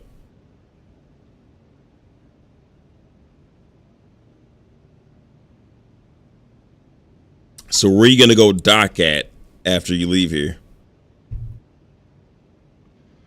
Well, I'm thinking of going literally anywhere but here and never coming back to Orison.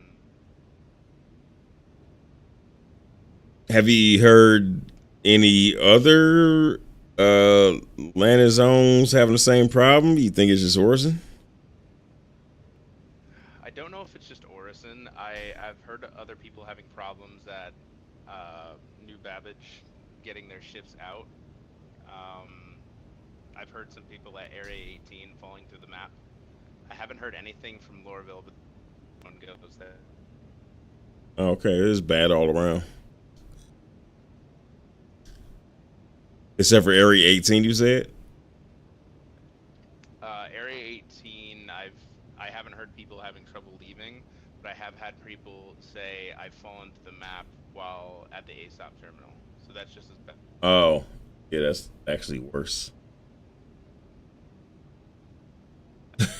Someone launched a Colossus bomb earlier and it blew everyone that was in that extra large hangars up too. So that was. Wow. Were you in Evo? It was not this bad. It was bad, but it wasn't this. Evo was great compared to this. That's what I'm saying. Evo was spick and span. It was lovely. I could take off. Hell yeah, do a bunch of cargo missions and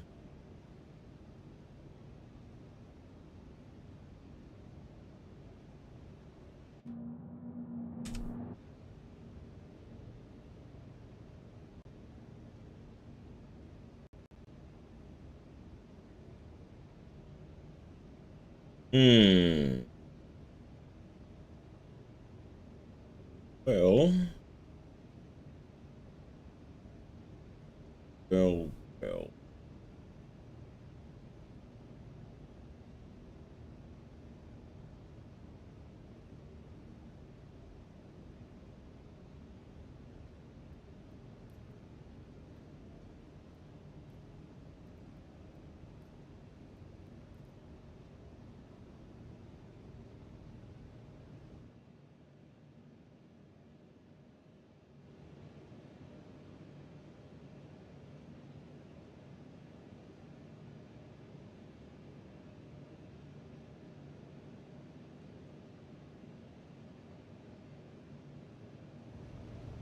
All right, so Peeves Cake. Only problem is, isn't only a couple spots to have large hangars.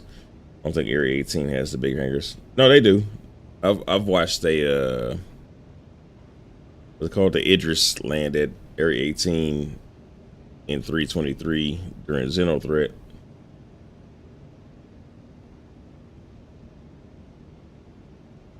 Or for I wanted to see the cargo changes. Other streamers were just decorating. Yeah, that's all I want to do is go get far away from here and go do some cargo hauling missions.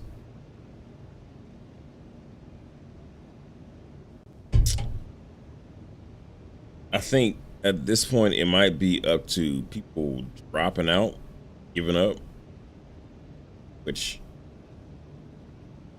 I might do. This is crazy.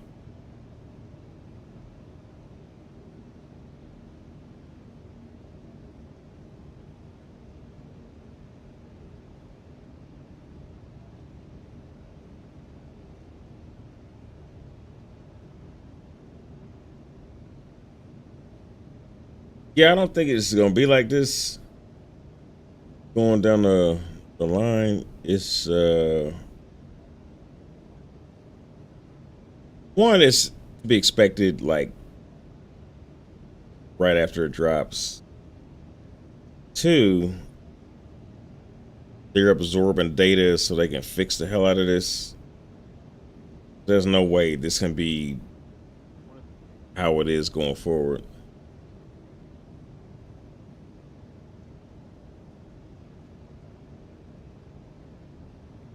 There's probably some jackass at the headline decorating holding up departures. He throwing up pumpkins.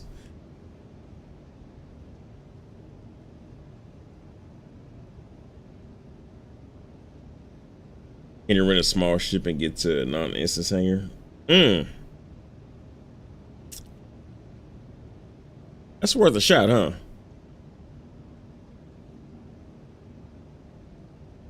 That is worth a shot.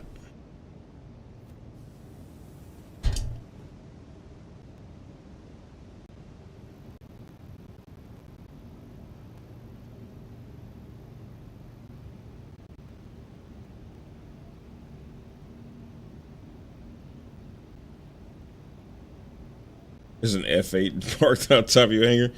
Dude, what is up with all these ships parked on top of hangars? That's not by far the first time I've heard that.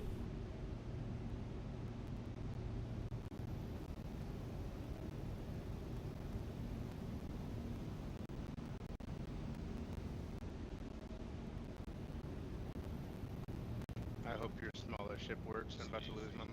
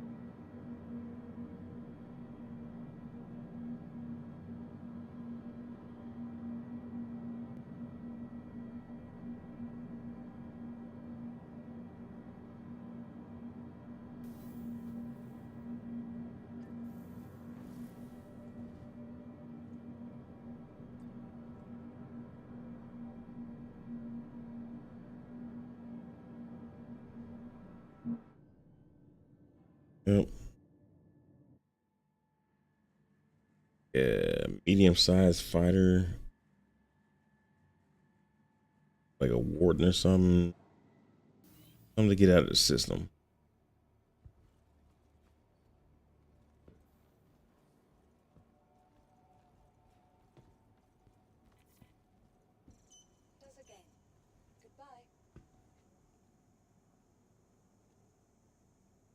Welcome to the ASOP Vehicle Retrieval System.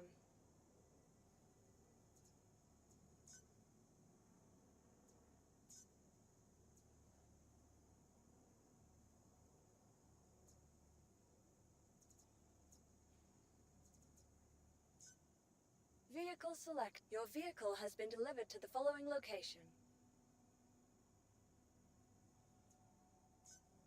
Please visit us again. Goodbye. Nope, send me back to a large hangar, extra large hangar. Well,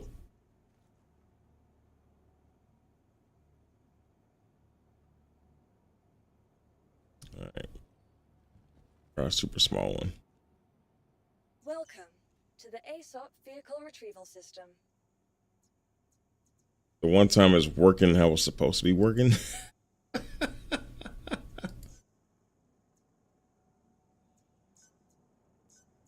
Please visit us again.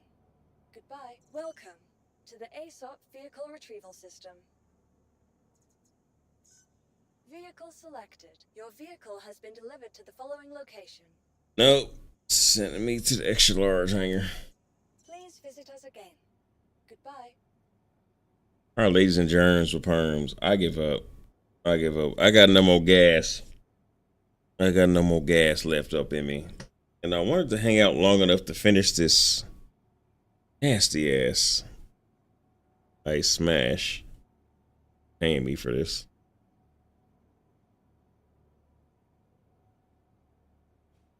Right on, Luigi. Luigi!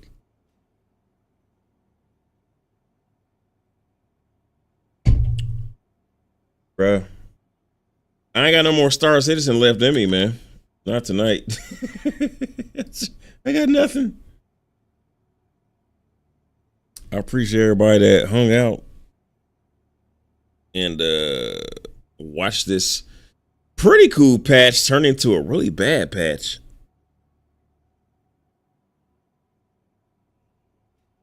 And that's been through several servers.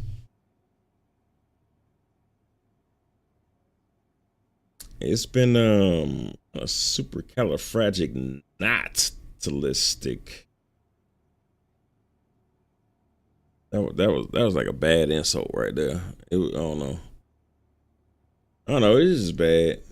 It was bad and kind. I don't know if I'll let you know if the 40 minutes is worth it.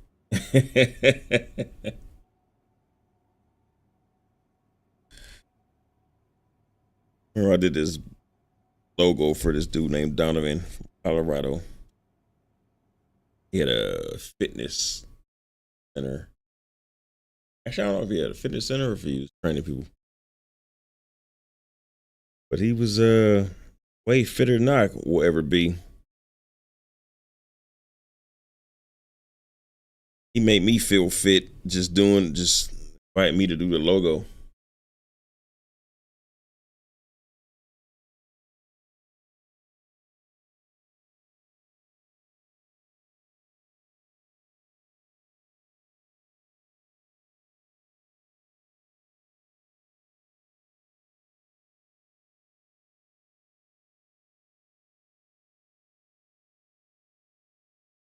So weird. I feel so unsatisfied. I don't know. I might play some 3. But I need something from the Starfield community. I need people who make their mods fix my save that the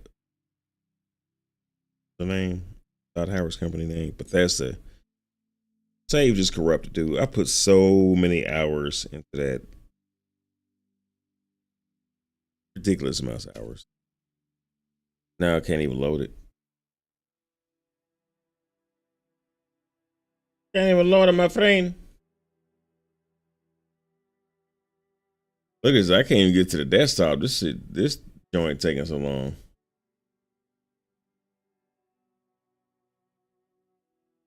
I've gone from pouring this into a cup straight out the can now. That's how this patch been treating me, bro.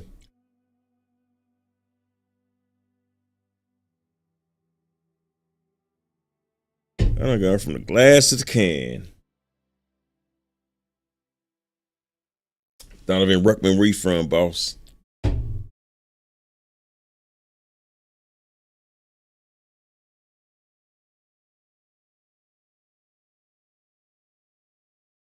Patch must be done for the day or a GPU memory leak. Yeah, I couldn't even say, man. I don't think no one can say, like, not even like just like a single department, like a person who's not like the head, who's like, you know, constantly talking to the other departments, could say what the hell is going on. That is like a multi-department breakdown kind of thing. But it could be a memory leak. Usually with the problems I see from memory leaks with Star Citizen is weird slowdowns. Like, it feels like I'm oversimplifying it, but like you just be seeing like the spaceport. I remember the spaceport at New Babbage, flying Space Force here. You be flying.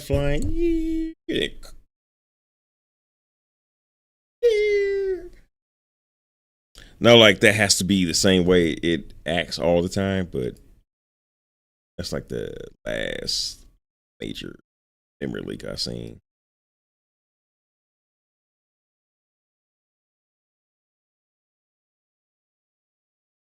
We talking about, Donald, you got out of what?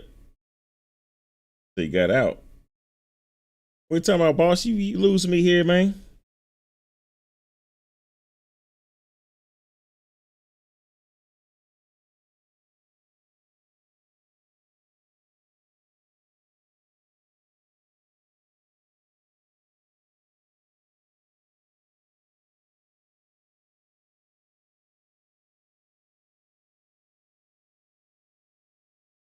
Back.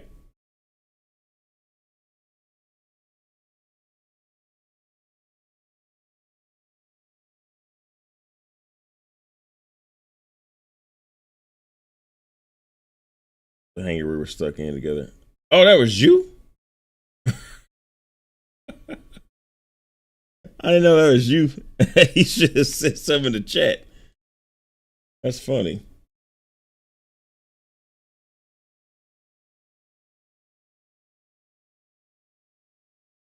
All right.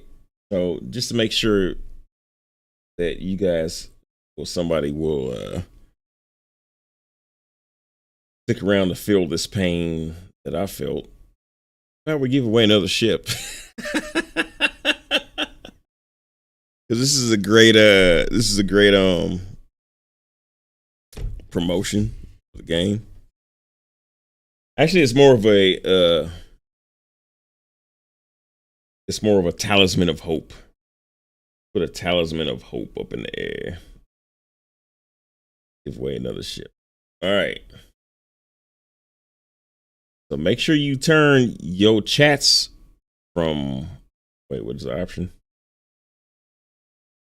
Change your chat from top chat to live chat, so that we know who's first. Oh, I know. I already got mine on there, so y'all know who's first. All right, you yuck mouth son beat. Let's give away a ship.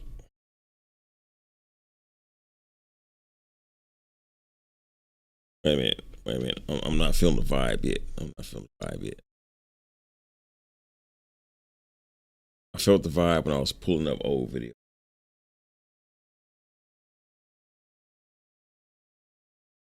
Oh man, oh no, I know I didn't close all my damn tabs. I sure did.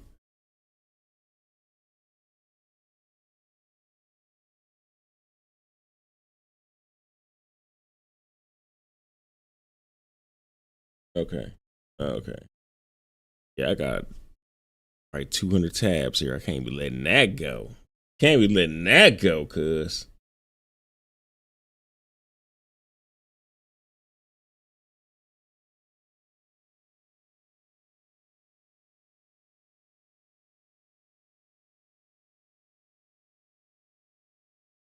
Hey, you.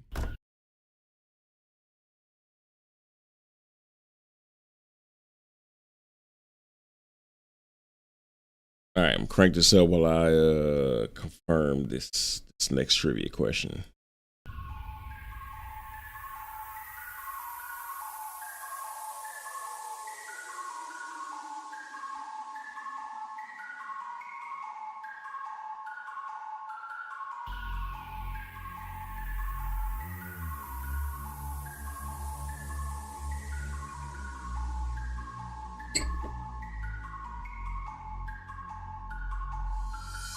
The 300i.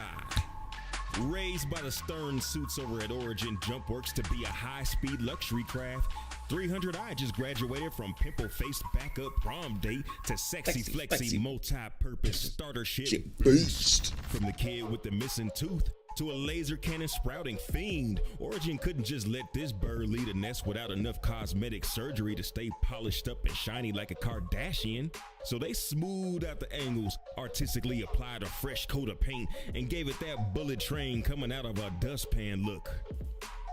The kid's all grown up now.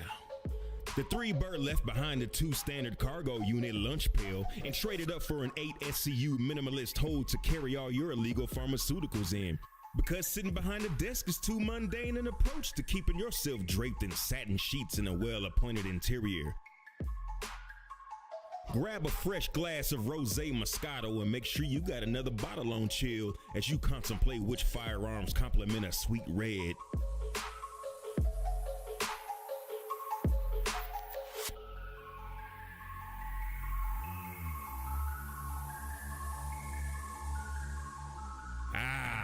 Nothing like the smell of freshly sanded and finished wood grain accents to get you out of bed for a day of mercenary work. No more fold-away mattresses for you, young executive thug. Stand up and stretch your legs on the way down the stairs to the cockpit. Have a seat in a semicircular form and excess over functionality as you prepare to burn hydrogen at almost 1,200 meters a second. But ease up off the gas, Captain Falcon. Show me your moves. The 300i comes stock with solid pew-pews like the 2 ballistic shredders on the wings and a gimbal M4A cannon on the nose. But Confucius say it's better to take bombs to a knife fight, so trade out those shredders for a Mantis 220s on the wings and a Dominus 2 on the nose. Now you got yourself 32 more damage coming from each wing and 400 more from the nose, young Starscream.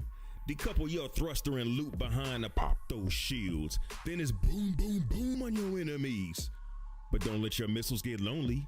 Give each one a buddy to kick it with when you switch out your 212 missile racks for 221s. Half the damage and 4 times the fun when you're interdicted on a run. Speaking of runs, your 300 has plenty of room to move boxes like Craig on his day off when you're ready to do your best FedEx impersonation. Do the Hurston run and back in less than 12 parsecs cause your 700 quantum fuel tank got room to spare on a loop around Stanton. And if pirates want what you got, have no fear, Wade Watts. If the shields drop, the 3-bird can take higher damage across his hold than the much bigger Cutlass Black, giving you the time to make a clean getaway while your shields bubble back up like hot coffee. How about a little coffee? Don't forget to stop at Yella to get your Space Mule on. Load up on Widow because your fresh new cargo hold will net you 7,500 credits at Grim Hex and 8,400 credits in Loreville. Turn in for the evening and catch the rest of the playoffs before you drift off to sleep because you got another big day at the edge of tomorrow. Do it in starter ship multi-purpose luxury love with the 3-bird, aka 300i. Fly dirty, citizens. 07.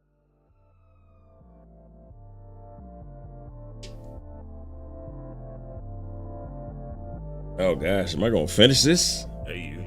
Second one? Third one? Ah. Space. That final frontier.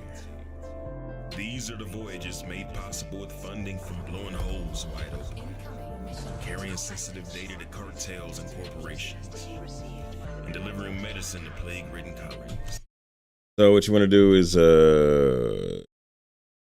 yeah, because the only way to message me, you join my Discord and then send me a private message, because you can't send me a private message without doing that. I don't make it. These are the voyages of the Starship Dolphin. To boldly go where other commanders don't have the testicular fortitude to get to.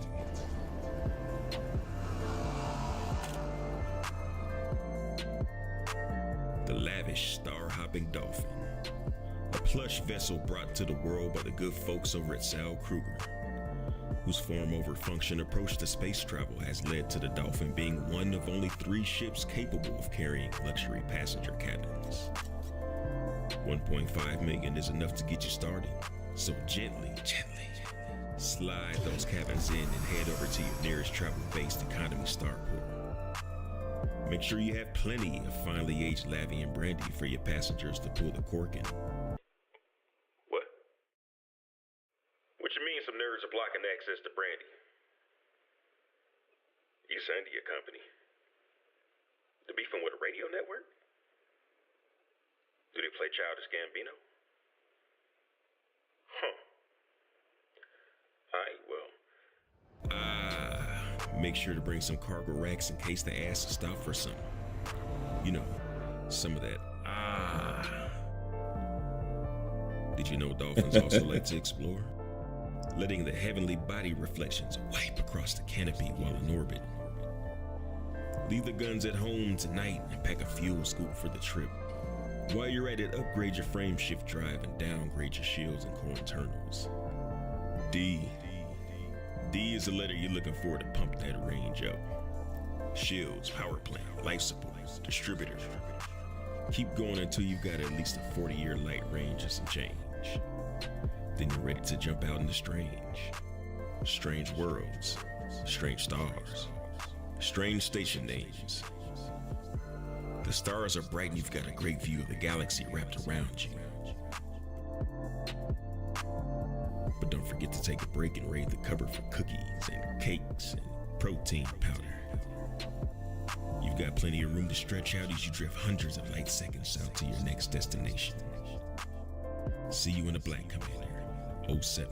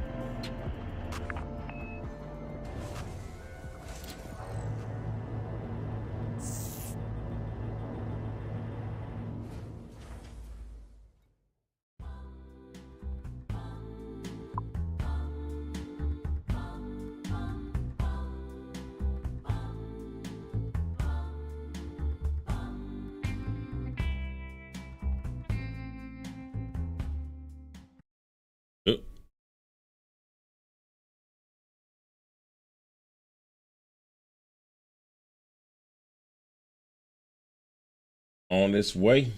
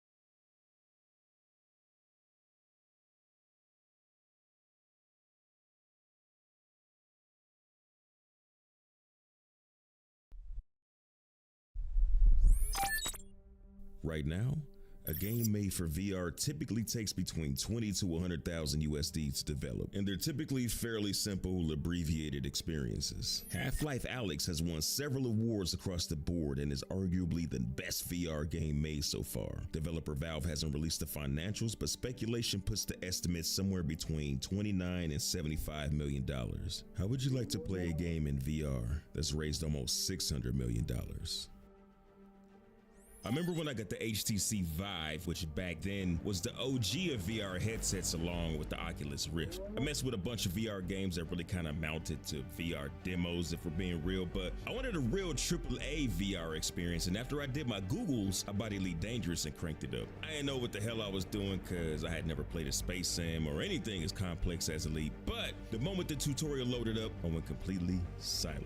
I was in the cockpit of a spaceship in the middle of an asteroid belt, and that was mind-blowing. I looked around and saw my body and the ship controls, a small storage space for a drink or something, and a bit of the outside of the ship, and if I raised my real body up a bit, I could see even more outside the canopy. And right then and there, I knew I would be all about this game for a long, long time. Flying a spaceship in VR felt like the pinnacle of gaming at the time, and it probably still would, except between Elite Dangerous development going all 6s and 7s and dealing with the mountains of cables the Vive required, it was tough to stick with it for years on end. But now that Star Citizen is starting to get through the biggest of the technical barriers and the pace of development is picking up a low steam, a huge infatuation with the idea of experience the Star Citizen universe in virtual reality is re-emerging within the community. Sylvan, a senior engine programmer at CIG, has put it out there that he's ready to kick off VR and even said he doesn't know how long it'll take, but as soon as Vulkan is working, he'll implement it, even if he has to do it in his spare time. When somebody's that motivated to get it going, you know it's a question of when and not if. But Star Citizen is a lot different than Elite Dangerous. It's ambitious, it's sexy, it wants to do everything in a super detailed, high fidelity, loud way. So, VR integration, what would that even look like? To start answering that question, let's take a quick look-see at what already exists. Elite Dangerous is second to none as far as VR spaceflight, mainly because the only real competition is No Man's Sky, and as impressive as No Man's Sky's evolution has been, its flight model and execution is more arcade-like, so we'll stick with Elite. If I didn't say it enough in the beginning, flying in VR is the bee's knees for the real OGs. Initially, you sit there with your mouth open because this ship that you've been staring at on a flat screen is suddenly all around you. It's a difficult feeling to translate. It's more significant than seeing a car or even a house online and then actually being inside it, probably because it's a sci-fi set piece that doesn't exist in real life, but here you are, and there's all your controls, and there's your feet, and you never notice how high off the floor they are. And for at least the next 5-10 minutes, that's what you'll be doing, looking around in amazement because it's brand new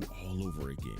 You'll notice the difference in the scale of the space that you're in. Flat games on monitors translate everything like a long camera lens that compresses everything together. VR delivers the proper scale of your environment, and it's impossible to show in the video, but when you experience it, it's a sight to behold. After you pull your eyes off your ship interior, you'll be ready to put those thrusters to work. The hangar doors will open and you'll be let loose on the universe. Hopefully you'll be in an area with some traffic coming in and out, because as cool as the interior is, seeing other ships going about their business really glues you into that sticky trap of existing in a futuristic sci-fi continuum. Everything is now physically bigger, and your place in it all will, at least initially, feel smaller. You're just one of many other people in AI, each with their own objectives and jobs. Before you get too deep into your philosophical soliloquy, you might get hit with a little vertigo, especially if you're motion sensitive, but it's not a vomit comet. As you're out there barrel rolling, looping, maybe both at the same time, your brain will be telling your body it's moving, and in the confusion, you might need to log out and take breaks. But it's all good though, even astronauts train for motion sickness.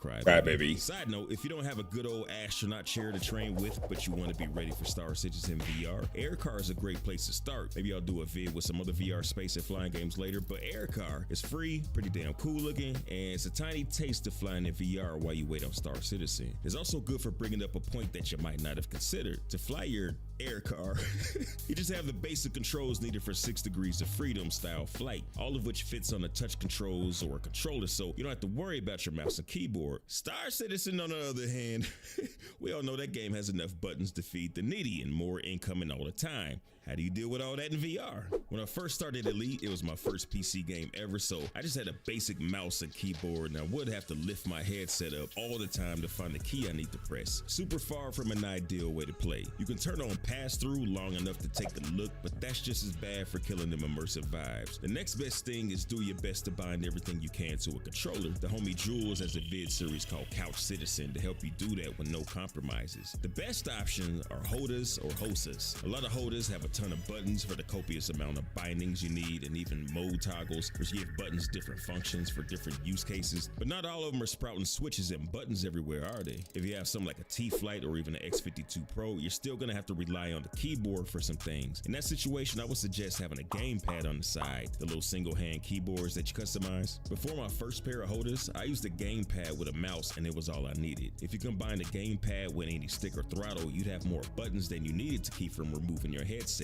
It just takes a while to memorize your bindings. That's not to say you can't just use mouse and keyboard, but blindly trying to give your keyboard the reach around looking for the home keys in order to find the other key you need in the middle of playing, it's a little much. After you get all that settled, you'll feel right at home flying your ship. It'll be the same except a way better, way more immersive experience. Being inside of your space whips will give you a renewed sense of ownership of your ships and probably keep you engaged for longer.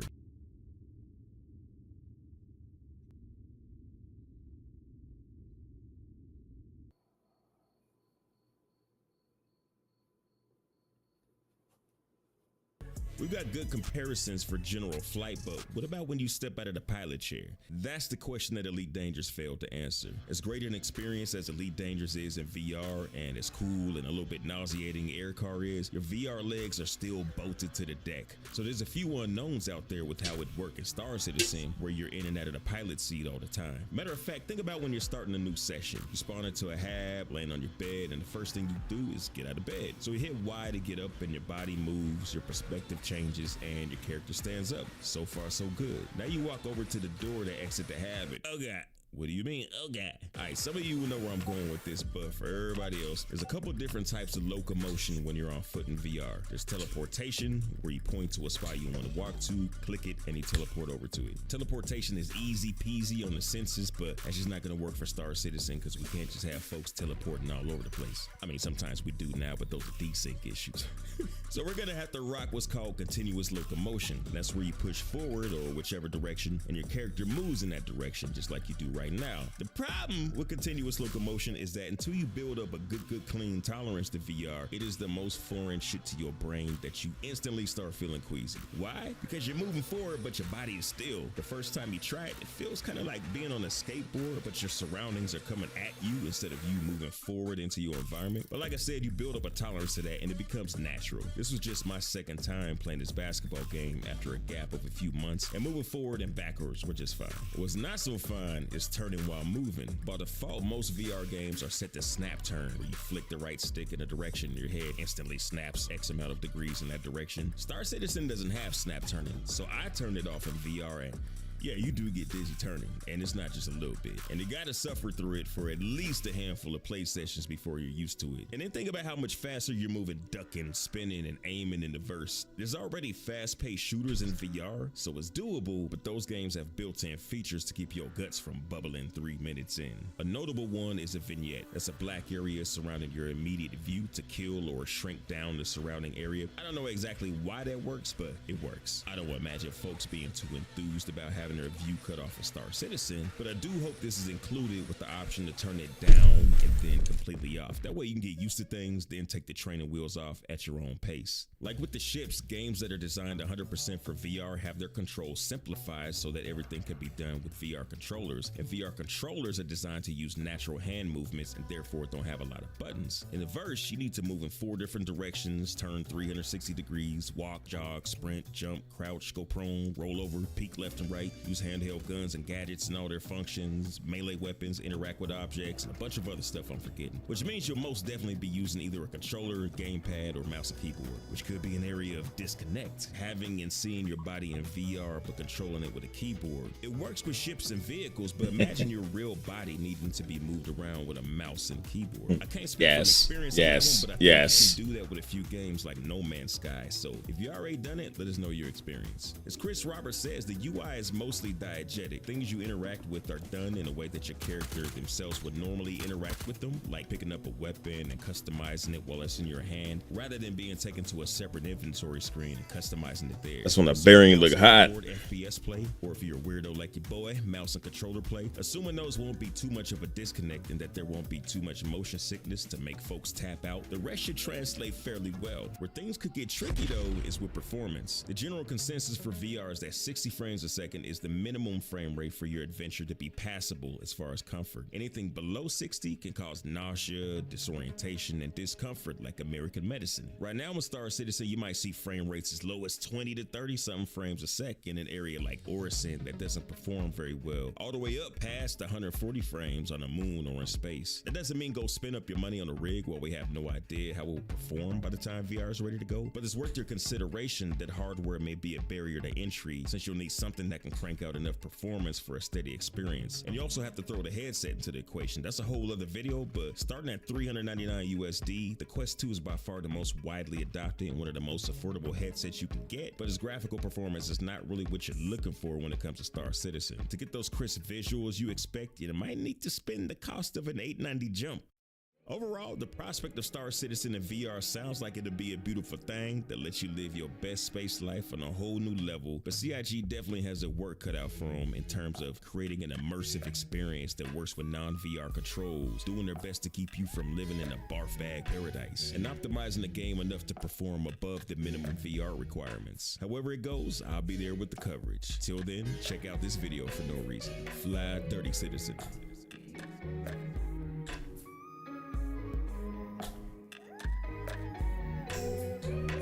Yo, did you get it, Donovan?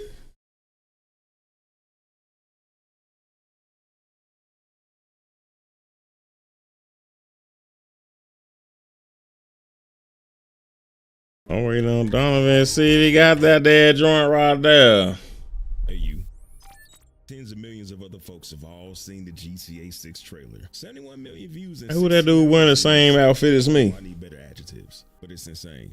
10 years after the ain't the same. GTA 5, it better be. We've watched Rockstar release it on. You can use a table to scan your face in the character customizer, or you can use a Toby. GTA 5 was the top of the iceberg. What can they do now?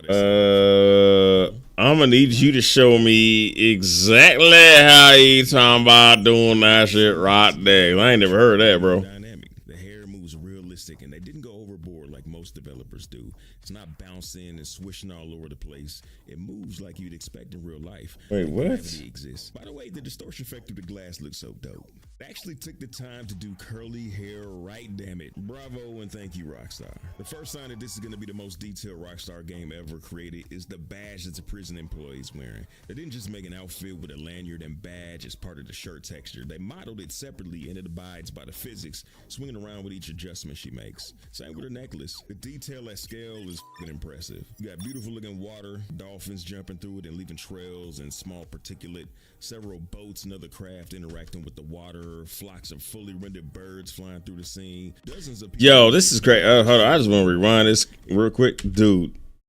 Like every piece of the scene, man. Dolphins running, birds flocking, all the people walking. That rhyme? Small particulate, several around with each adjustment she makes. Same with her necklace. The detail at scale is impressive. You got beautiful looking water, dolphins jumping through it and leaving trails and small particulate, several boats and other craft interacting with the water, flocks of fully rendered birds flying through the scene. Like that don't typically happen in games. In the water, aircraft, cars on the beach, and off in the background, obscured by the trees, the building LODs or level of detail at various distances blends beautifully. Reflections are expensive resource-wise, and Rockstar's frivolously using them for bird reflections. I love it. You can see the insane amount of work they put into each individual animal. In this one shot, you can see several flamingo animations. Nice little gators sneaking up in the back. Can they grab them and eat them is the question. A lot of different body types represented here. This shit was crazy because every single entity, every single person on here, different animation, man. Not one of them repeating the animation. Can they grab them and eat them is the question. A lot of different body types represented here, but pretty much more in the fit spectrum. I'm sure outside the beach is more of what you'd find in real life America. There's not one piece of clothing repeated in this entire scene. And this being just the beach, you can expect a ton of clothing options. There's a couple jogging with their pet chihuahua. That's the first for GTA, and I'm hoping you'll be able to have your own. Kind of how you had Chop in GTA 5, but maybe some expanded things to do with your pet. You get your first glance at social media culture with the guy recording the shenanigans, so we'll probably have a return of Bleeder, the Twitter parody app in GTA. Yeah, I'm not gonna call that shit X. Looks like there may be a bigger variety of boats in play, repping that Miami Vice City boat life. Dynamic lighting and shadows looking saucy. Go ahead and search your ray tracing and path tracing comments here. Miami got crazy strip clubs, so you know Vice City coming correct with the spectacle, but yo, did they mocap some females twerking? I hope they did, man. They had to have. That would have been a great mocap session to attend.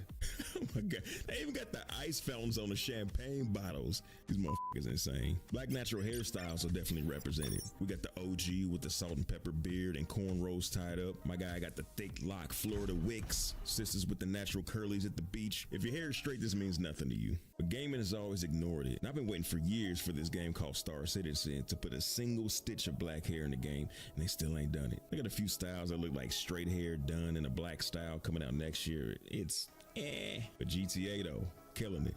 What's hilarious is they nailed this dude with his gold grill. Show me a dude with a grill and I'll show you somebody making sure they get their money's worth by keeping their teeth exposed the whole time. Like a chick with a Birkin bag. Venetian Islands looking sexy. This scene is dope. Besides the vibrant lights, the cruising, and everybody pulling up for the nightlife, the cars aren't period specific like in other GTA games. You got a modern Comet, aka Porsche, behind the 80s Cheetah, aka Rari, behind something else that's current. Having cars from different decades mean the selection of available cars will be massive. Man, I even went as far as getting that eccentric, somehow in shape street dude with the odd pet. Man, I ain't got no shoes, got a bag of fast food, an energy drink, and an iguana.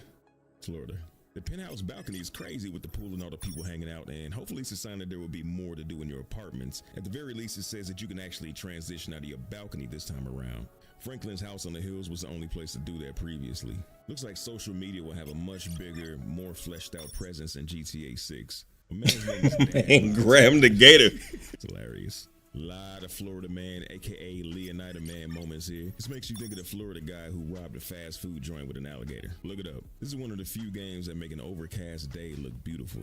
We've all seen freeway signs in games before, but they're just so accurate, they're immaculate. You can easily navigate with just these and no map if you had directions. What's with Florida and dudes and thongs though? Got big boy running from the cops in one, and old dude watering weeds in some. Stop it. Real Billy Mud Club. That's just perfect. Just look at each shot, the mocap is everywhere and really sells it. So I can't wait to see if the average NPC really walks around the streets. 1,000%. Is this? Not gonna lie, I thought this Karen was a real person. I had to see the satire signs are back. Here's one for the Western pharmaceutical industry. Pointed at Zoloft, maybe. They even got Spanish news, man. Weasel News, aka Fox News, is back. Places like Grove Street had visible power lines, but they weren't physicalized. These look like they might be. Could end up as a hazard for certain vehicles. I thought Big Dude was real too. Such an upgrade over GTA 5. Good old Pisswasser is back. The character's on a robbery, which seems more casual this go around. If you've seen the leaks, you know there's a lot of work they put into the robbery mechanics and NPC behavior specifically for robberies. So on the road from beginner to baller, you'll spend a lot of time as a stick-up kid, but it's not as calculated as in the previous entry. In GTA 5, you had your scouting and planning and all these phases leading up to the perfect robbery. The main characters in 6 just hit a lick and run away, which will make it more dangerous than a precision strike. The getaway is a cutscene, but it gives you the idea that the drive mechanics are getting an upgrade, which you'd expect after 10 years, but hopefully they don't go too far. This GTA 5 driving was super accessible to everybody, especially after the sluggish control of GTA 4. The trailer is all beauty and doesn't show the guts of the actual game we'll be playing, but it's so exciting that you can't help but want to hop in ASAP. Parent company Take-Two Interactive saw a 5-point bump in their stock after the trailer leaked and then released, then a dip in after-hours trading. So it'll be interesting to see where they go from the current price. Watching the trailer and then seeing that date is the same as the price ice movement. Your excitement spikes as you watch, then you see that 2025 date, and the feeling plummets. But it shows a lot of potential to be the next GTA 5, which was an unprecedented smash hit. They really dug into the party culture and memes to construct an exciting Florida stereotype that you can join for the new AAA game price of $69.99, plus pre-order shenanigans, of course. Hopefully Rockstar blesses us with some more detailed info soon. Otherwise, I just need to put it out of my mind for the next 12 to 16 months. Hopefully, we'll get some native VR love with it. Here's another game that's perfect for VR. Fly Dirty Peoples.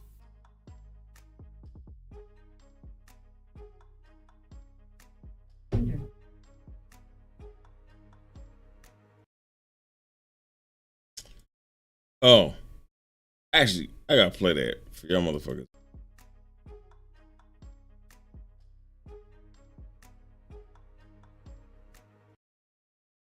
I didn't do it.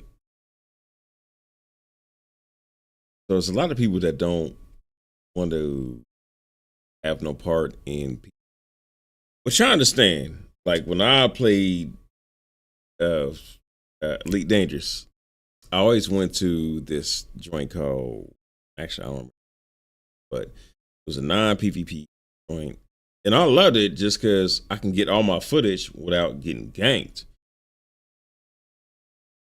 Star Citizen is kind of a different beast because it's, well, where it's going is different now, but where it's going is 90% of the characters you come across is going.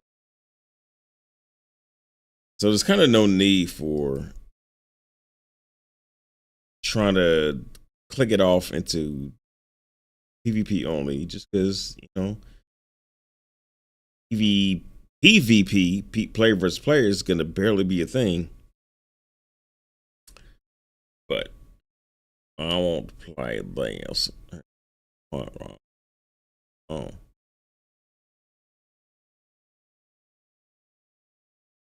Huh. Right.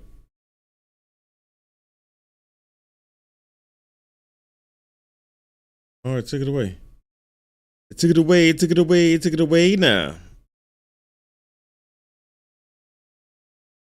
Or hell, I know.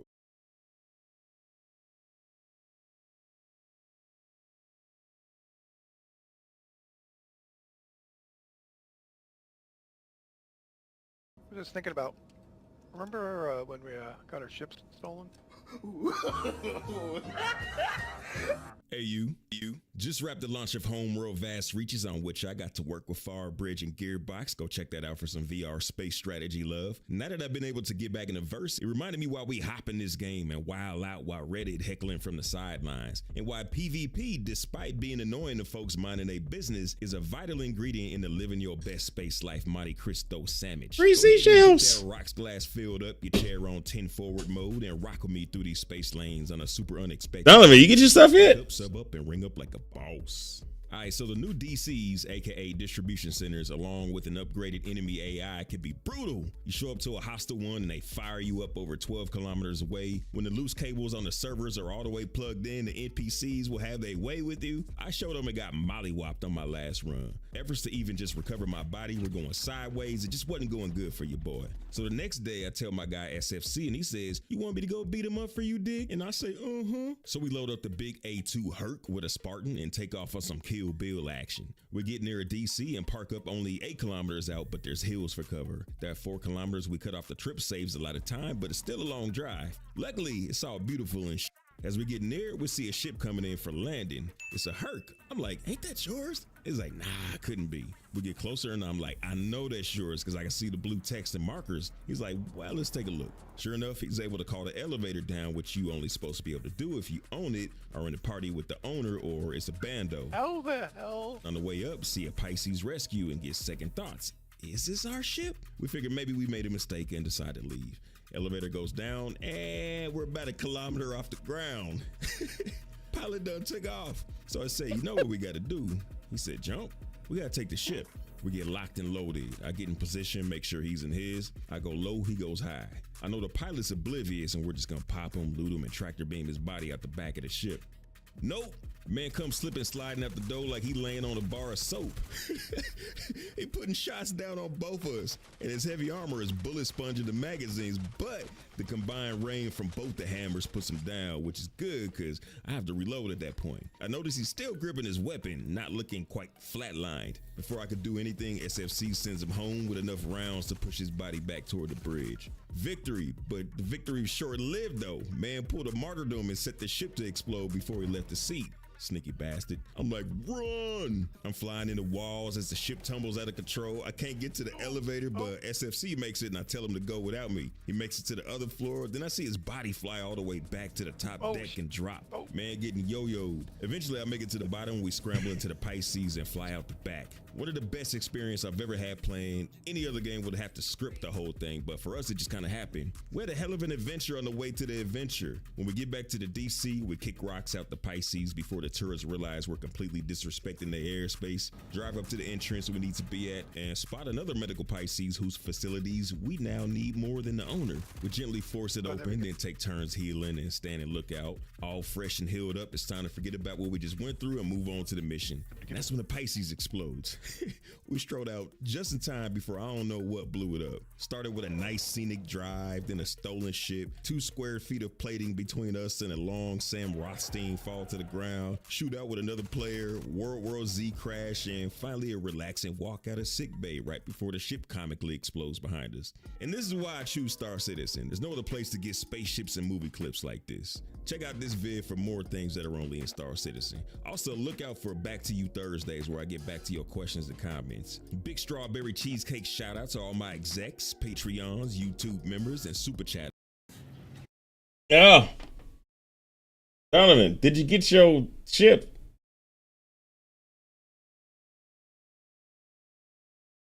No, nothing since you both verify. All right, let me see what I can do. I got it by now. Oh man, that was dope. Yes, it's time to do what we do and check out the game we've been rocking with, or the game we've been. All right, so I sent you a screenshot of your game name, your email, saying validation failed because there's a typo in there somewhere. And all I did was copy and paste what you sent me. So there's a typo in there somewhere. So you got to figure out where that is and then resend me the information. I see what's happening now. I see that, baby. And think about getting, or maybe forget about the video and storm the comment section with haterade about the game you watching videos about for some. Yo, how many of you guys do this when you go salvage a ship? You strip off the bombs, the weapons, the gear.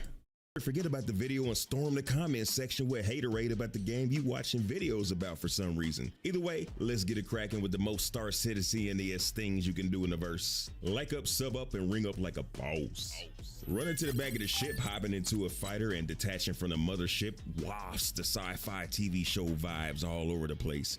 So many people solo the Constellation motherships that when the fighter detaches, it's surprise, surprise, right in your eyes. There's no substitute for the feeling you get when you hop out your seat in the middle of combat, scramble your way through the ship, past the doors, back to the docked fighter, screw up several times trying to enter the thing, then hop in, crank it up, waiting to detach. Then when you're wondering what the holdup is, you drop out of the ship while your buddies maneuvering the big bird, and you start looking for a target. It would be worth the time and expense and heartache to build a hydraulic chair that's only purpose is to drop when the ship detaches. It's such a quality moment that everybody should experience. For some reason, the Conti series are the only ships that deploy a fighter this way. Other ships have dedicated hangar bays or enough space to hold and launch a ship out of, but nothing to let you drop out the ship like a torpedo on the move. It's the bee's knees for the real OGs. But as the making of this vid, the ongoing development has broken something on the back end to let the mothership pilot grant you access to redock with the ship, and I don't really expect it to be fixed till 3.23 drops. Still the hotness though. I know DCS lets you refuel your own plane. Not sure about being able to deliver fuel. Elite Dangerous has refueling by shooting limpets at you. But where's the space games with the full experience? Until we officially expand outward to Pyro, which is a solar system twice the size of our current home in Stanton, ship-to-ship refueling is a rare necessity, and so the ships that can do it spend most of their time in the hangar collecting dust. But on scarce occasions, the need is very real and a relief when a starfarer shows up for the rescue. It's in space where you don't have to match speeds to stay connected, but it's engaging lining up just right to connect to the nozzle. Then you can let your breath go when you make your purchase and the fuel starts flowing.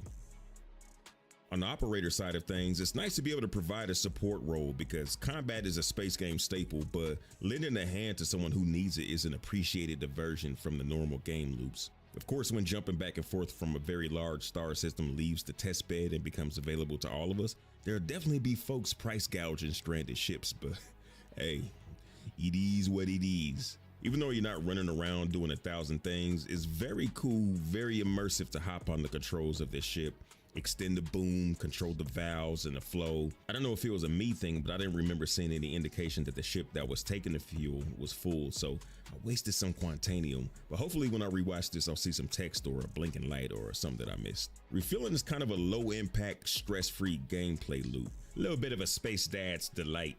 I don't really know what a space dad is. Somebody seen that Elite Dangerous guy say. Anywho, it's easy peasy, but you can destroy your rig if you're not careful.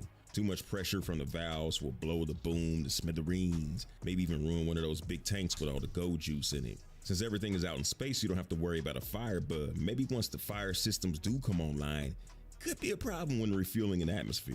That's how you start forest fires, Other Berry. We take it for granted because we use it every day in the verse, but it's splendiferous to the 25th power. Feel free to do your Googles on why this is magnificent from a dev standpoint, but moving across the physics grid on a planet or moon, then onto or into a vehicle, then the vehicle onto a ship's physics grid, and then flying that onto another ship's physics grid and walk around it while the ship is flying and pitching and yawing. It takes some doing to make it happen, Captain. Very few, if any, companies want to put the resources into those developmental gymnastics, so to be able to frivolously take advantage of it in a gaming session is a beautiful thing. Making a ship and vehicle turducken might look like a waste of time, but when you got big organizations out there doing 50 versus 50 or bigger battles, it's a handy dandy thing to be able to squeeze as much as you can into fewer ships. The Kraken and Capital ships will fill out those roles a lot better, but for now, we gotta make it do what it do. Space Engineers let you EVA, and there's even a few others that have gameplay specifically around EVA combat. But what games let you fly a ship, get out of the seat, and seamlessly move to a good old stroll in space? Whether it's from the seat of a fighter or out the old school EVA or airlock of your ship, it's hard to beat the freedom to move about anywhere without loading screens or teleporting or other means that aren't just you naturally moving through environments. EVA is a space nerd's fantasy. Players of other games want it bad enough that they've gone the lengths to find some trickery that'll kind of let you do it.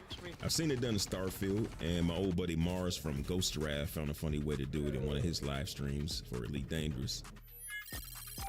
A lot of folks thought this was impossible, then CIG actually dug in and made it happen. An entire planet covered in city and infrastructure. You can circumnavigate the entirety of the planet looking for the seams, some bare spots, some inconsistency, and if you do, let me know. But all I found in the time spent flying is endless terraforming on the Borg-like level. Wall-to-wall carpet of industrialization. Living spaces and businesses stacked on top of shops and venues. It's incredible to see and know that it just goes on endlessly.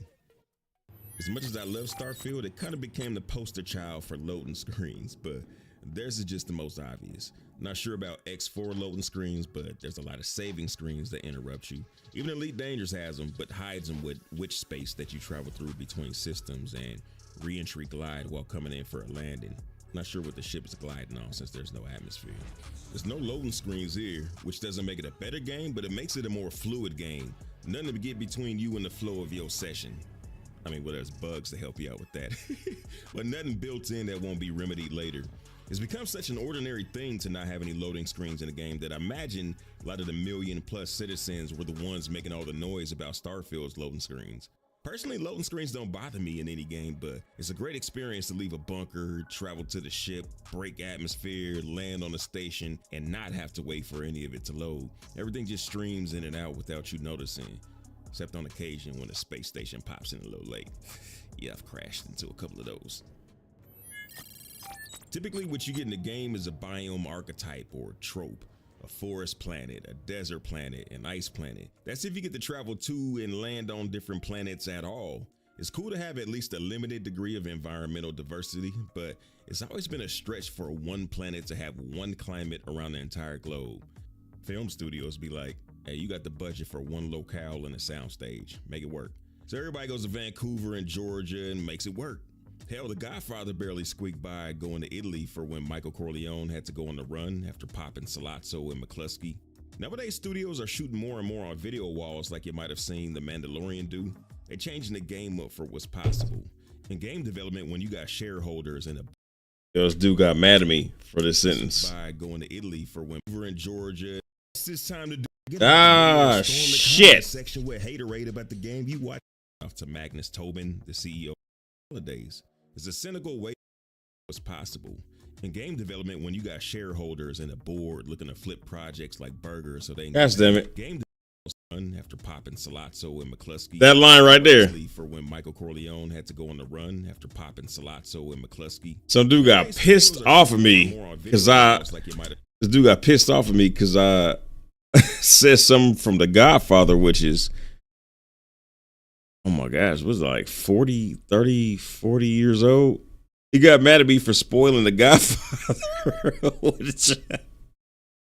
It was so funny, but also so weird that I was like, he can't be serious, dude. So I was like eating my breakfast laughing. It was goofy, man. I've seen The Mandalorian do. They're changing the game up for what's possible.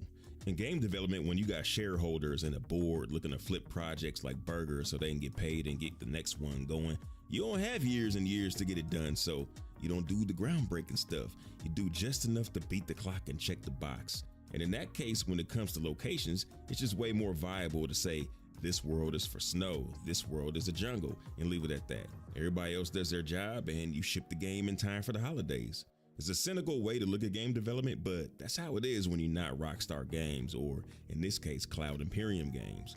This is Microtech. The lore is that this planet was owned by the UEE, and the terraforming error turned it mostly frigid, then sold it off to Magnus Tobin, the CEO of the electronics manufacturer Microtech, because Tobin figured it'd be ideal to keep the company's server farmers cool. The result is a planet with 6 biomes, from Little House on the Prairie fields of flowers to Lord of the Rings blizzardy mountains. Each biome gently blends into the next using the various tools within Planetech V4 that account for things like weather and erosion, and to give floral fields naturally transitioning to forests and mountains and frozen tundras and frozen lakes. This is one planet, and it's more than you could ever explore, and that's not even taking into account the various rivers, caves, shelters, bunkers, settlements, labs, outposts, and New Babbage. It's going to get even more dense with stuff later this year with the biodiversity of wildlife, player outposts, and distribution centers which are being prepped for testing. I'ma just say it, I'ma wait in the rover while the homies go explore the caves full of things that bite. I'll have a nice view of the mountains while pretending not to hear the screams. I know there's got to be gas giants in some game out there, but I haven't seen any myself. It's a puzzle in itself just figuring out how to represent the scale. They call them giants for good reason. What's it gonna look like? Do you flash boil everybody's PC with endless volumetric clouds? What kind of meaningful gameplay takes place in it? If I were to guess, if any other games have gas giants, they start with a loading screen and you're just there in the middle of, well, in the outer layers of it. And you do a little combat till you get a loading screen to the next thing. That's not a lot of incentive to actually build an entire gas giant planet. So you never get to fly to the planet Bespin, enter the atmosphere, and make your way down into Cloud City.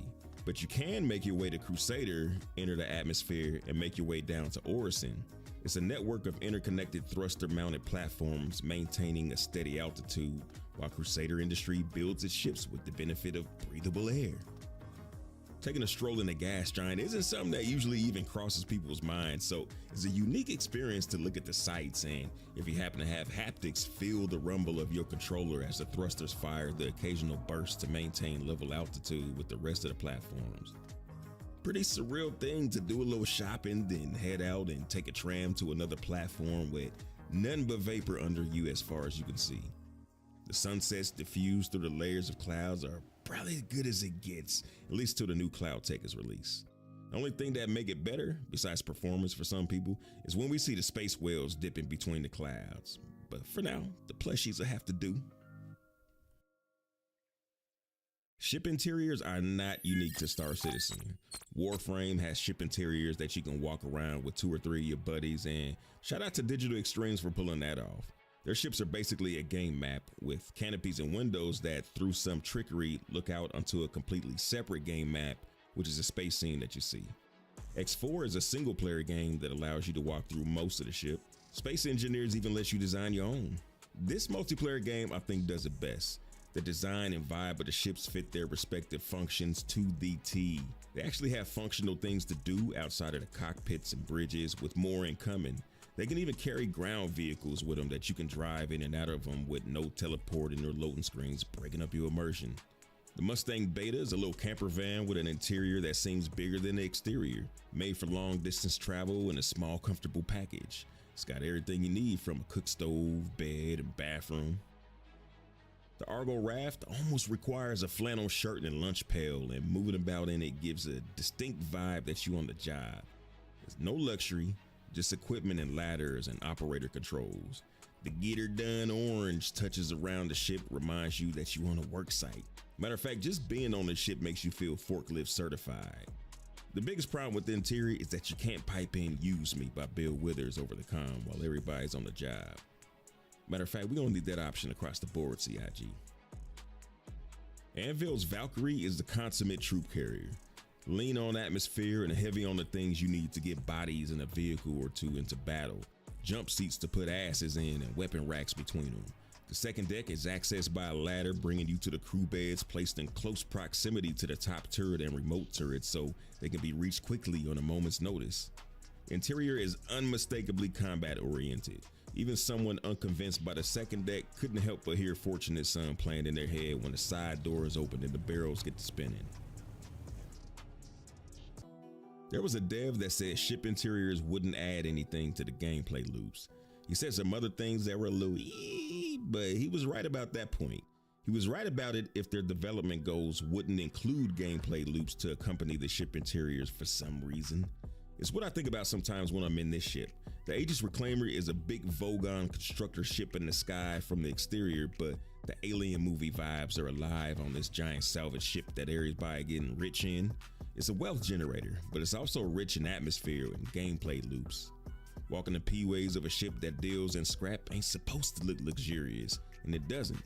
It looks used, maybe a little beat up and kind of creepy. The captain quarters and crew quarters have an old style look to them, which is kind of impressive for a futuristic space game. But yeah, it looks like it's been in service for a long time.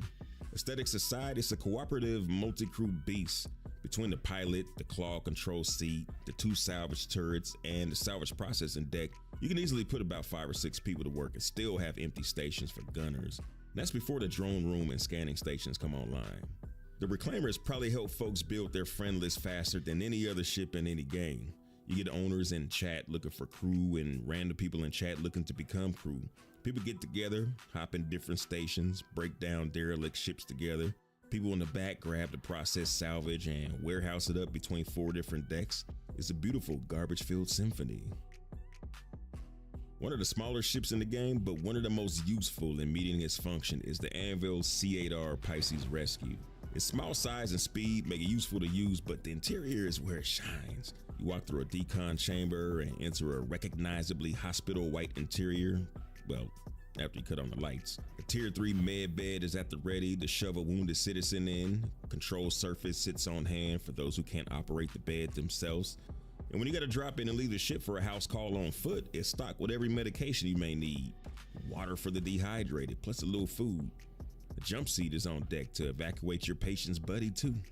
Storage sits up high and out of the way, and it has just enough space to bring in a box that you can use for extra supplies or guns or armor or whatever else you can think of. Might not be a ton of room to stretch out in, but it's so built to purpose that you can survive inside of this ship indefinitely. Ships aren't the only vehicles with interiors. The RSI Lynx is one of the ground vehicles with space to sea walk in. Built for bona fide comfort on the road, it packs in more than just a champy on ice. Gun racks and storage and shelves. fold out monitors and swiveling chairs for a better view out the window, or to look the other person in the eye when you hit them with the reverse Uno.